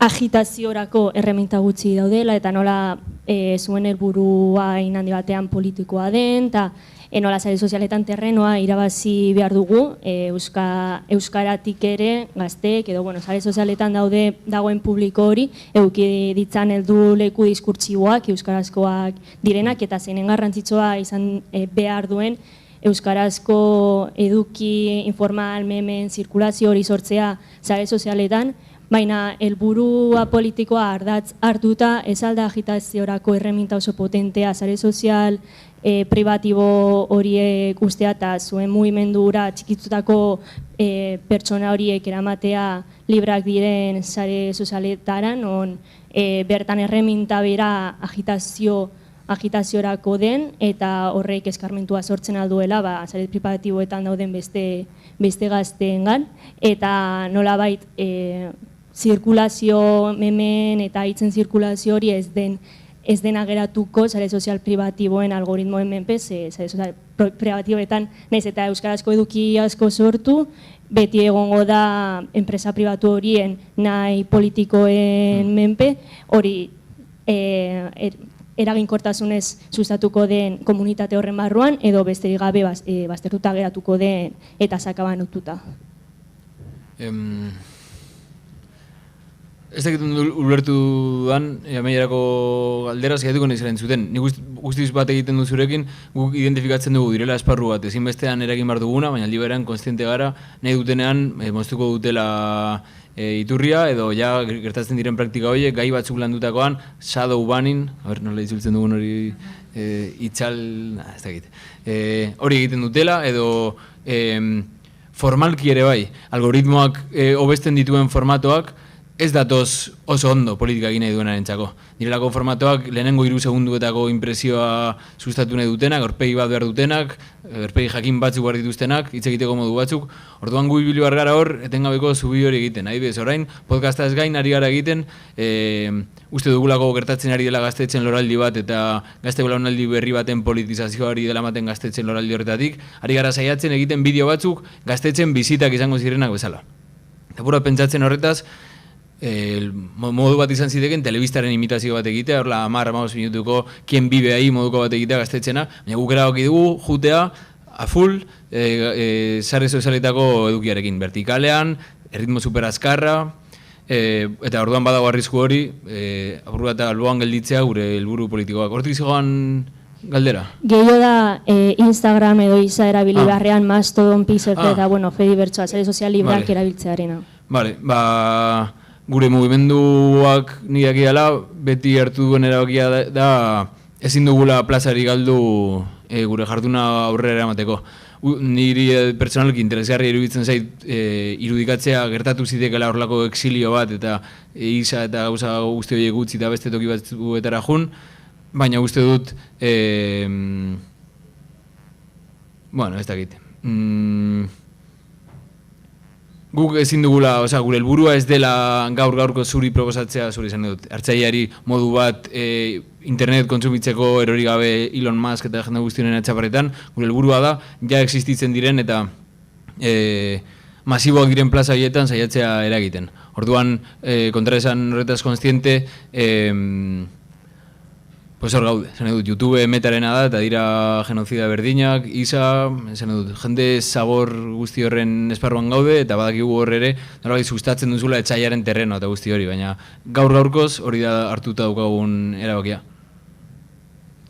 Ados, eskerrik asko erantzunagatik.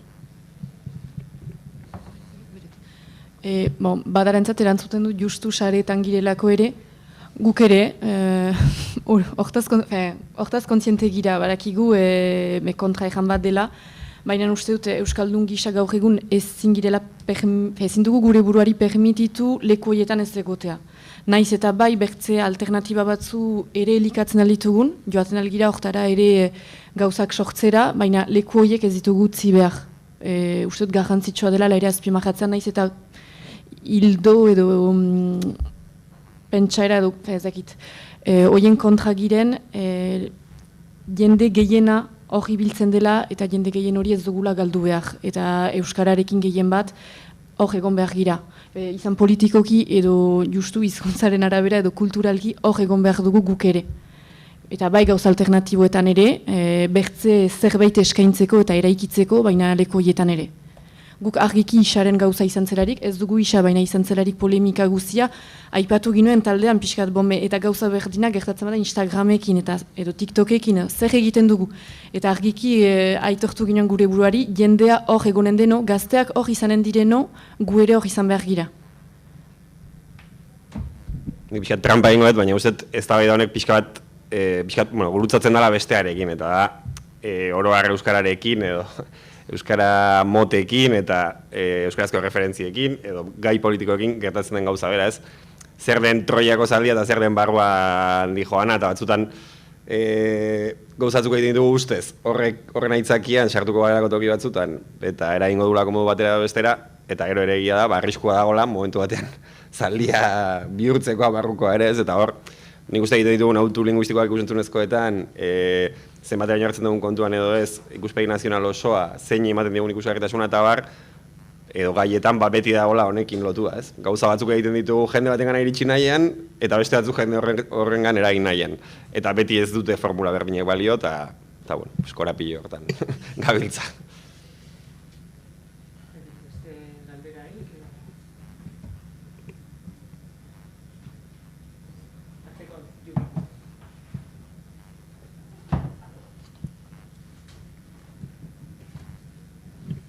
Ados, eskerrak berrituko izkizuet iruroi, interesantea izan da. Barkatu galdera konprometitu egiak egon badira, zuen gogoetak sustatutakoak izan dira. Interesante izan dalakoan. Orain 5-10 minutuko atsedena hartuko dugu, batez ere guk montatzeko errezitaldirako plazatxoa. Eta hemendik 5-10 minutura, komunetik buelta, aize pixka hartu, eta hemen elkartuko gara berriz, Jose Luis Otamendiren errezitaldirako. Eskerrik asko denoi.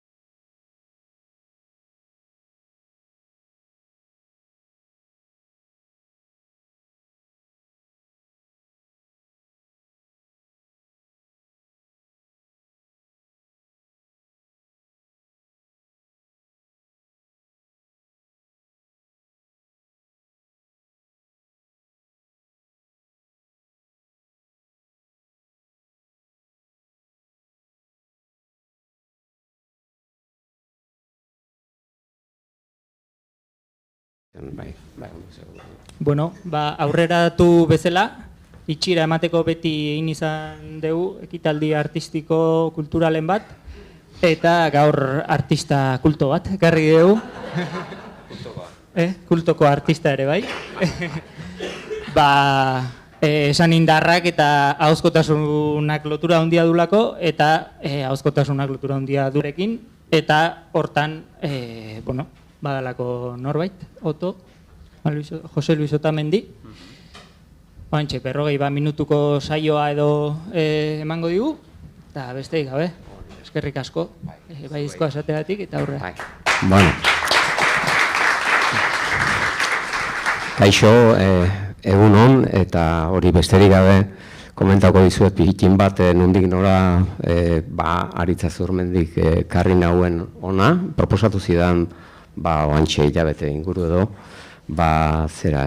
emanaldi bat prestatzeko aukera edo eman zidan, ez dekien, nondik heldu aipatu zizkidalako hori, esan indarra eta adierazkortasuna, eta nik uzen hortik apartean txean gerazitekela nik eskain dezakena, baina azkenean errezera jo nuen, neuke hainbeste urtetan, 46 urteia argitaratzen hasi nintzen da, hori, handik eta mendik itxitean pitean hartu testu batzuk eta alako gain begiratu azkar bat edo azkarra, azkarra nahiko luzien gozaizu, baina tira, harina nahiko nukena eman, hori da.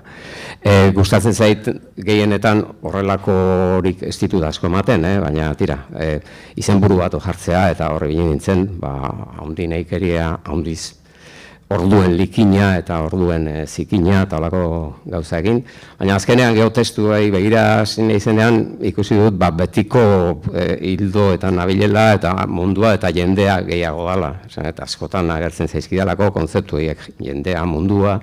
Eta estilo aldetik ahozkora ekarrita, esan nahi dut edo esanera ekarrita, errepika, konturatuko zarete, errepika dela baliabide nagusietako bat, gero nitasunaren marka oso nabaria, naiz lehen persona hori pluralera ere amaten, ikusiko duzute seguru asko, urtean joanean, pixkanaka gu horretarare gehiago joan izan zaidala, eta gero, saiatu naiz bi partetan edo banatzen, neuretzat, eta zuek ez dakit reparatuko diozuen, kontua da hasierako poemak askoz kontzeptualagoa direla askotan, oso laburrak,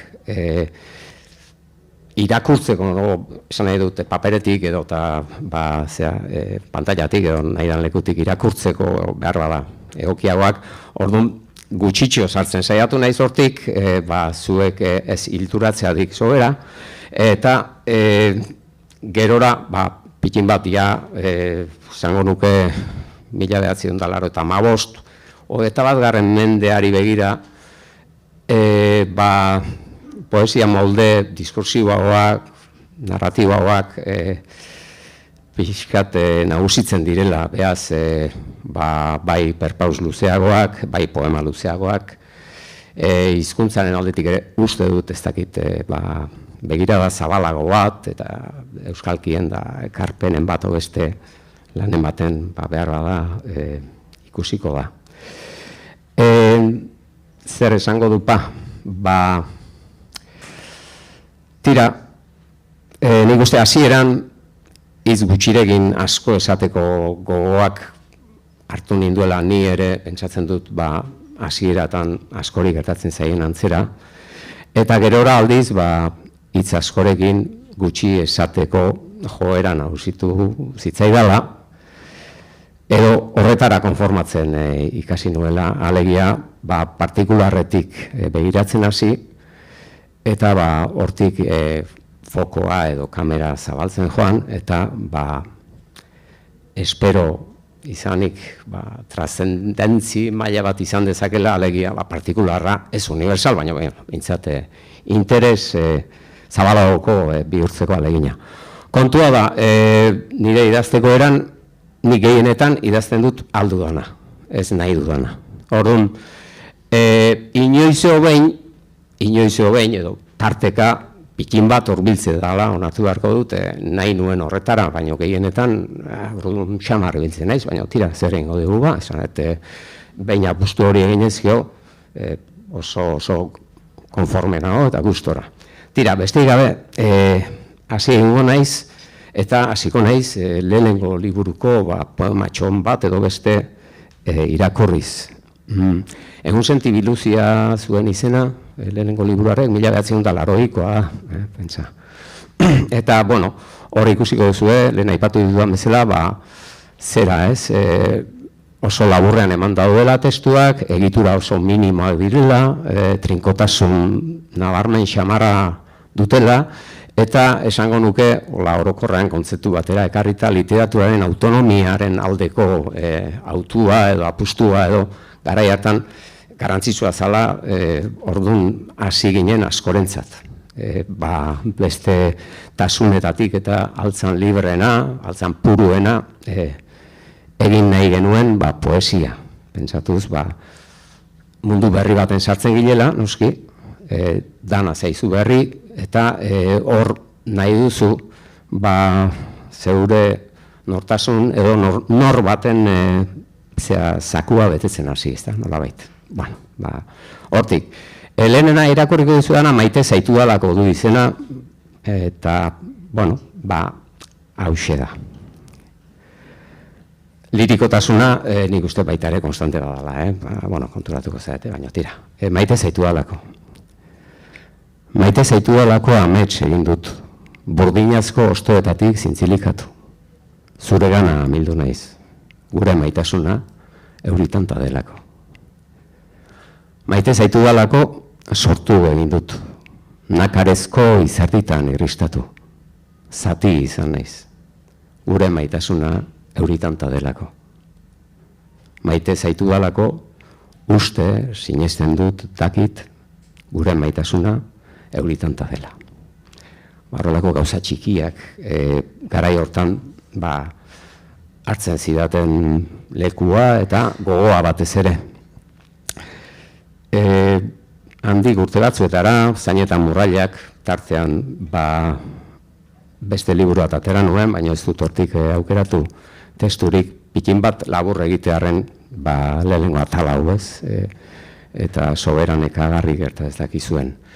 Bigarrengo bat hartu dut Zainetan Murrailak 1987ko liburua da, hemen ere poesia labur minimoak neurri aldetik, eta batzuetan hau ez edan ikuste kontzeptualagoak edo gai larriak, eriotza, danetan ere eriotza, maitasuna, edertasuna, eta horrelakoak dabizkit ez da.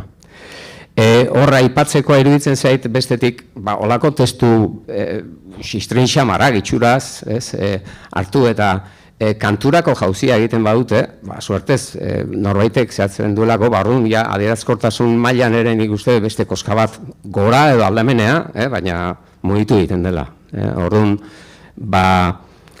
hau horietako bat, eta Hildira du izena eta 8 lerro ditu. Hildira arrosaz eginiko esiak, esku epelik gabe, Hildira ene gerrateko zaldiak. Zaldunik gabe, Hildira ametsak. Orain, denbora kristalezkoa da.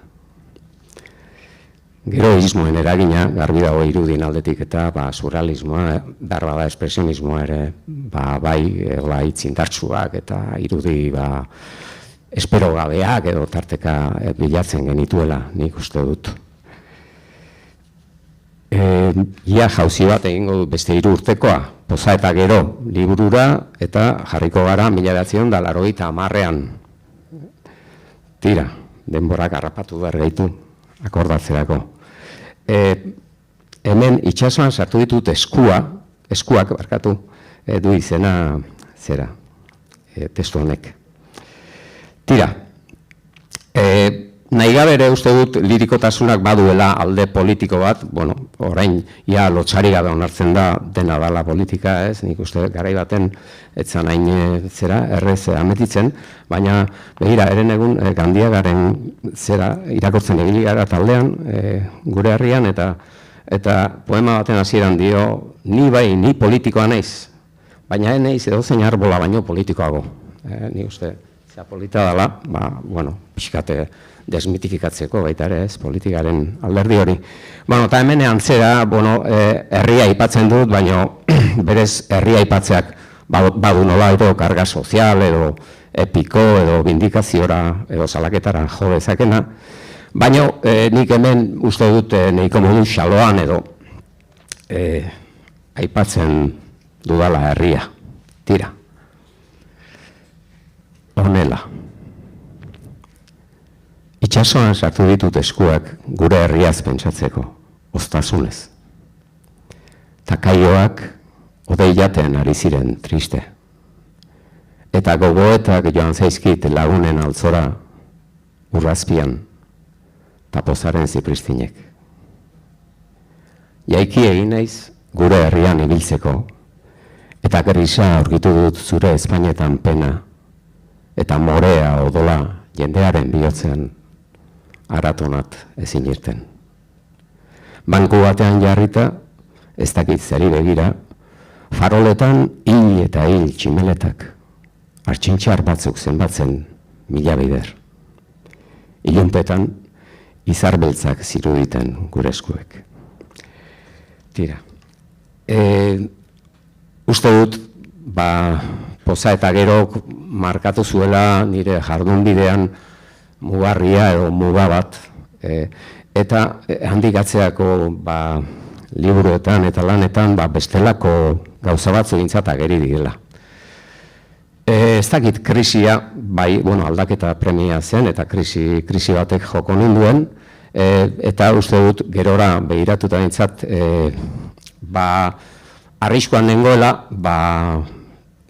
isiltzeko, ez da bat ere grabea, baina hori bide bat agortu eta zer esan gauza berdintsua esango espanun edo era berdintsuan, zer esanik ezoten nuen topauko kezka hori banuen, eta suertez, inguruan, bai Susako lagunak, batik bat liburonei begira lur bat zure minari torri zen, eta Inigo Aranbarriren laguntasuna, eta geneukan giroak asko lagundu zian. Eta gero, bizitzak noski.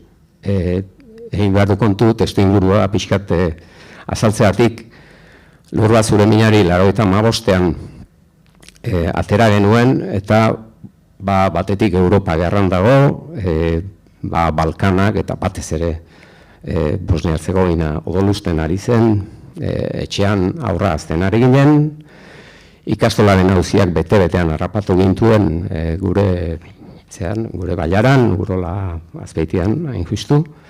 Eta gatazka zibila oso gertutik bizitza egokitu zitzaigun gatazka, kako txartean izan da, gatazka txikia, baina gatazka giroa bai.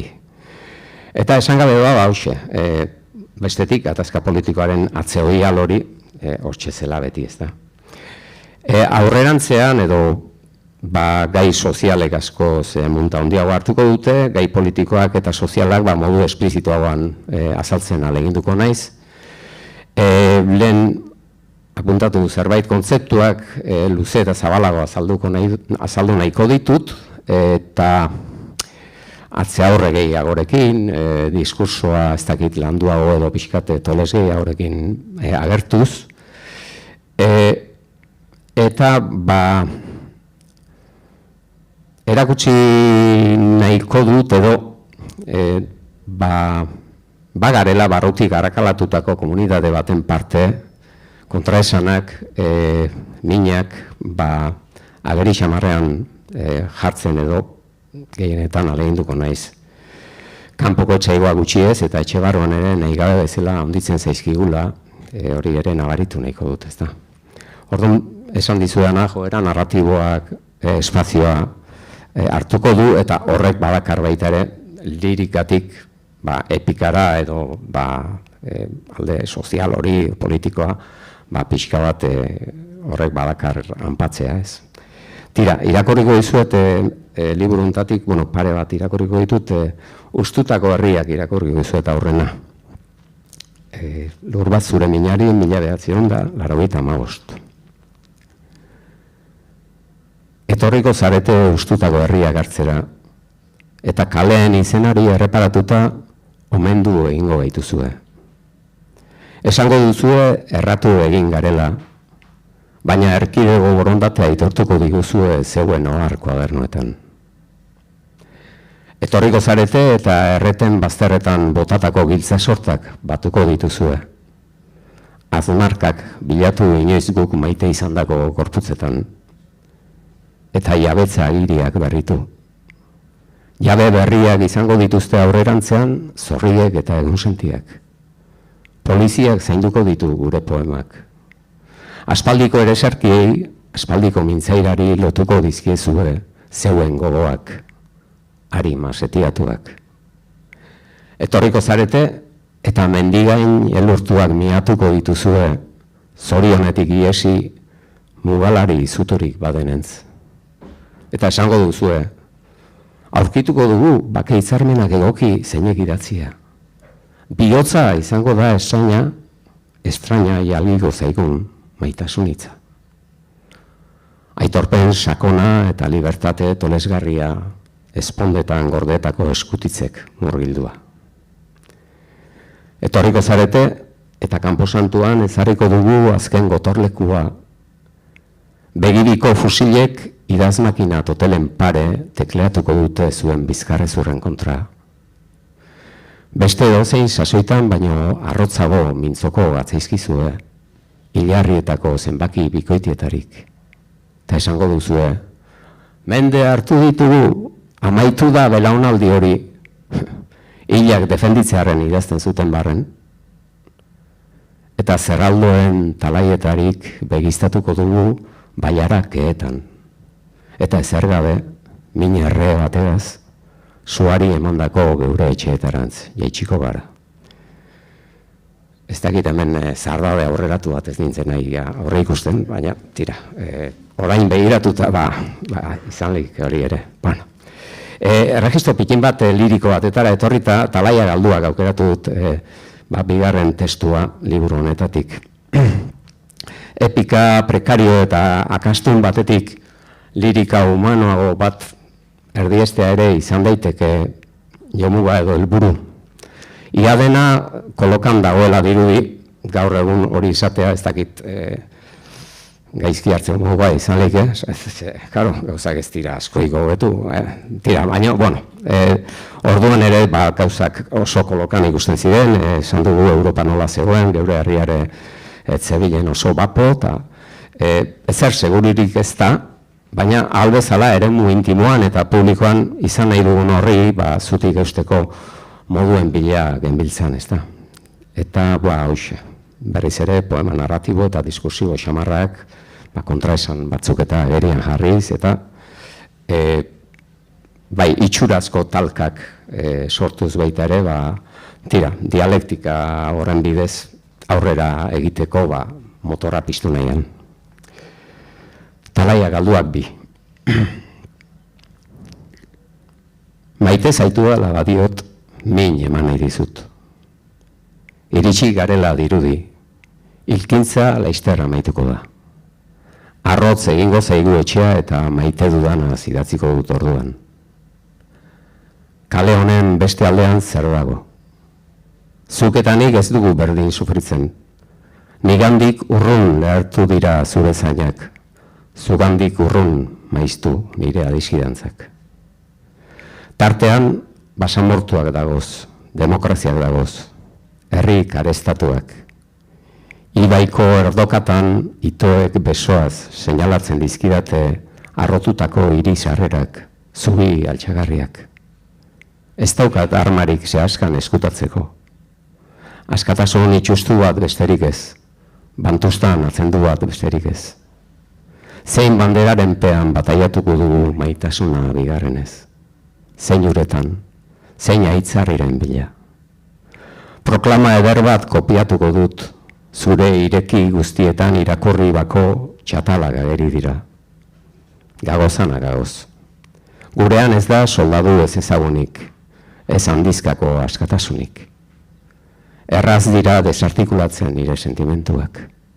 Min eman nahi dizut poema bateko trintxera estalgarritik. Espaldutako arbolen etorbidea dauzkat, zeru bat. Gaue zureztatzen den futbol zelai bat bezalakoa eta usteko karguak. Gaizki egiten ditut zubiak, gaizki idazten dizut. Gaizki maite zaitut, bakealdi egoskabe honetan. Zamaketariak, okinak, koldarra gagozanak.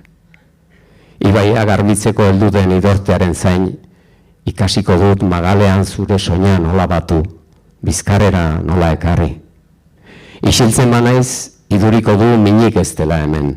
Zorionaren piketeak jabetu direla lantoki guztiez, muino guztiez, kaleez. Eta nik min eman egizut maite zaitu danean. Tira, olako kontuak. Gero hor, utxune handi bat etorri zen, utxunea esatete argitaratzeari begira. 1985-etik 2007 arte beste libururik, poema libururik ez duen argitaratu, baina bizirik geunden eta suertatzen ziren jende aurrean eta gauzak egiteko aukerak, eta hor ez da oso ezaguna, baina, bueno, topatzen dudan, bai. Mantzen, 1988an egin zen alako montaje bat dena lamrotuta ikustot edo zera Michel Zahasketa preso zegoen 20 urte betetzetik hartu, orduan denbora gehien zeramana zen, eta bai antzerki, musika, poesiaz eta antolatu zen zera bat, saio batzuk egin ziren, eta, bueno, emanaldi desente egin genitun.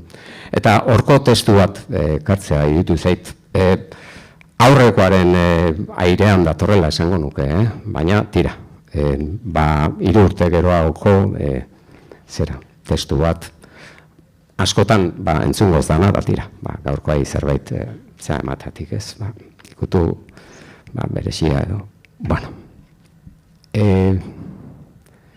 Zurezkoa da zeru nabarrau, hiltzeak ditu josita.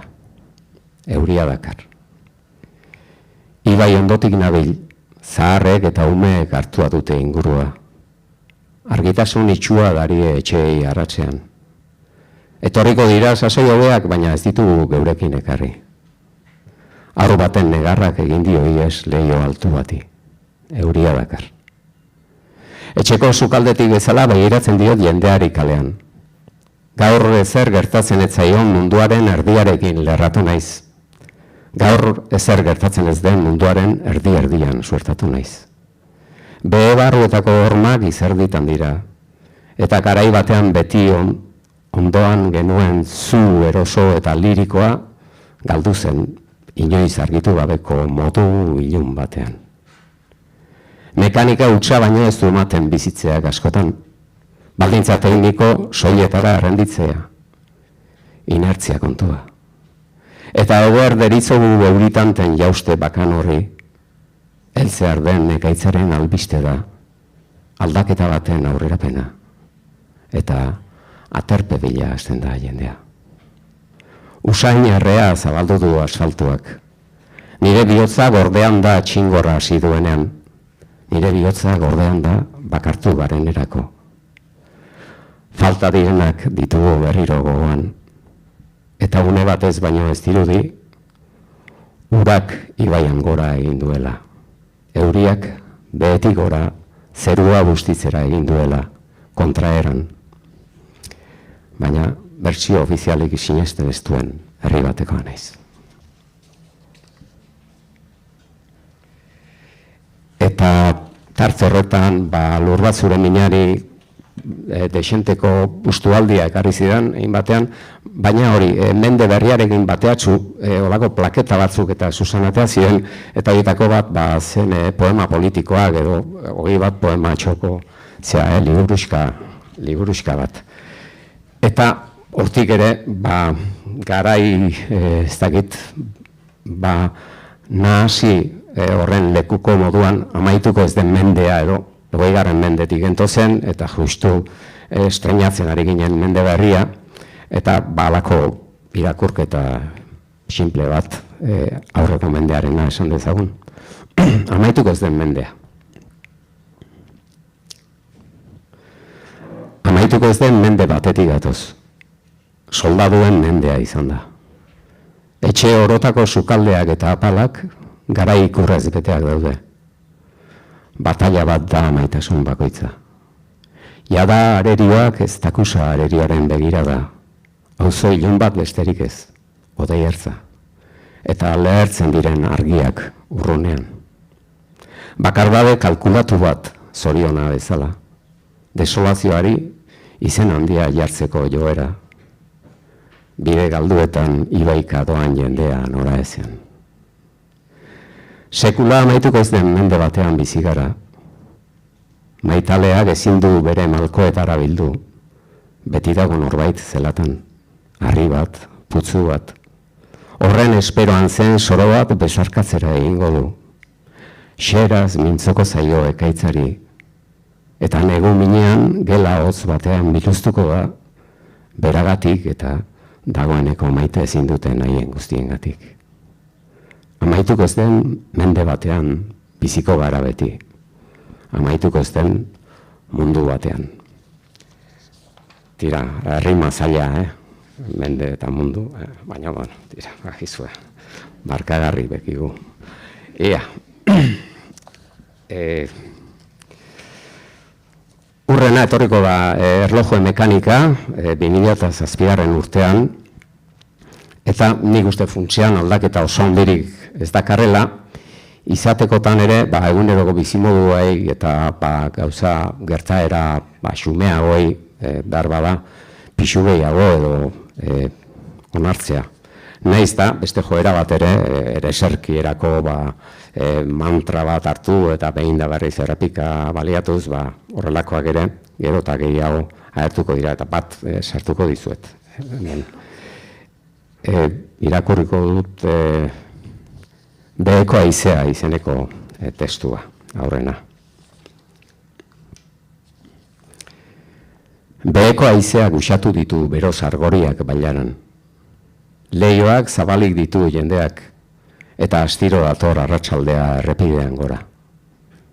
Supermerkatutik bueltan, oker begiratu dit kalean Andre batek.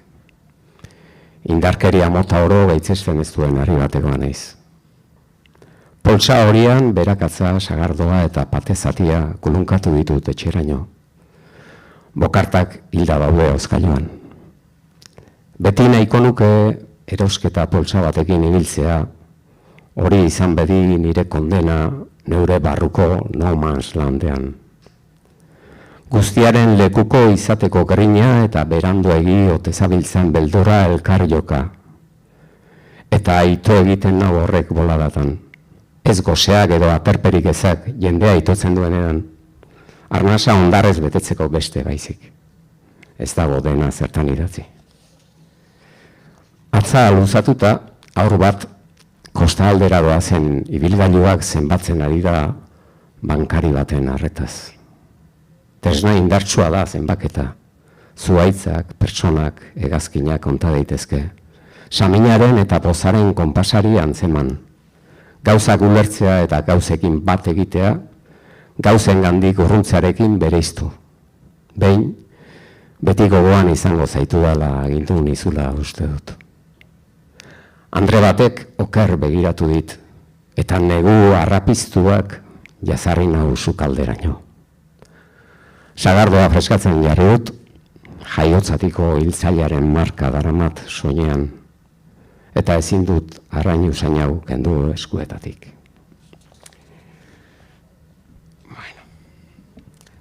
Beste giro batekoa, esan dizuet, bai alako zera, ere eserki kutsukoa edo mundua izenekoa irakurri nahi dizuet orain. Liburu berekoa, erlojoen mekanikatik hartuta.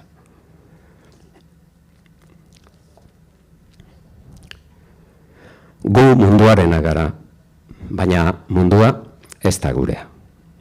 Gu euriarena gara, jendearena gara, baina mundua ez da gurea. Munduak baditu bazterrak maitatzeko eta desmaitatzeko, kale arte eta egunak, etxe jasogarriak, zelai izoztuak, errepide argiztatuak gauean, munduarenak dira. Naiz munduan bizi, naiz mundua gugan bizi aldi batez, mundua ez da gurea. Denok gara munduarenak. Batzuetan ematen du munduak baduela jabea. Esaten dugu badela gure mundu bat. Gurea ez delako defenditzen dugun mundua. Gurea izan ez dadin defenditzen duguna.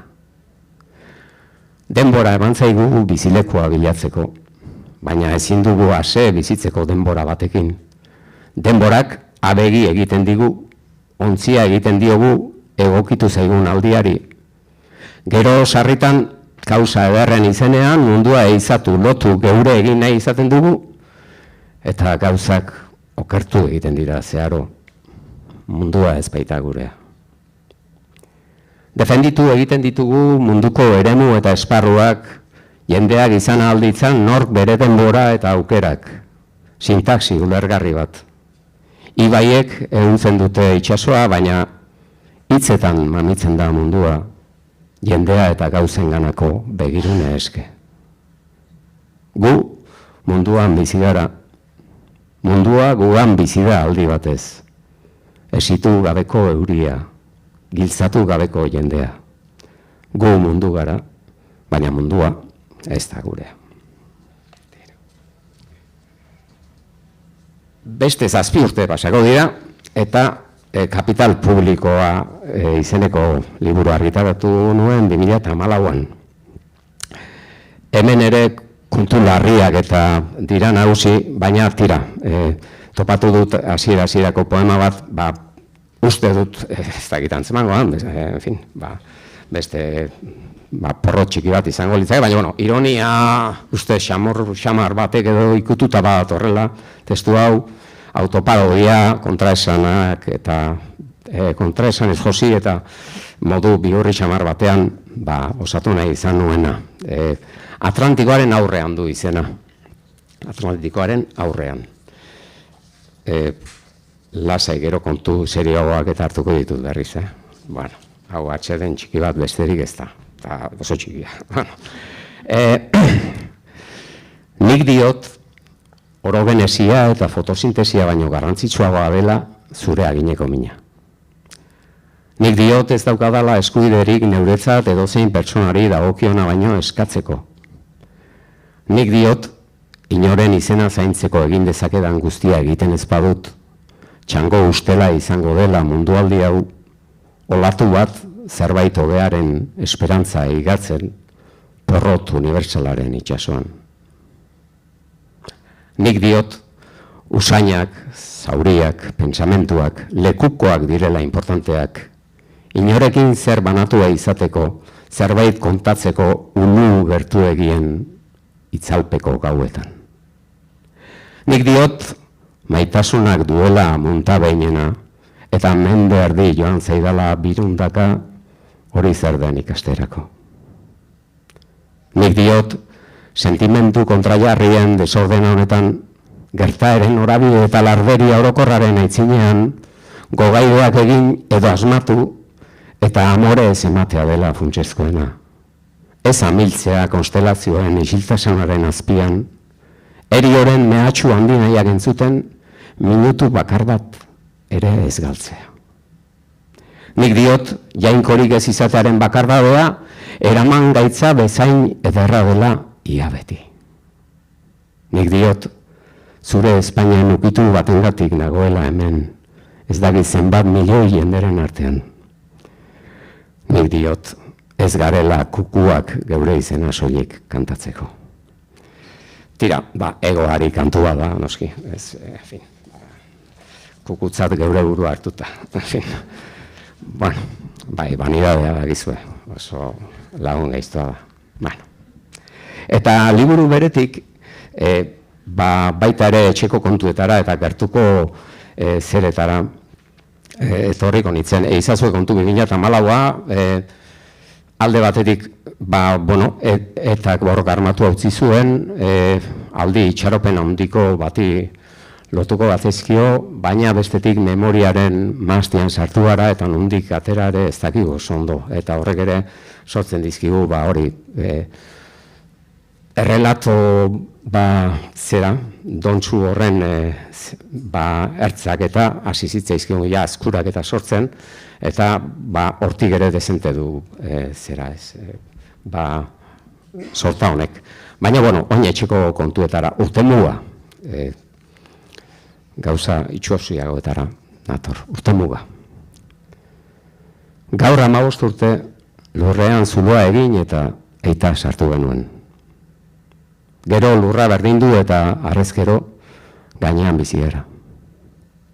Ez ginen aurrenak izan, ez gara bakarrak. Seguru gauza konpontzitezkeela beste modu batera, baina ez genuen jakin nola. Milioika jende bizi da gure antzera maiz larri, inoiz ez axola edo pozik, gurasoen hilobiaren gainean. Denok maite dugu bakea eta edertasuna. Seguru gauzak konpontzitezkela beste modu batera, eta ez genuen jakin nola. Gaur 15 urte lurrean zuloa egin eta aita sartu genuen, baina ahaztu egin zitzaigun haren ondasunak lurperatzea.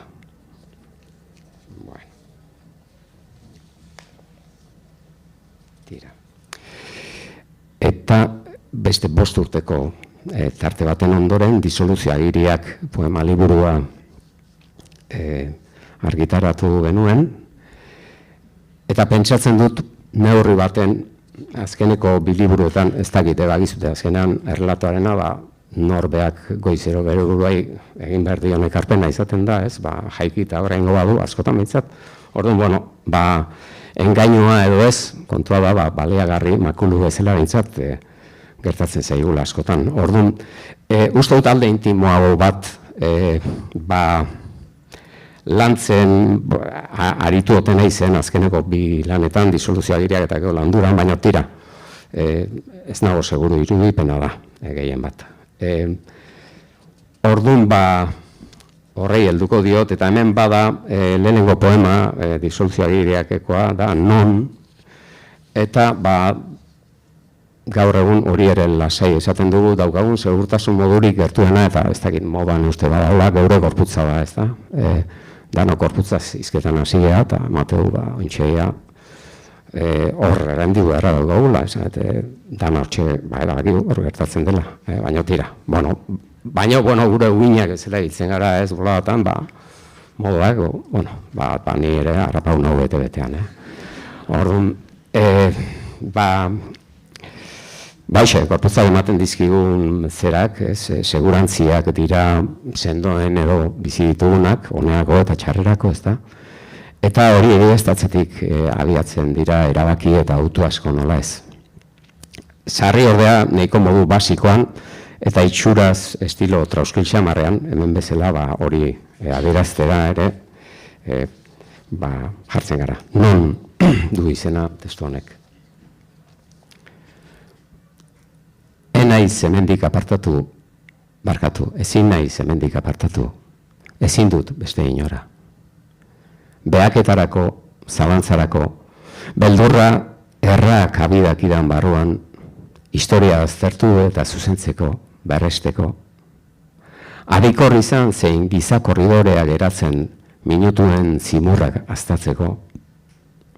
Zoko bat bilatu arrazoiari, egiteko eta sentitzeko. Eta hori guztia, hemen beste inon ezin dut. Nire egunen horri hautsietan beste inor aurkitzeko, borroka egiteko, maitatzeko, ezin dut beste inora. Gorputz hau daukat, besterik ez. Lurralde urtetsu hau, ez beste ezer. Tira, eta landurara iritsi gara, hartu arnasa, eta tira, ez dugu asko luzatuko eta saioa. Arrazoiak izeneko testua ekarri dut, harinera jo nahiko nuke azken aldera, baina landurak badu baita ere bere karga, eta nik uste pandemiak hor naita ez arrasto sakon xamarra utzi zuela, eta horregatik naiz borondatez xe izan nahi larrira joko dut berriro ere, edo larri xamarrera behintzat. Horun hasiera honekin emango diot azkeneko sortatxo honi. ikusiko zute kontrakoen arteko talka, kezka eta zalantzean ukenduen igutzia, eta hoxe, lokatza artean, baina arrazoiketaren kurpiloiek nola ala, aurrera egin nahian topauko ditugu. Arrazoiak. Inon badenik ez dakit gure sasoi hau garbitzeko makina. Ez dakit posible den inor etxerik gabeko historia batera kondenatzea. Badagoela diogu, baina gero ez da izaten jakirik denontzat. Nahikoa badela diogu eta gero ez daukagu denok arnasteko behar besteko airea.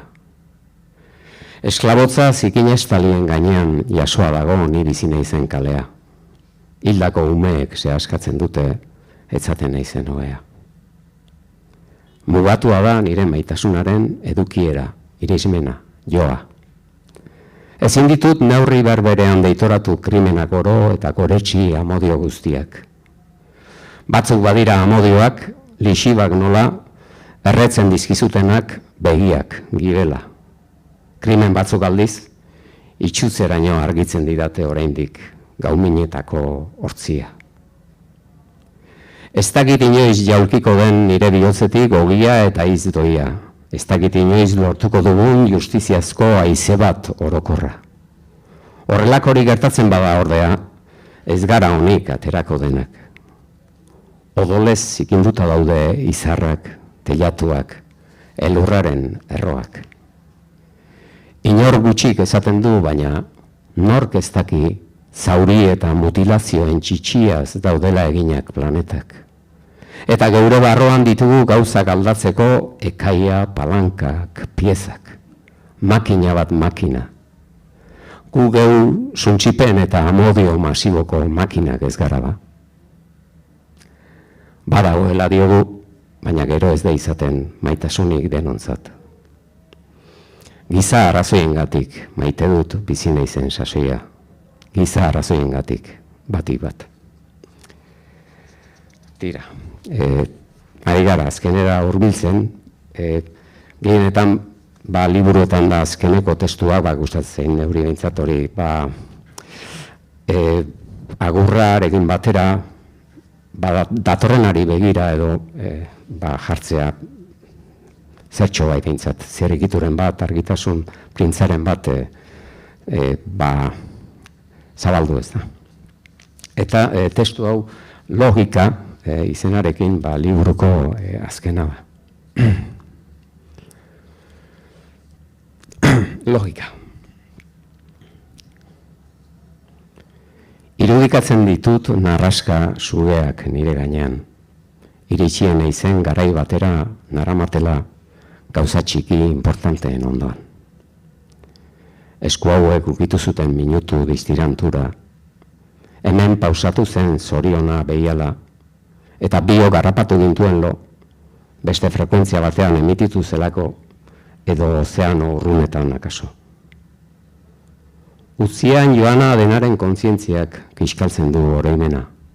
Bodegoietan, Marcos kanpo eroritako fruituak biltzen dabilenaren antzera. Ez bizitzea zen normalena, ez jaiotzea, ez hiltzea. Ez narras, ez oskol, ez abia, ez karraska. Ez bizitzea zen, gertaziteken aukerarik mamiena, ez izatea. Eta istripu honen arbolatik jaitsi ginenok, argi printzak ostu nahian gabiltza egun, gauza gero eta txikiagoen artean, destinoaren aldiri dudazkoan, ohatze lerroak prest ditugula jaiogabeko aurrentzat. Eta azkenera etorrita, ustez hartuko gala, hoxe, Euriaz izeneko testua, hau da, landuran hasieran jarrian eukana, baina, keinu polita iritu zait, lehen irakurri maite zaitu dalako anereia euriaren zikloa eta presentzia handia du urak eta euriak eta itxasoak eta ibaiak ere bai, nire testuetan, eta, amaitu nahi izan dut baita ere euriarekin, eta honek ez dakit berresten duen, baina hori izaten duena azkeneko lanetan berriz ere lehenera buelta bat hoxe, 50 urteko motxilagin, baina, hoxe, lehenera buelta bat edo, ez ote den ari ez dakite, irudipena izan lehike horire, tira. Orduan, hasiera horrekin erraz liteke, historia ez da borobila, zorionez, eta poesia ere ez, baina gauza askotan kiribil xamara bai. Orduan, euriaz. Euria izateko ikasi. Arnasa, lurrun, landura izan aurrena eta ohartu ez, barkatu. Landura zerren ez dizu eta zaldu, ze batzuk segura asko. Orduan, lambroa edo lausoa, lurruna, geuna, hasi gonez berriro, euriaz. Euria izateko ikasi. Arnasa, lurrun, landura izan aurrena eta ohartu ez. Tanta baten baitan hasi eta tanta herri bateko tanta bilakatu ero. Oztua ala, onenean izatera etorri, edo mulko dardaratien tribuko odei xurisketan. Aire isilaren besoartean, astiro piriraka erori, aur baten ilajean trabatu eta azkenean harridura espazio bat busti. Euria egiten bizi. Euria egiten bizi. Hauxe. Eta, zezango izo, nahikoa aguantatu nauzuela, eta hori eskartu. Nik poesiak, hemen apuntauta dokadan, azkeneko, zermoia, poesiak eskaini didala, bai ezagutzarako, eta emozio eta sentimentuen joskintzarako zerumuga emankor bat, eta hori munduari edo bizitzari eskartuak diot. Eta badakit ala ere, lanak eta talentuak, alegia, nahiko lan ez egiteak eta aski talentu izateak, ezarritako mugen kausaz, oina pausatu gabeko eremu ezin zabalagoak utziko ditu dala, beste askorentzako, eta datozela. Baina, hizkuntzaren ertz apartak jarri dizkit, eskura oparo, eta jende egiazale eta edergozearen unibertsoan barneratzeko giltzak ere eman dizkit, eta neude herrian parte sentitzeko ere bai. Beraz, ezin hobeto pagatuta nagoela, aitortu barut, nire munduaren zat atari minbera bat, eta ulerpide batzuk osatzeko aukera ere eman baitit poesiak. Orduan, honetxekin amaitu nahiko nuke. Eskarrik asko, eta ia.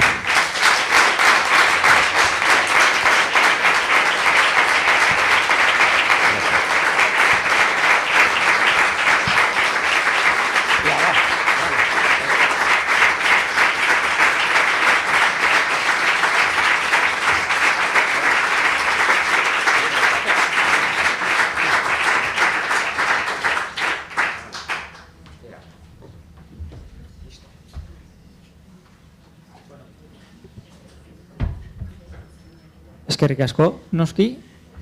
Ohar txiki bat, urtero bezala, ez dakit, veteranoa zaretena jakingo duzue, beran topa egiten dugu, sagardoarekin, sagardoa aipatu du, nahita izan da noski. Beran, sagardoarekin topa ingo dugu, hor belardi erditik doan paseo hortan. Eta argazki bat ateko dugu, talde argazkia, aurtengo jardunaldia borobiltzeko.